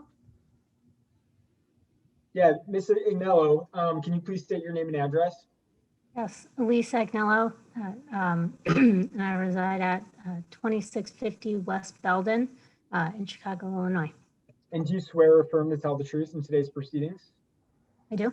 Thank you very much. And Mr. Poulos is sworn in and recognized in all of the above. Okay. Thank you. So Elise, just really quickly, you are with an architecture firm here in Chicago, and you are licensed to practice in the state of Illinois, is that correct? That is correct. And you are intimately familiar with this site, both the outdoor parking lot and the inside of the premises, is that correct? Yes, it is. And in preparing the plans and specifications for both the indoor venue and the outside parking lot, you conferred with and addressed all comments and questions that were provided by planning, zoning, landscaping, the Department of Transportation, and the Department of Buildings, is that correct? That is correct. And it is your opinion that the application is consistent with all of the requirements for special uses in both cases, correct? That is my opinion, yes. And I provided you with a copy of the findings of fact that were delivered in each of the two applications, yes? Yes, you did. And you submitted an affidavit in each application with your responses to the criteria for special uses, is that right? Yes, it is. And if you were to testify here today, would your testimony be consistent with each of those affidavits previously submitted? Yes, it would be. Thank you. Moving on to Peter, since we don't need to establish his expertise, I just want to confirm, Peter, that you submitted a written report in each of the special use application matters regarding the small venue use and regarding the offsite accessory parking. Is that correct? Yes, that's correct. And if you were to testify at greater length here today, would your testimony be consistent with each of the reports that you previously submitted? Yes, it would. Okay, thank you. I guess at this juncture, Mr. Chairman, if I may, I'd like to turn it over to you and to the board for any questions or further explanations that any of you may wish. Yeah, I'd like to start. Can maybe the applicant, can you just give us a bit more of an overview on what exactly the use is? What type of events are occurring in the space? So LM Catering is, we mainly do wedding. 95% of our business is wedding. So we're talking Friday night and Saturday night wedding. That's what we are known for. My wife and I we both come from Europe, and we work at the Drake for 10 years and created LM Catering, and we focus on what we know, which is wedding, and that's all we do. Okay, great. So this is a venue to hold wedding events. A small wedding, 100 people, 110 people, that's what we do. Great. So do you think that the amount of parking on this is sufficient, or are there other places for people attending a wedding at the venue to park? The 22 spots are plenty spaces, but we have there's plenty space to park around the area at all times. I guess just to add a little bit of color on that particular question, Mr. Chairman, as is often the case and is certainly encouraged with wedding venues, many people arrive by taxi or Uber or other rideshare companies. It's important whether somebody's having just one sip of champagne and a toast or is perhaps going to have more than that they don't drive. So the experience with the venues has been that they don't actually need all of the parking that is required by code, but of course we're happy to provide it, and it will be there in that new parking lot. And I also just wanted to confirm too that the parking lot is leased here to LM Catering, and there are no other potential users of that lot during the times that LM Catering will be operating. It's possible that there will be a license for other occupants of this sort of small office building to use the parking during the day, but at the moment it is an exclusive parking. So there's no concern about fighting with anybody else for that space. Great, thank you, Counselor. Questions from the board?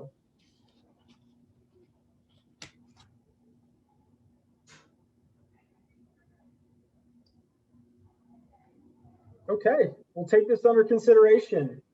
Thank you so much, Mr. Chairman. Yep, thank you. Thank you. Thank you. And recover quick. Thank you. Yep.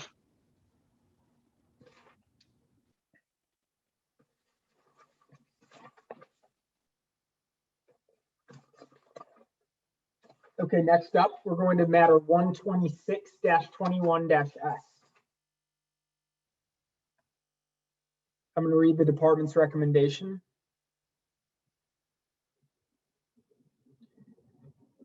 The Department of Planning and Development recommends approval of the proposed hair salon.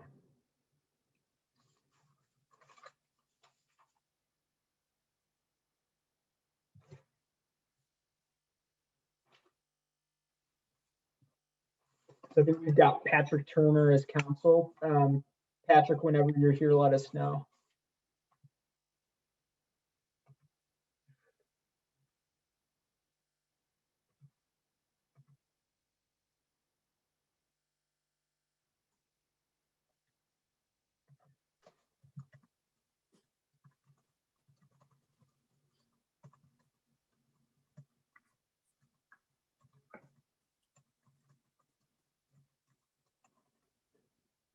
Pat Turner, are you here?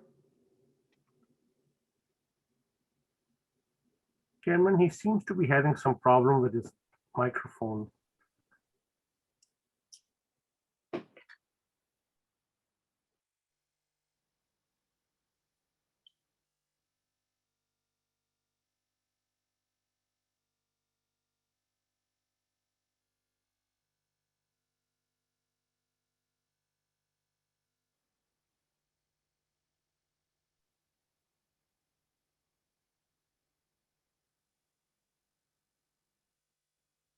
And if you try, and I'm no expert on tech, that's for sure, but if you log out and log in, sometimes that fixes the problem.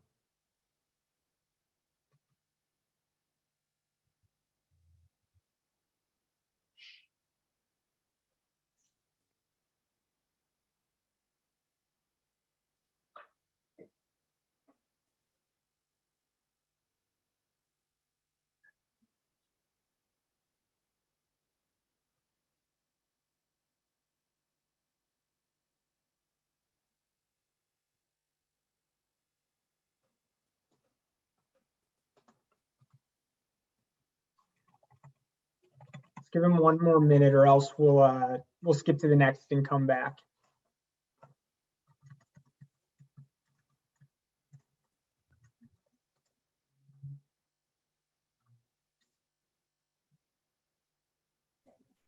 I'm logged in on my phone. Can you hear me now? Yes, we can. Yeah, this works just fine. I'm sorry about that. I've been waiting for quite a while and all of a sudden had audio issues, but sorry about that. My name is Patrick Turner with offices at 33 North LaSalle Street, and I represent the applicant Thistle and Palm LLC, an Illinois limited liability company. The applicant seeks a special use to establish a beauty salon located within 1,000 feet of an existing personal service establishment in a B32 community shopping district. Mrs. Gallen is the manager of the applicant and has been a licensed cosmetologist for 4 years. The applicant is currently leasing the subject property, consisting of approximately 1,000 square feet of first floor garden unit space in the building commonly known as 1657 West Division. Hopefully on with us is Ms. Gallen and our expert Kareem Musawir. Hi, Patrick. Okay. I'm going to try to make sure that I'm closing out so we don't have any echo. So is Ms. Gallen with us?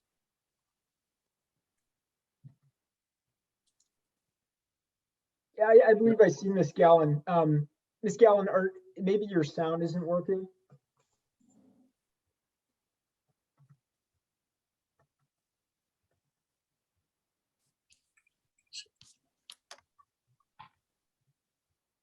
Ms. Gallen, you're unmuted, so you can speak.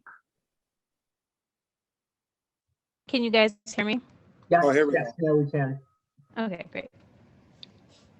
Okay, great. So Ms. Gallen, can you please state your name and address? Scheherazade Galan, 922 West Washington Boulevard, apartment 201, 60607. Great, thank you, Ms. Gallan. And do you swear or affirm to tell the truth in today's proceedings? I do.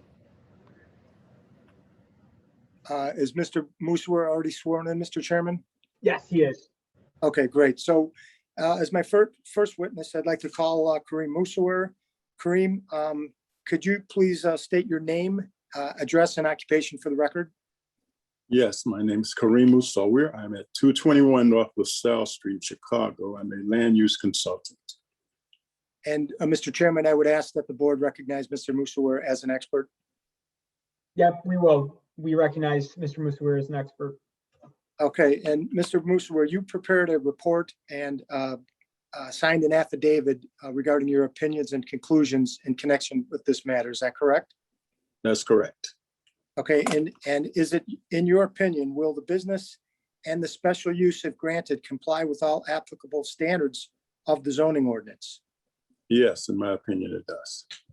Will the special use, if granted, be in the interest of public convenience and not have a significant adverse impact on the general welfare of the neighborhood or community? It is in the interest of the public convenience, a very popular use in that area. And the answer is yes. Okay, will the special use, if granted, be compatible with the character of the surrounding area in terms of site planning and building scale and project design? Yes, it's in an existing retail space on a very walkable retail street, Division Street. Okay, and will the special use, if granted, be compatible with the character of the surrounding area in terms of operating characteristics such as hours of operation, outdoor lighting, noise, and traffic generation? Yes, the applicant has indicated their hours are going to be very similar to other businesses in the immediate area. Okay, and will the space and the special use, if granted, be designed to promote pedestrian safety and comfort? Yes. And if you were to continue to testify, Kareem, would you testify consistent with the opinions and conclusions contained in your report and affidavit? Yes, I would. I have no further questions for Mr. Musawir. Does the board have any questions? Any questions from the board? I have one statement though, Patrick. I had misspoken Commissioner Sanchez's name earlier today, and I want to apologize to him for that. Duly noted. No problem at all. Thank you, sir. Are there any questions from the board? Yeah, let's see. Any questions from the board? Okay, then I would actually like to call my next witness, Ms. Gallen. Great, So perfect. Ms. Gallen, can you state your name and address again for the record? Yes, Scheherazade Galan, 922 West Washington Boulevard, apartment 201, 60607. And you have 4 years of experience running a beauty salon and are licensed, is that correct? Yes, And you're the manager of Thistle and Palm LLC? yes, And you currently, or Thistle and Palm, I should say, currently leases the subject property? correct. And your plan is to open a beauty salon there? Yes, And you also prepared, or I should say, you signed an affidavit that I prepared regarding facts and additional facts regarding this project. Is that correct? yes, And if you were to continue to testify, you would do so consistent with that affidavit. Is that correct? yes. I have no further questions for this witness. Does the board have any questions? Yeah, Ms. Galan, a couple things that come to mind. How many employees do you intend to hire? In the future, I can accommodate to have 5 other people. At the moment, I only have 2 other people besides myself, and I don't plan to expand that until after COVID restrictions have settled. Great, and during COVID, are you doing appointment only or are you allowing walk-ins? We're appointment only. Great. Any additional questions from the board?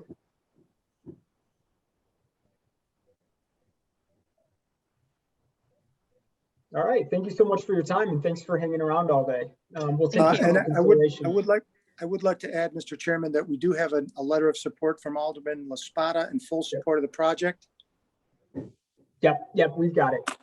And again, thank you, Mr. Chairman, members of the board. Have a good evening. Thanks, you as well.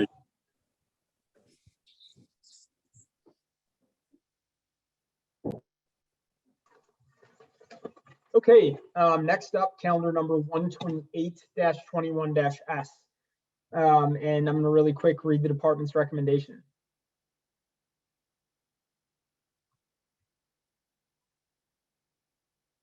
If I can find it.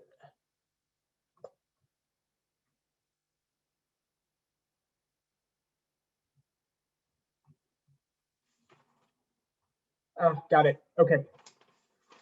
128-21-S. The Department of Planning and Development recommends approval of the 11,930 square foot daycare facility serving up to 110 children with up to 21 maximum staff on site at any one time within the existing 1- and 2-story building, provided, number 1, the special use is issued solely to the applicant, Green Beginnings LLC. Number 2, development is consistent with the design and layout of the plans and drawings dated January 28, 2021, with landscape and parking plan dated March 18, 2021, prepared by CBD Architects. And number 3, the applicant maintains the required 7 parking spaces and 4 drop-off spaces.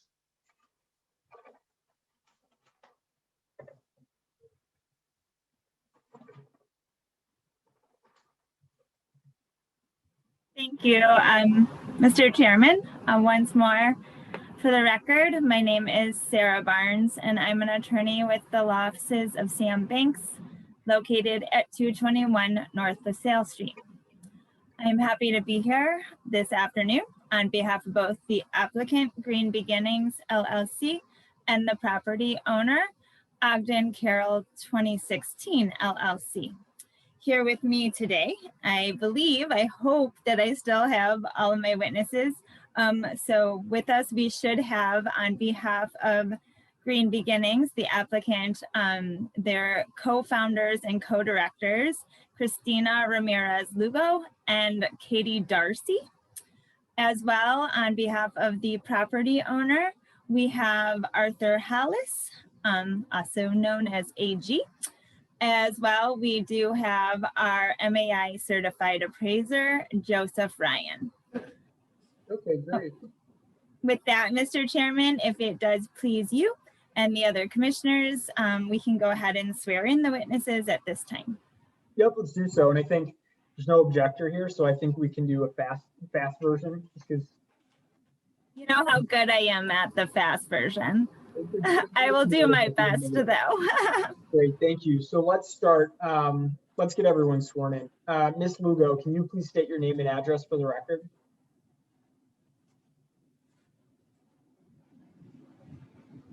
Chrissy, did you make it on? We might just have Katie. Okay, Ms. Darcy, are you here? Unmute.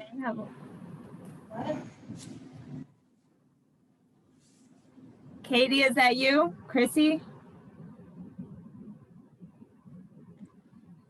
Oh boy. Okay, do you want to go to the property owner, Arthur Hallis? Well, I'm gonna text them and see if they're Arthur, here. Great. Can you state your name and address for the record? Sure. Arthur Hollis, 707 West Gordon Terrace, Chicago, Illinois, 60613. Thank you. And do you swear or affirm to tell the truth in today's proceedings? I do. Great. Joe Ryan is on and recognized. Yes. Towards that end, Mr. Chairman, I think both of our witnesses for the applicant had to log off earlier and log back in using their telephones. I did send the numbers to your staff, the phone numbers. I don't know if there's a way to check with tech support to see if there's any kind of random phone numbers lingering in the waiting room. Sarah, I think I'm hearing that Christina Lugo is on. She just needs to unmute. Okay, Christina, you please need to unmute if you can.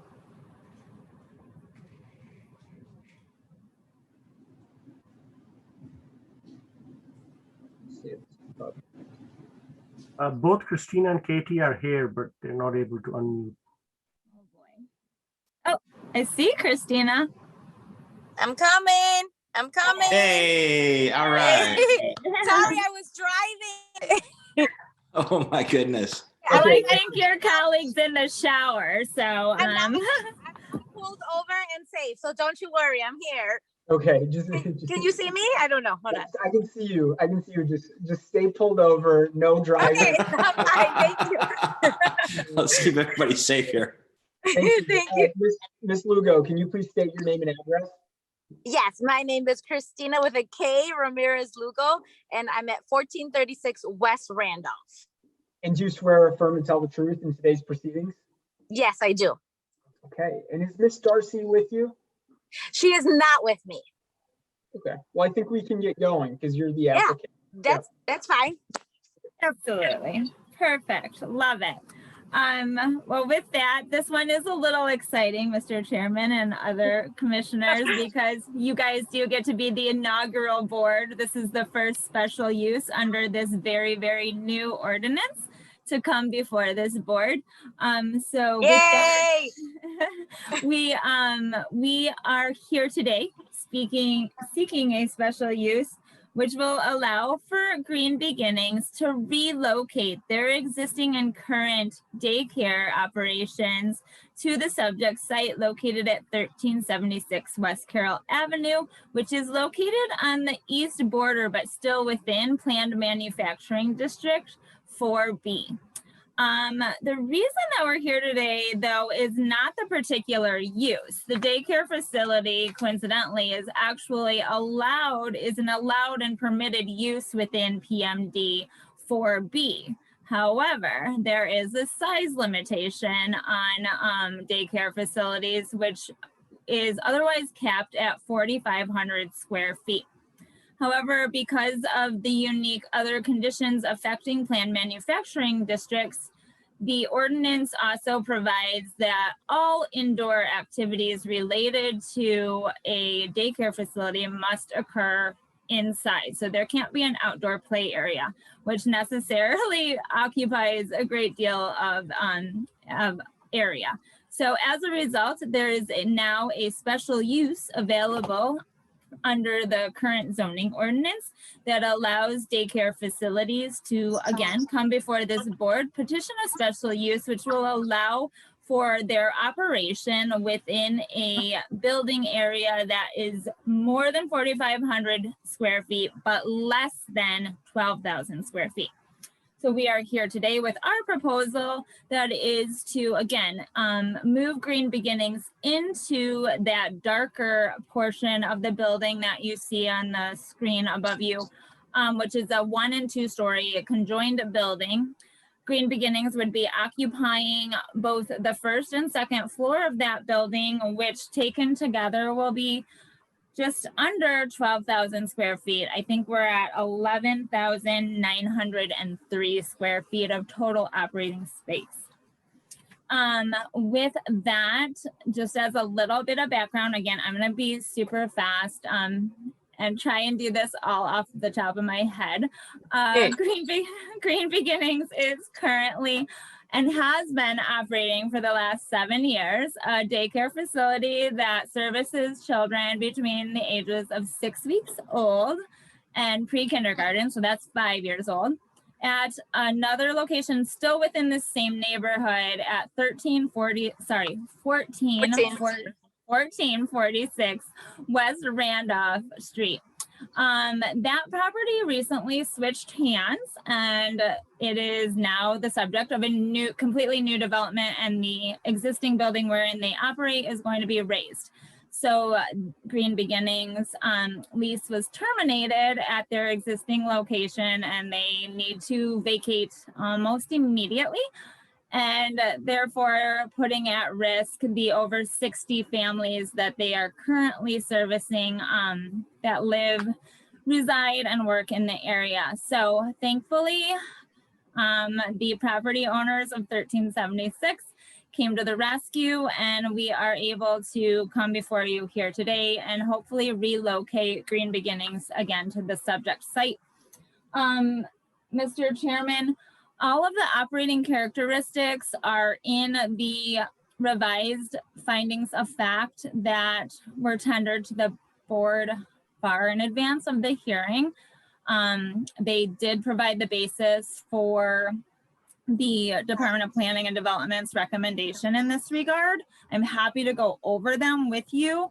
Otherwise, if it pleases you, Mr. Chairman, and the other commissioners, I can just get my witnesses on the record and you can ask all the questions you desire. Yeah, let's do the latter. Okay, deal. Let's start off with Christina. Yes. May you please state your name and address for the board? Yes, my name is Christina with a K, Ramirez Lugo, and I'm at 1436 West Randolph. That is our current location for Green Beginnings. Thank you. And again, you've been operating at that location for the past 7 years with your colleague and co-founder, Katie Darcy. Before that, however, both of you had over 10 years of experience as school teachers in the Chicago public school system. Is that correct? Yes, that is correct. Okay, and then you opened up the daycare facility. Perfect. Well, with that, I'm gonna leave all the remaining questions to the board, and I'm just gonna ask you one final one. Prior to the hearing today, you were provided with findings of fact. If you were to continue to testify here today, would your testimony be consistent with the statements that were made in those findings? Yes, they would be. Thank you, thank you, thank you. With no further ado, Mr. Hollis, may you please go back on the record and state both your name and address? Yes, Arthur Hollis, 707 West Gordon Terrace, Chicago, Illinois. Thank you, Mr. Hollis. And again, you are a managing member of the LLC that owns the subject property. Is that right? That is correct. And you have executed a long-term lease with Green Beginnings that, if the special use is granted here today, will allow Green Beginnings to operate a daycare facility within the existing 1- and 2-story building at the subject property. Is that true? Yes. And along with that lease, they are given exclusive rights to at least, I believe it is 12 parking spaces within the adjacent parking lot. Is that also true? Yes. And you will be helping Green Beginnings, again, if the special use is granted, to procure all of the permits necessary in order to permit the interior build out of the space for their operations. Is that also true? Yes. Thank you. With that, I also am going to leave any remaining questions for the board. So I just ask you, prior to the hearing, you as well were given a copy of findings of fact and an affidavit. If you were to continue to testify here today, would your testimony be consistent with the statements made in those documents? Yes. Thank you.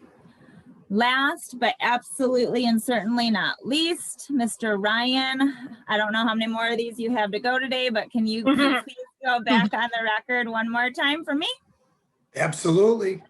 Thank you, thank you. And Mr. Ryan, again, you were retained by the applicant and property owner in this case to evaluate whether or not the proposed daycare facility, larger footprint daycare facility at the subject property complies with all the standards for a special use as set forth in the current zoning ordinance. Is that correct? That is correct. And part of that evaluation too was to evaluate whether or not the proposed special use would also not have a detrimental effect on any of the very few existing manufacturing operations and uses located within the immediate area. Is that correct? That's correct.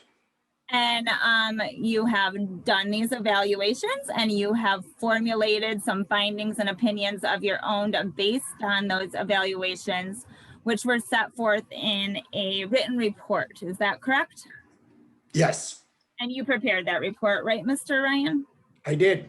And a copy of that report was tendered to the board prior to this hearing. Is that also true?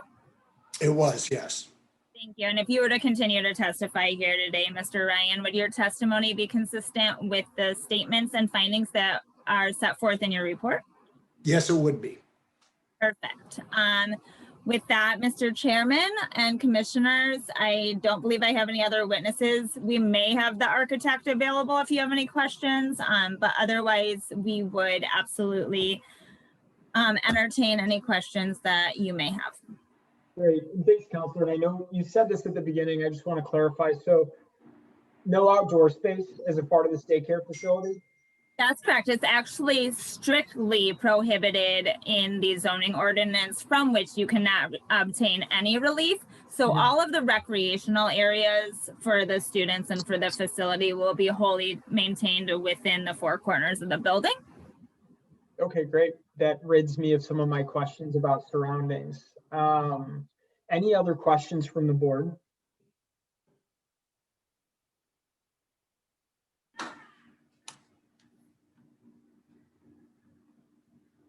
We'll take it under consideration. Thank you so much. Thank you so much. Yeah, Have a thank good you so much. weekend, everybody. Take care. Bye. Thank you, Mr. Legault. Thank you. Thank you very Thank much. you. Thank you. Thank you, Mr. Commissioner. Yeah, Thank you, board. Appreciate it. Okay, next up, matter 12-21-S. And I'm going to go ahead and read the department's recommendation. The Department of Planning and Development recommends approval of the establishment of a sports and recreation participation use within an existing one-story building with improved on-site parking area provided that the special use is issued solely to the applicant, Chicago Egret Badminton LLC. The development is consistent with the design and layout of the floor plan dated March 8th, 2021, prepared by Obora and Associates. And number 3, all the existing rocks lining the public right-of-way are removed.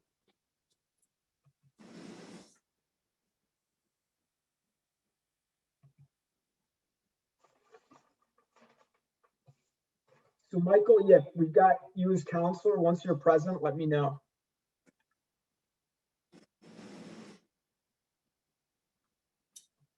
I'm sorry, Chairman, I didn't unmute. I said, good afternoon, Mr. Chairman and members of the board, but you didn't hear it. Sorry, Rolando, I was reading the wrong name on my roster. Anyway, That's okay. Go right ahead. So I see that Bruce is here, hopefully Helen, who is our principal, and I believe Peter is still on, who is our appraiser. I'll start with an introduction while hopefully Helen joins us. But the proposal before you seeks a special use so they can occupy one of the 2 buildings on the property, which is an existing vacant industrial building, tall ceilings, wide bays, to be used as Chicago's first badminton facility. The applicant, an owner of the applicant, and her partner are actually the #1 ranked badminton doubles team in the world. Helen, whose official name is Eugene Zen, but goes by the nickname of Helen, operates the facilities for the applicant, and they propose to establish this a facility here that will have maximum of 54 individuals. This is what you're seeing on the screen right now is sort of the west end of the building that's used by a loading area, and it's separated from the badminton facility. The badminton facility is this area immediately in front of you with the 2 white doors, and you'll get a clearer view once the floor plans come up. As part of this proposal, we are cleaning up the front of this property. Those large cinder or concrete blocks will be removed. The appropriate, hi Helen. Hi. The appropriate landscaping pursuant to the zoning ordinance as reviewed and approved by the city's Department of Planning landscape reviewers will be provided. We've also had CDOT review this program and make some suggestions as to how we can configure the front area to minimize impact on the streets. Actually, that has resulted in all of the vehicular access being provided off the alley as opposed to 17th Street where it is today, which will greatly improve the pedestrian passage because there will be no other curb cut break in front of this property. The proposal will operate between the hours of 3 p.m. and 9 p.m. on a daily basis, and weekends on weekdays, 7 a.m. to 9 p.m. Occupancy, as I said previously, limited to 54 individuals. The maximum occupancy per court is 4 individuals. That would constitute doubles in badminton. There would be a building manager, someone to check in and check out. And then the rest of the individuals on the premises would either be people waiting to play or coaches, of which there would be a couple. We have met with the local zoning advisory committee. You can see in this plan, Mr. Chairman and members of the board, the landscaping along the frontage. We've added a direct path from the sidewalk, the public sidewalk, to the front door. We have added a significant number of bicycle parking on the site, as well as the 5 required parking spaces. And you see the driveway coming off of the alley as opposed to the prior driveway that existed from the street. We met with the local zoning advisory committee established by the alderman, received their support. We have met with Orozco School, its principal and its parents, which are immediately across 17th Street from the site, to talk about the children in that school being able to use this facility at greatly reduced cost or free for recreation as needed. And in addition, we had a community-wide meeting on this matter, and in all cases received the support of everyone involved in this case. With that, I obviously will be available for questions and further information as the board needs. I'd like to swear in my witnesses and get them to validate their affidavits. That's great. You can go ahead and introduce them and get them sworn in. Sure. Helen? Yes. Can you please state your name and address for the record? Okay, my name is Helen Zen. My address is 1936 West 17th Street, Chicago, Illinois. You're the manager for the applicant. Sorry. Yeah. Oh, no, go ahead, Rhonda. So we're good. And Ms. Zen, do you swear or affirm to tell the truth in today's proceedings? Can you say again? Do you swear or affirm to tell the truth in today's proceedings? Yes. Great, thank you. Moving next to our architect, Bruce Obora. Yes. Bruce, please state your name and address for the record. Bruce Obora, 9616 South Winchester Avenue, Chicago, Illinois, 60643. Great. And Mr. Obora, do you swear or affirm to tell the truth in today's proceedings? Yes. Perfect. And our remaining witness is Mr. Poulos, who I believe is still under oath. Yep, he's under oath and recognized. I'm trying to save time and did a quick overview. I'd like to turn it over to your questions and direct our answers to what those are. Okay, yeah. So one question that comes to mind, and I know you touched on it with the efforts with parking. Do you expect that more is going to be required? Is there additional public parking in the area? So there's parking, there's on-street parking in the immediate area. And clearly the school across the street, which essentially closes about the time that we open, that side of the street is also available for parking. Also in discussions with Helen, a lot of her participants come by public transportation. That's one of the reasons she likes this location, because it is centrally located. They'll come by bicycle or public transportation, including individuals who attend UIC, where she has some active members who participate. Great. Other questions from the board?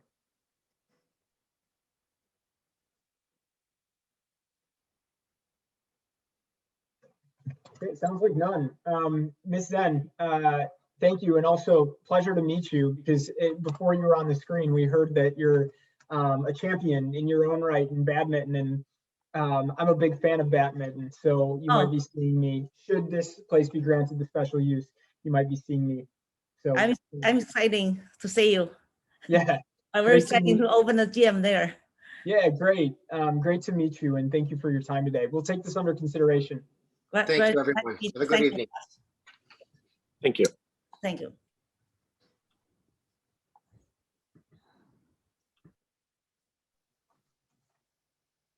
All right, two left. We're going to move now to 43-21-S. I'm going to quick read the department's recommendation. Yes. Could you hear me? Oh yeah, one second, ma'am. I'm just going to read the department's recommendation, then we'll get started. Okay.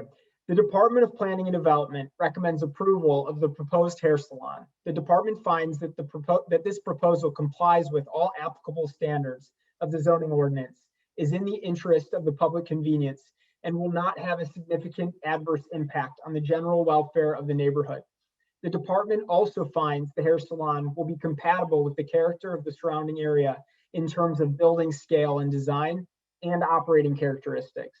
Lastly, the proposed hair salon is designed to promote pedestrian safety and comfort.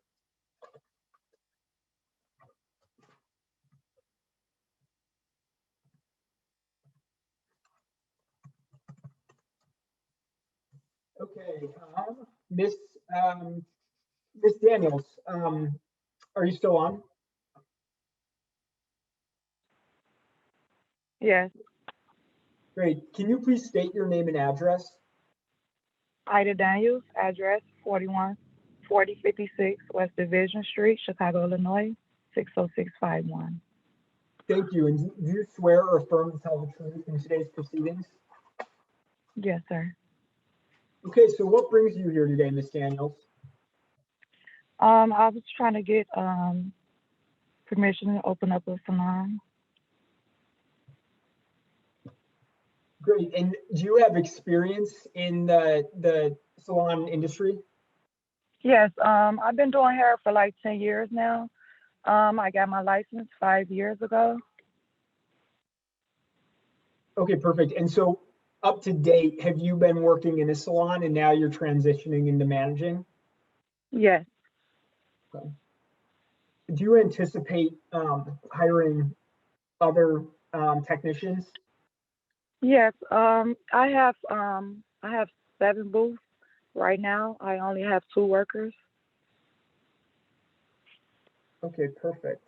And when people start coming to your salon, what type of COVID protocols or COVID measurements are you going to be taking? I do a temperature check on every client that comes through the door. I supply masks for those who don't have it. I have 6 hand sanitizer stations in every area. Also, I do sanitizing throughout the day as customers coming and going. It's on Sundays and Mondays. I close for sanitize as well. Okay, great. And what do you anticipate that your hours would be? From 10 a.m. to 9 p.m. Is that Monday through Sunday, or do you Monday through Saturday. Sunday and Monday close. I'm sorry, Tuesday through Saturday, and Sunday, Monday close.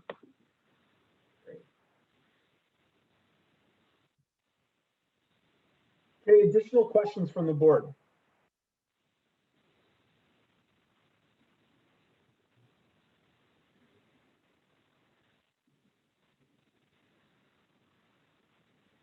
All right, Ms. Daniels, well, we have your application on file, so we'll take it under consideration. Thank you. Yep, thank you so much. Mm-hmm.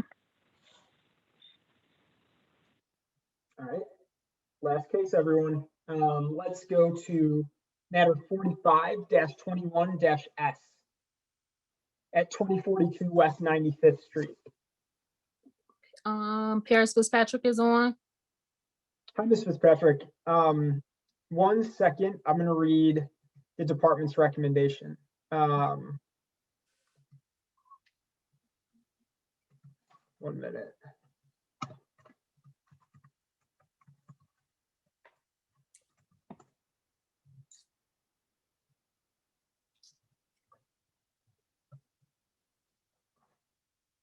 Bear with us 1 second.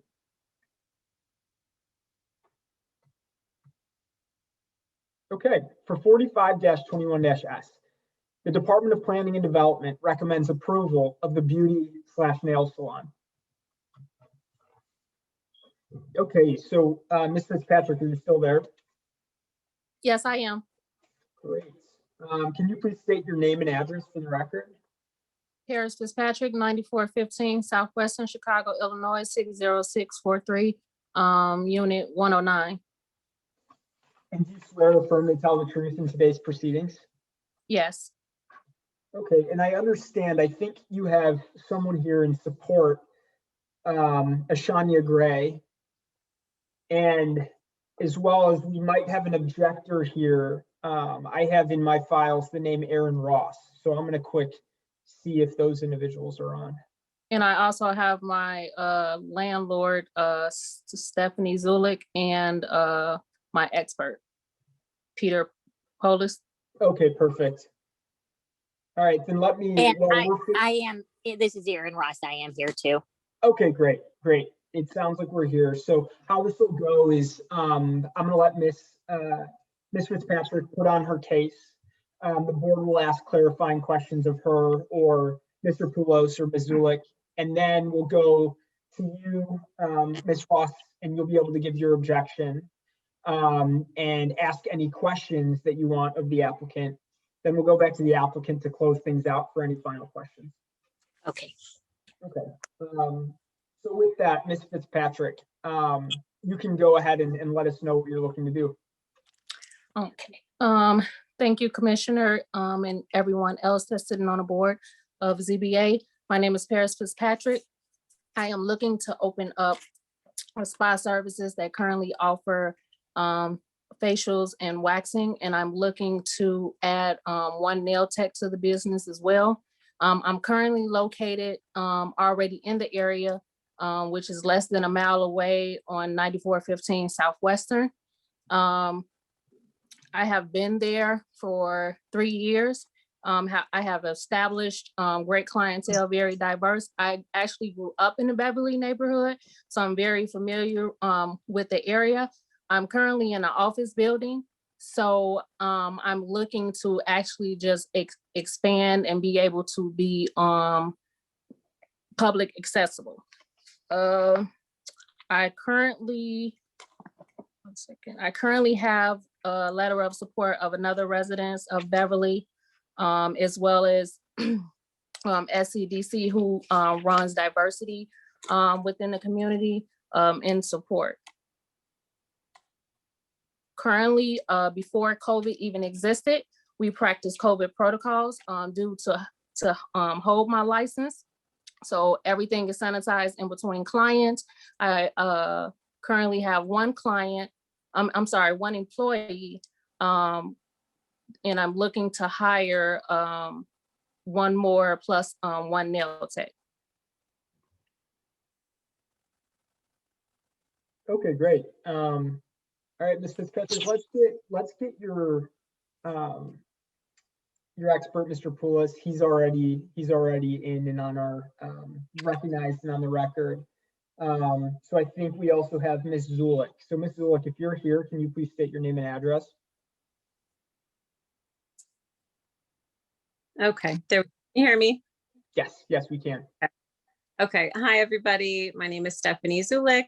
I'm at 48 East Old Country Road, Mineola, New York. And do you swear affirm to tell the truth in today's proceedings? Yes. Okay, great.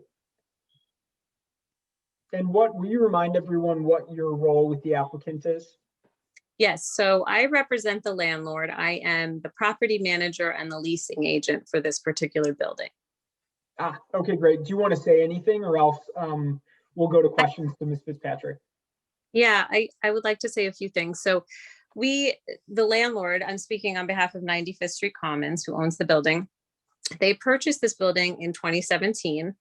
The space that Paris is renting from us, we do have a signed lease, has actually been vacant for 8 years. Before the former tenant was Wells Fargo Home Mortgage. As far as I understand, it's been vacant since between 2012 and 2013, and no other tenants have been in the space since then. My job is to lease the property, make it the best it can be for the owner. And when Paris approached me and explained to me she had an existing business in the neighborhood, I was very excited because that's great probability that she'll be a success. We're in the middle of a pandemic and she's expanding her business. She's growing when most people are not. So I thought that was a very good sign, and we were very happy to make a deal with her. So I got a call, I think the day of the last hearing that you had, which I was not a part of. And she mentioned that there was an opposition, and I was surprised to hear that it came from the alderman's office of the ward that she's actually already a business owner in. So I said, okay, what's the issue? I want to know so we can be cooperative and try to make everybody comfortable. So I sent them, I think it was a traffic issue or parking. So I sent a very detailed parking analysis, and I did not get a reply back. I had to prompt the office to make sure they received it, which they said they did, but they've given us no other further indication on what their opposition is. So I'm just here to find out what the opposition is, because I think she should absolutely be allowed to relocate. She's not a new business. She's not adding to the census of hair salons or beauty salons. She's actually already existing, and she wants to just relocate half a mile, 0.5 miles away from her current location. You can walk there in 10 minutes. So I don't see why there's any opposition, and I'm just here to figure out what it is and how we can help, get her open and contributing to the community. Okay, great. Yeah.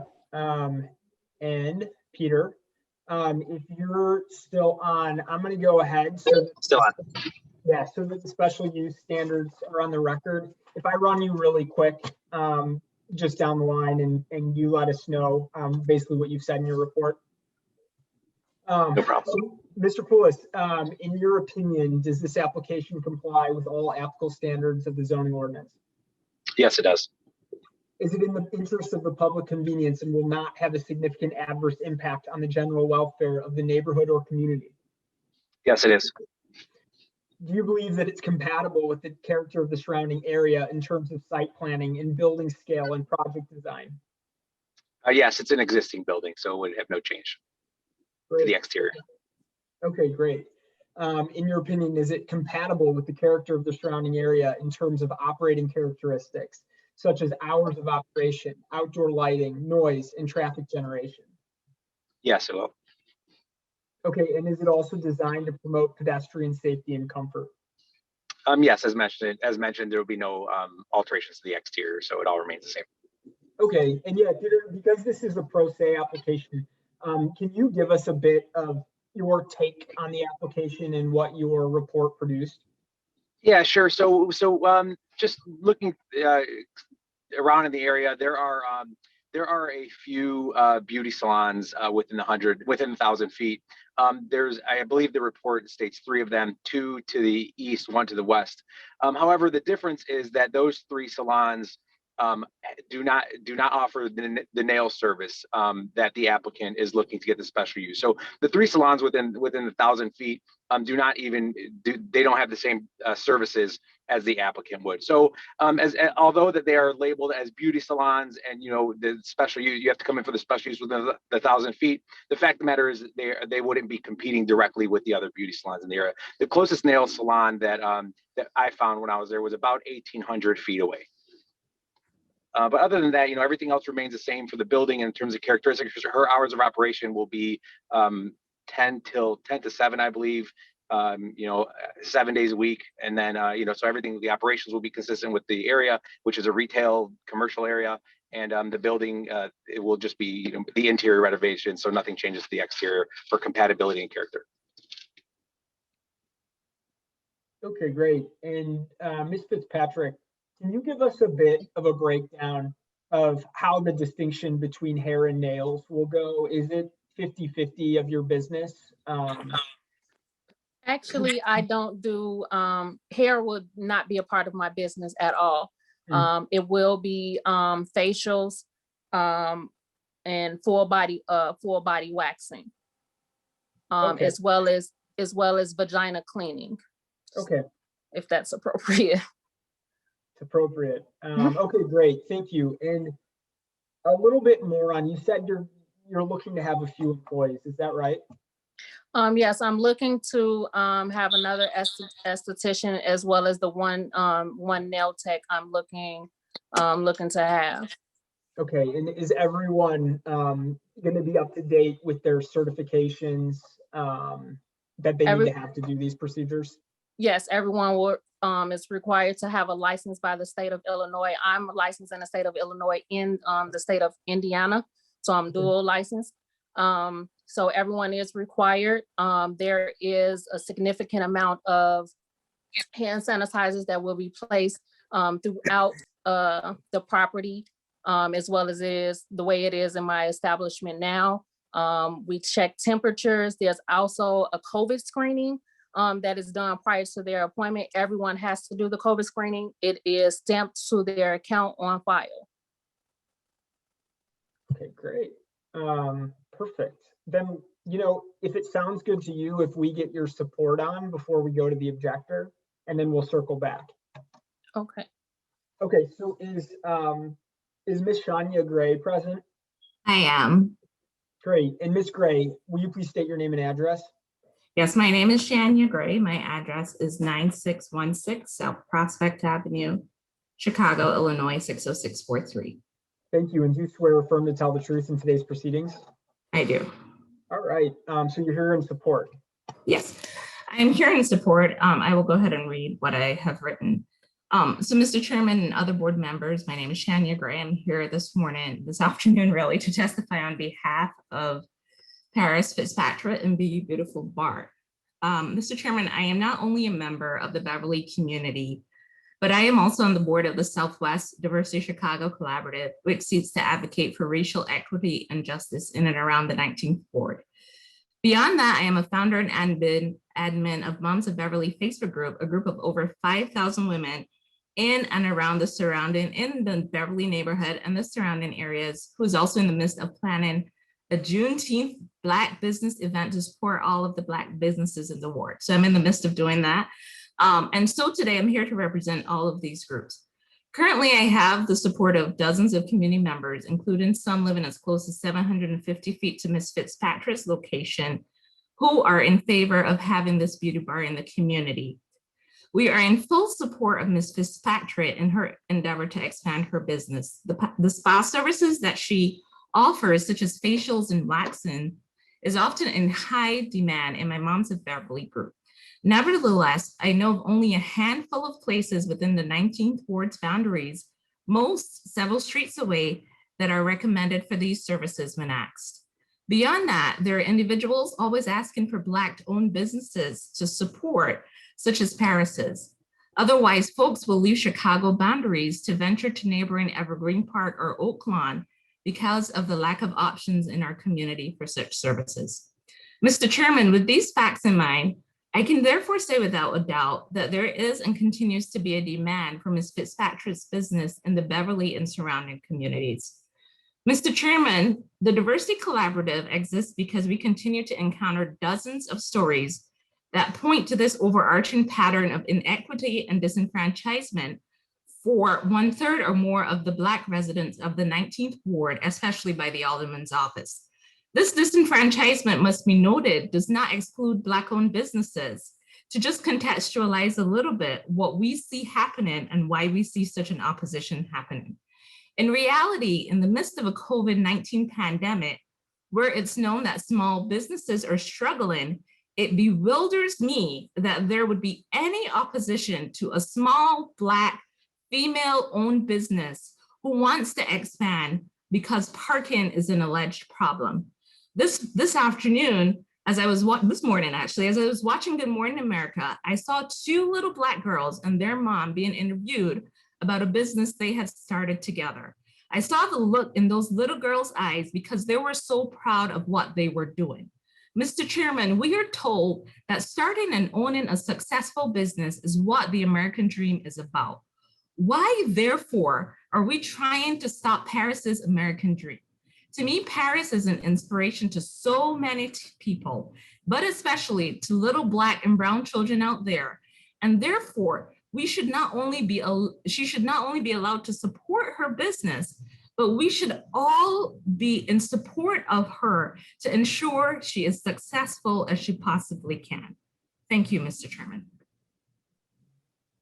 Yeah, thank you, Mrs. Gray, for that strong support. So now, process-wise, let's move to the objector.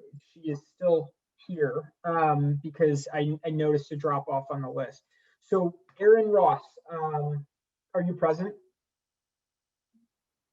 There's an unknown number, so just give us a second so we can confirm. Chairman, she had dropped out, but she's coming back in just now. Okay, great. We'll give her a second. Okay, Commissioner, I'm so sorry. I lost my Wi-Fi. Oh, no worries. So I'm just gonna get you sworn in, okay? Okay. Can you please state your name and address for the record? Yes, Aaron Ross, 2201 West 91st Street, Chicago. And do you swear or affirm to tell the truth in today's proceedings? Yes. Okay, thank you, Ms. Ross. So what brings you here today? So I am the executive director of the 95th Street Business Association, which basically functions as a chamber of commerce for 95th Street businesses located from Western to Ashland. And I was contacted by two of our longest standing businesses on 95th Street, Southtown Health Foods and Beverly Hills Garage. Both reached out expressing concern over the proposed business. It has nothing to do with business operations. What they're concerned about is the volume of traffic any sort of salon would bring to the area. Southtown Health Foods is one of the top health food stores in the city of Chicago, and they do a heavy volume of business. They have their own parking lot, but it's already an ongoing battle in the area. Quite often, people coming to frequent other businesses are parking in their lot. And there is a law firm that operates in the business next to where the proposed salon would be opening that they use all of the street parking already. And again, we still have spillover. So the issue is primarily just one of congestion. They're concerned about the number of employees and then, of course, the constant stream of customers coming in and out. We also received emails from area residents expressing concern, not only about congestion, but also we have a number of salons on 95th Street already. And as was mentioned, there is a nail salon. It doesn't fall right within the 1,000 feet, but it's just outside of that. And in that same proximity, there's also another salon that does waxing. So a lot of residents have reached out because they just don't want to see another salon on 95th Street, leading us to express our concern. Okay, thank you. And while you're speaking, do you have any questions for the applicant? Would you like to just give it as an option? No, thank you. Okay. Okay, perfect. So now, process-wise, we go back to the applicant. Ms. Fitzpatrick, you have the opportunity now to rebut anything in that or make a closing statement, and then the board will ask you any questions. All right. Well, Ms. Ross, I definitely understand your concern with traffic, which I addressed with the Alderman office as well. So I'm surprised that they didn't express this to you. But the traffic, first off, we're kind of different from a hair salon. We can only do appointment only. With the hair salon, one hairstylist may have 5 people to that one person. And that can be someone in the chair, someone under the dryer, 2 people in the waiting room, and somebody at the washing bowl. Unfortunately, with estheticians, we can only service one person at a time. We have to have a 10 to 15 minute window in between the next client to clean and sanitize, and then take the next appointment. We do not stack our appointments. Therefore, if I have a receptionist, myself and 2 other employees, that means we will only have one person at a time. So that's a total of 7 people in the business at one time. The employees at this time, we have first off, we have parking in the back. So the employees will be able to park in the back. And then 95th Street Commons LLC, the landlord, we also have a parking lot that's specifically for us to accommodate our customers. So our clients wouldn't have to park on the street or in residence or in other businesses facility at all, because we have our own destination of parking. So with 7 people in the business at most at one time, I don't believe we would even pinch the traffic or make any effect to what's going on with the other businesses. Am I allowed to add to that? Yeah, who's speaking? This is Stephanie Zulik from 95th Street Commons. Yep, Ms. Zulik, you can add to that. Just along the parking and the traffic concern. So this is the first thing we address, because this is what the alderman said too. So we do want to show you that we have more than enough parking. We own the lot about 200 feet away on the same side of the street. That fits about 20 cars. And then we have parking behind the building. We have street parking in front of the building, which I'm told just from talking to some of our tenants on the street that those are largely unoccupied. Our building is about 16,000 square feet. And right now I only have 1 tenant in the building. I have 12,000 feet of vacant retail space. So nobody is using this parking. She'll have dedicated employee parking in the back. No one has to worry about the employees. They're totally covered. And then customers, as Paris had said earlier, come and go on an appointment basis. And usually waxing appointments, in my experience, are less than a half an hour. So they're coming and going really quickly. They're not taking up a spot for the whole entire day. So Paris has full lease, she has full access and use of our private parking lot that we own. And I said, we just lost our dialysis tenant. They downsized to a smaller location down the street. So we have 1 tenant, which is Comfort Family Dental. And we have Paris, who's assigned lease in 12,000 square foot vacant space. So there's ample parking, and traffic does not need to be a concern here. Thank you. Yep, thank you. Mr. Chairman, if I may, this is Peter Poulos. Also, just by way of evidence to point out, if you could take a look at the aerial on the screen, also via the Google Street View, I think some photos were also submitted. You can see there that the street parking in front of the subject and even along that entire block is mostly vacant. So there is evidence here that it's vacant. Also in the Google Street View, which was taken at a different time from the aerial. Those spaces are vacant. So to go to the owner's comment about the tenants mentioning that the street parking is sparsely used, you can see it here, and it's very evident. That's all. Okay, perfect. So any questions from the board? Commissioner, oh, sorry, go ahead. This is Jolene Saul. I have a couple of questions. The first is for Ms. Ross. I imagine of any business here would have customers and parking. So I guess I'm a little confused by that reasoning. So could you speak to that a little bit more? Sure. I'm glad you brought that up, because that was what I was going to ask to speak to again. As someone who is on 95th Street just about every day, I have to respectfully disagree. The parking lot that was referenced, I have checked it at several different times of day in anticipation of this meeting, and no less than 10 to 12 cars are in there, whether you're up on the street at 9 in the morning and 5 at night.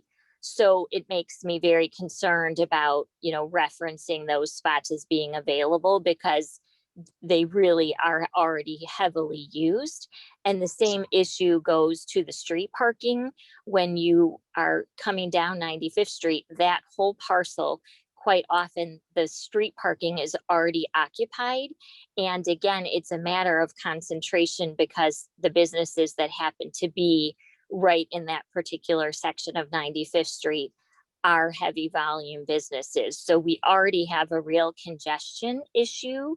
And in the case of Southtown Health Foods, it's especially concerning to them because many of their customers are elderly, and some walk up to the store and they're concerned about someone being hit as people are, trying to navigate spots and weave in and out of this already heavily congested section of 95th Street.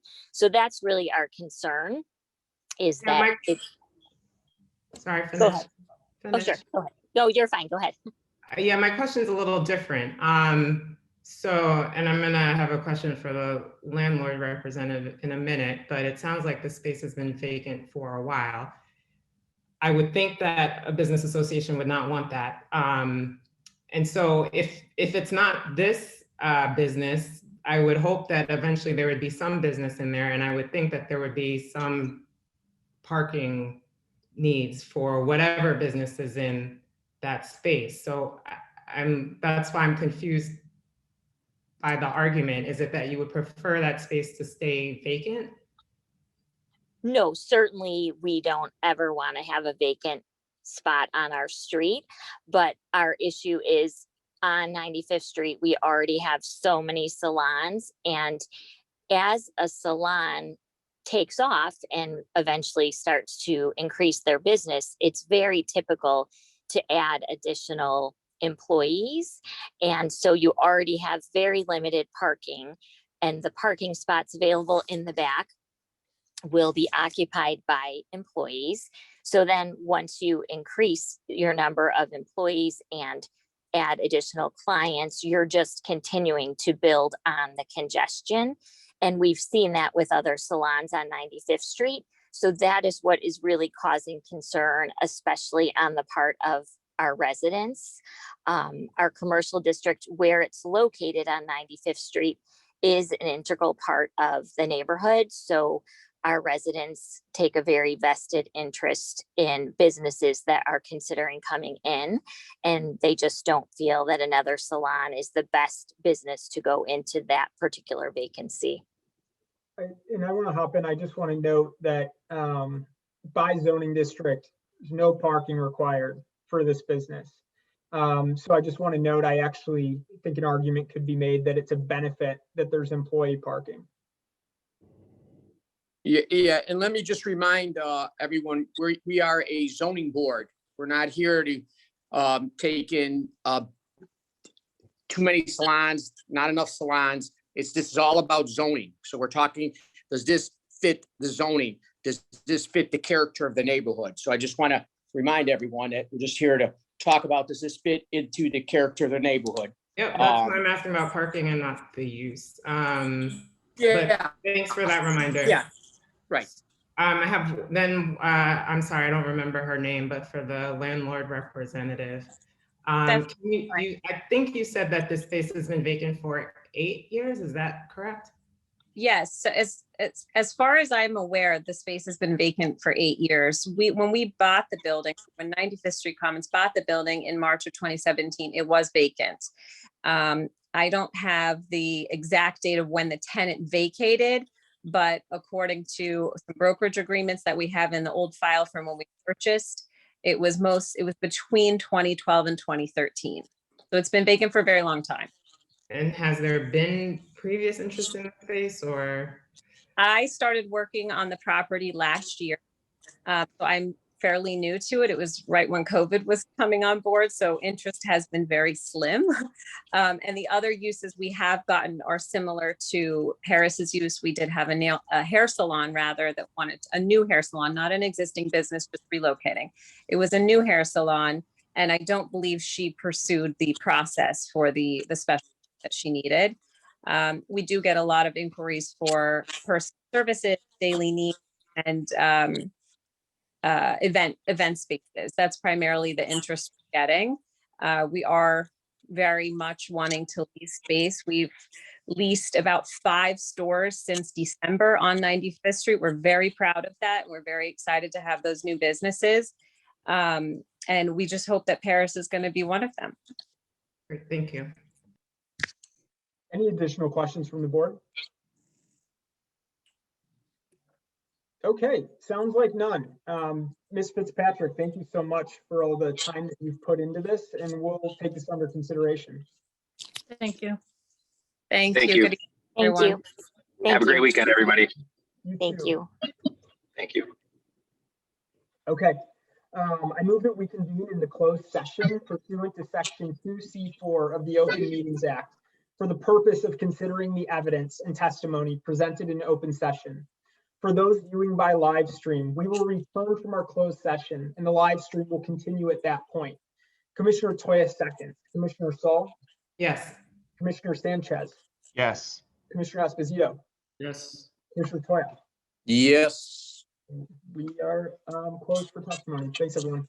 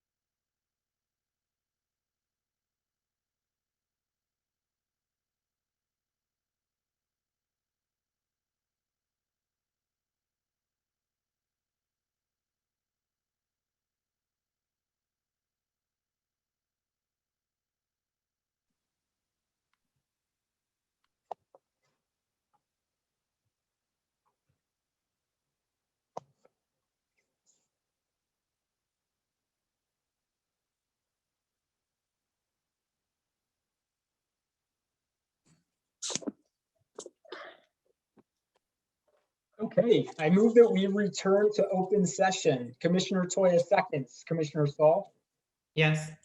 Commissioner Sanchez, Yes. Commissioner Esposito.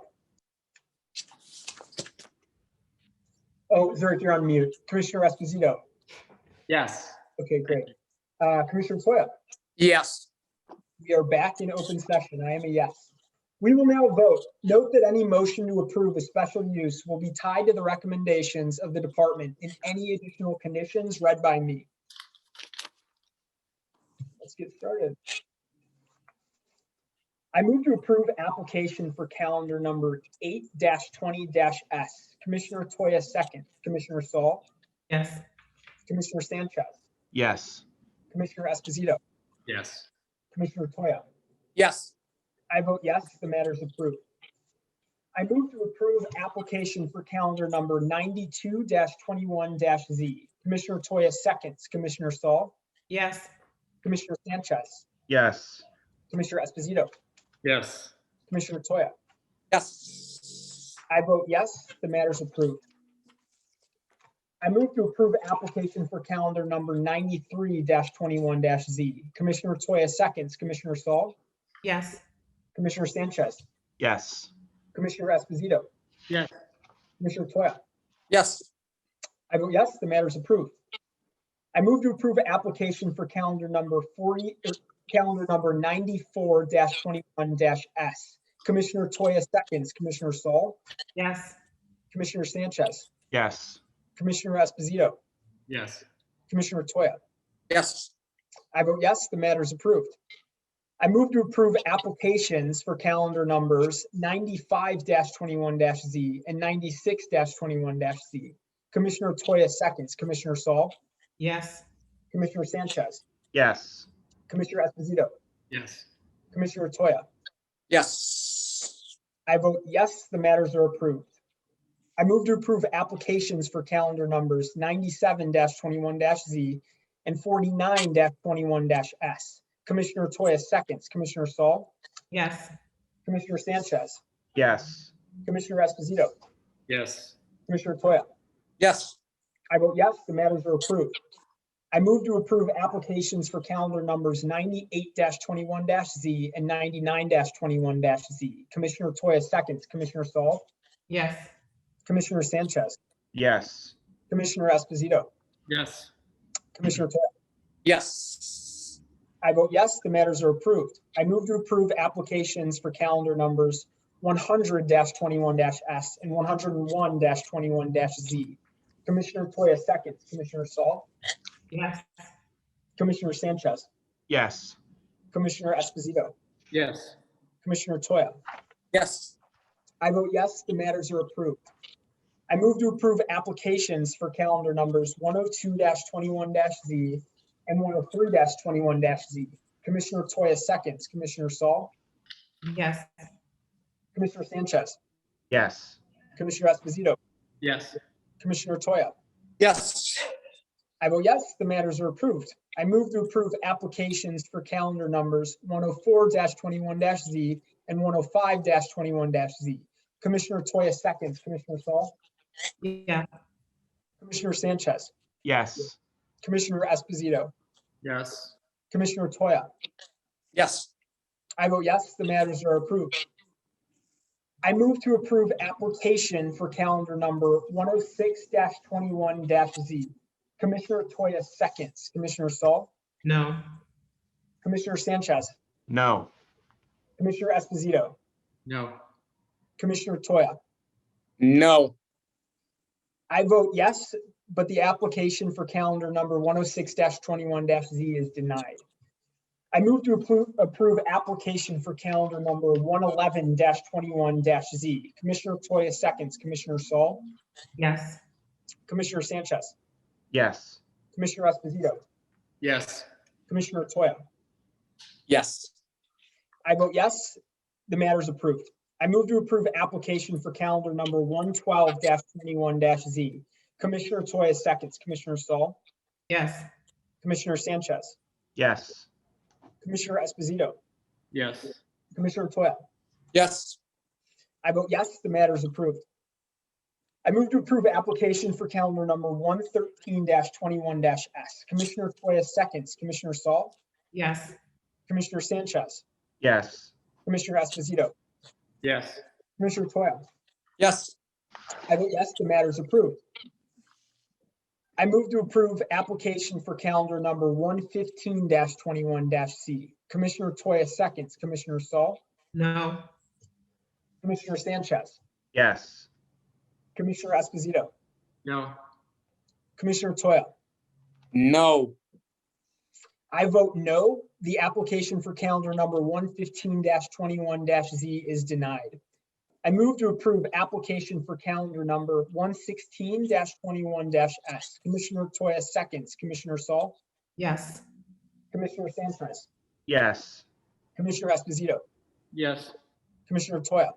Yes. I vote yes, the matter is approved. I move to approve application for calendar number 117-21-S. Commissioner Toya seconds, Commissioner Saul, Yes. Commissioner Sanchez, Yes. Commissioner Esposito, Yes. Commissioner Toya. Yes. I vote yes, the matter is approved. I move to approve application for calendar number 118-21-S. Commissioner Toya seconds, Commissioner Saul, Yes. Commissioner Sanchez, Yes. Commissioner Esposito, Yes. Commissioner Toya. Yes. I vote yes, the matter is approved. I move to approve applications for calendar numbers 119-21-S and 120-21-S. Commissioner Toya seconds, Commissioner Saul, Yes. Commissioner Sanchez, Yes. Commissioner Esposito, Yes. Commissioner Toya. Yes. I vote yes, the matter is approved. I move to approve application for calendar number 121-21-S. Commissioner Toya seconds, Commissioner Saul, Yes. Commissioner Sanchez, Yes. Commissioner Esposito, Yes. Commissioner Toya. Yes. I vote yes, the matter is approved. I move to approve application for calendar number 122-21-Z. Commissioner Toya seconds, Commissioner Saul, No. Commissioner Sanchez, No. Commissioner Esposito, Yes. Commissioner Toya. No.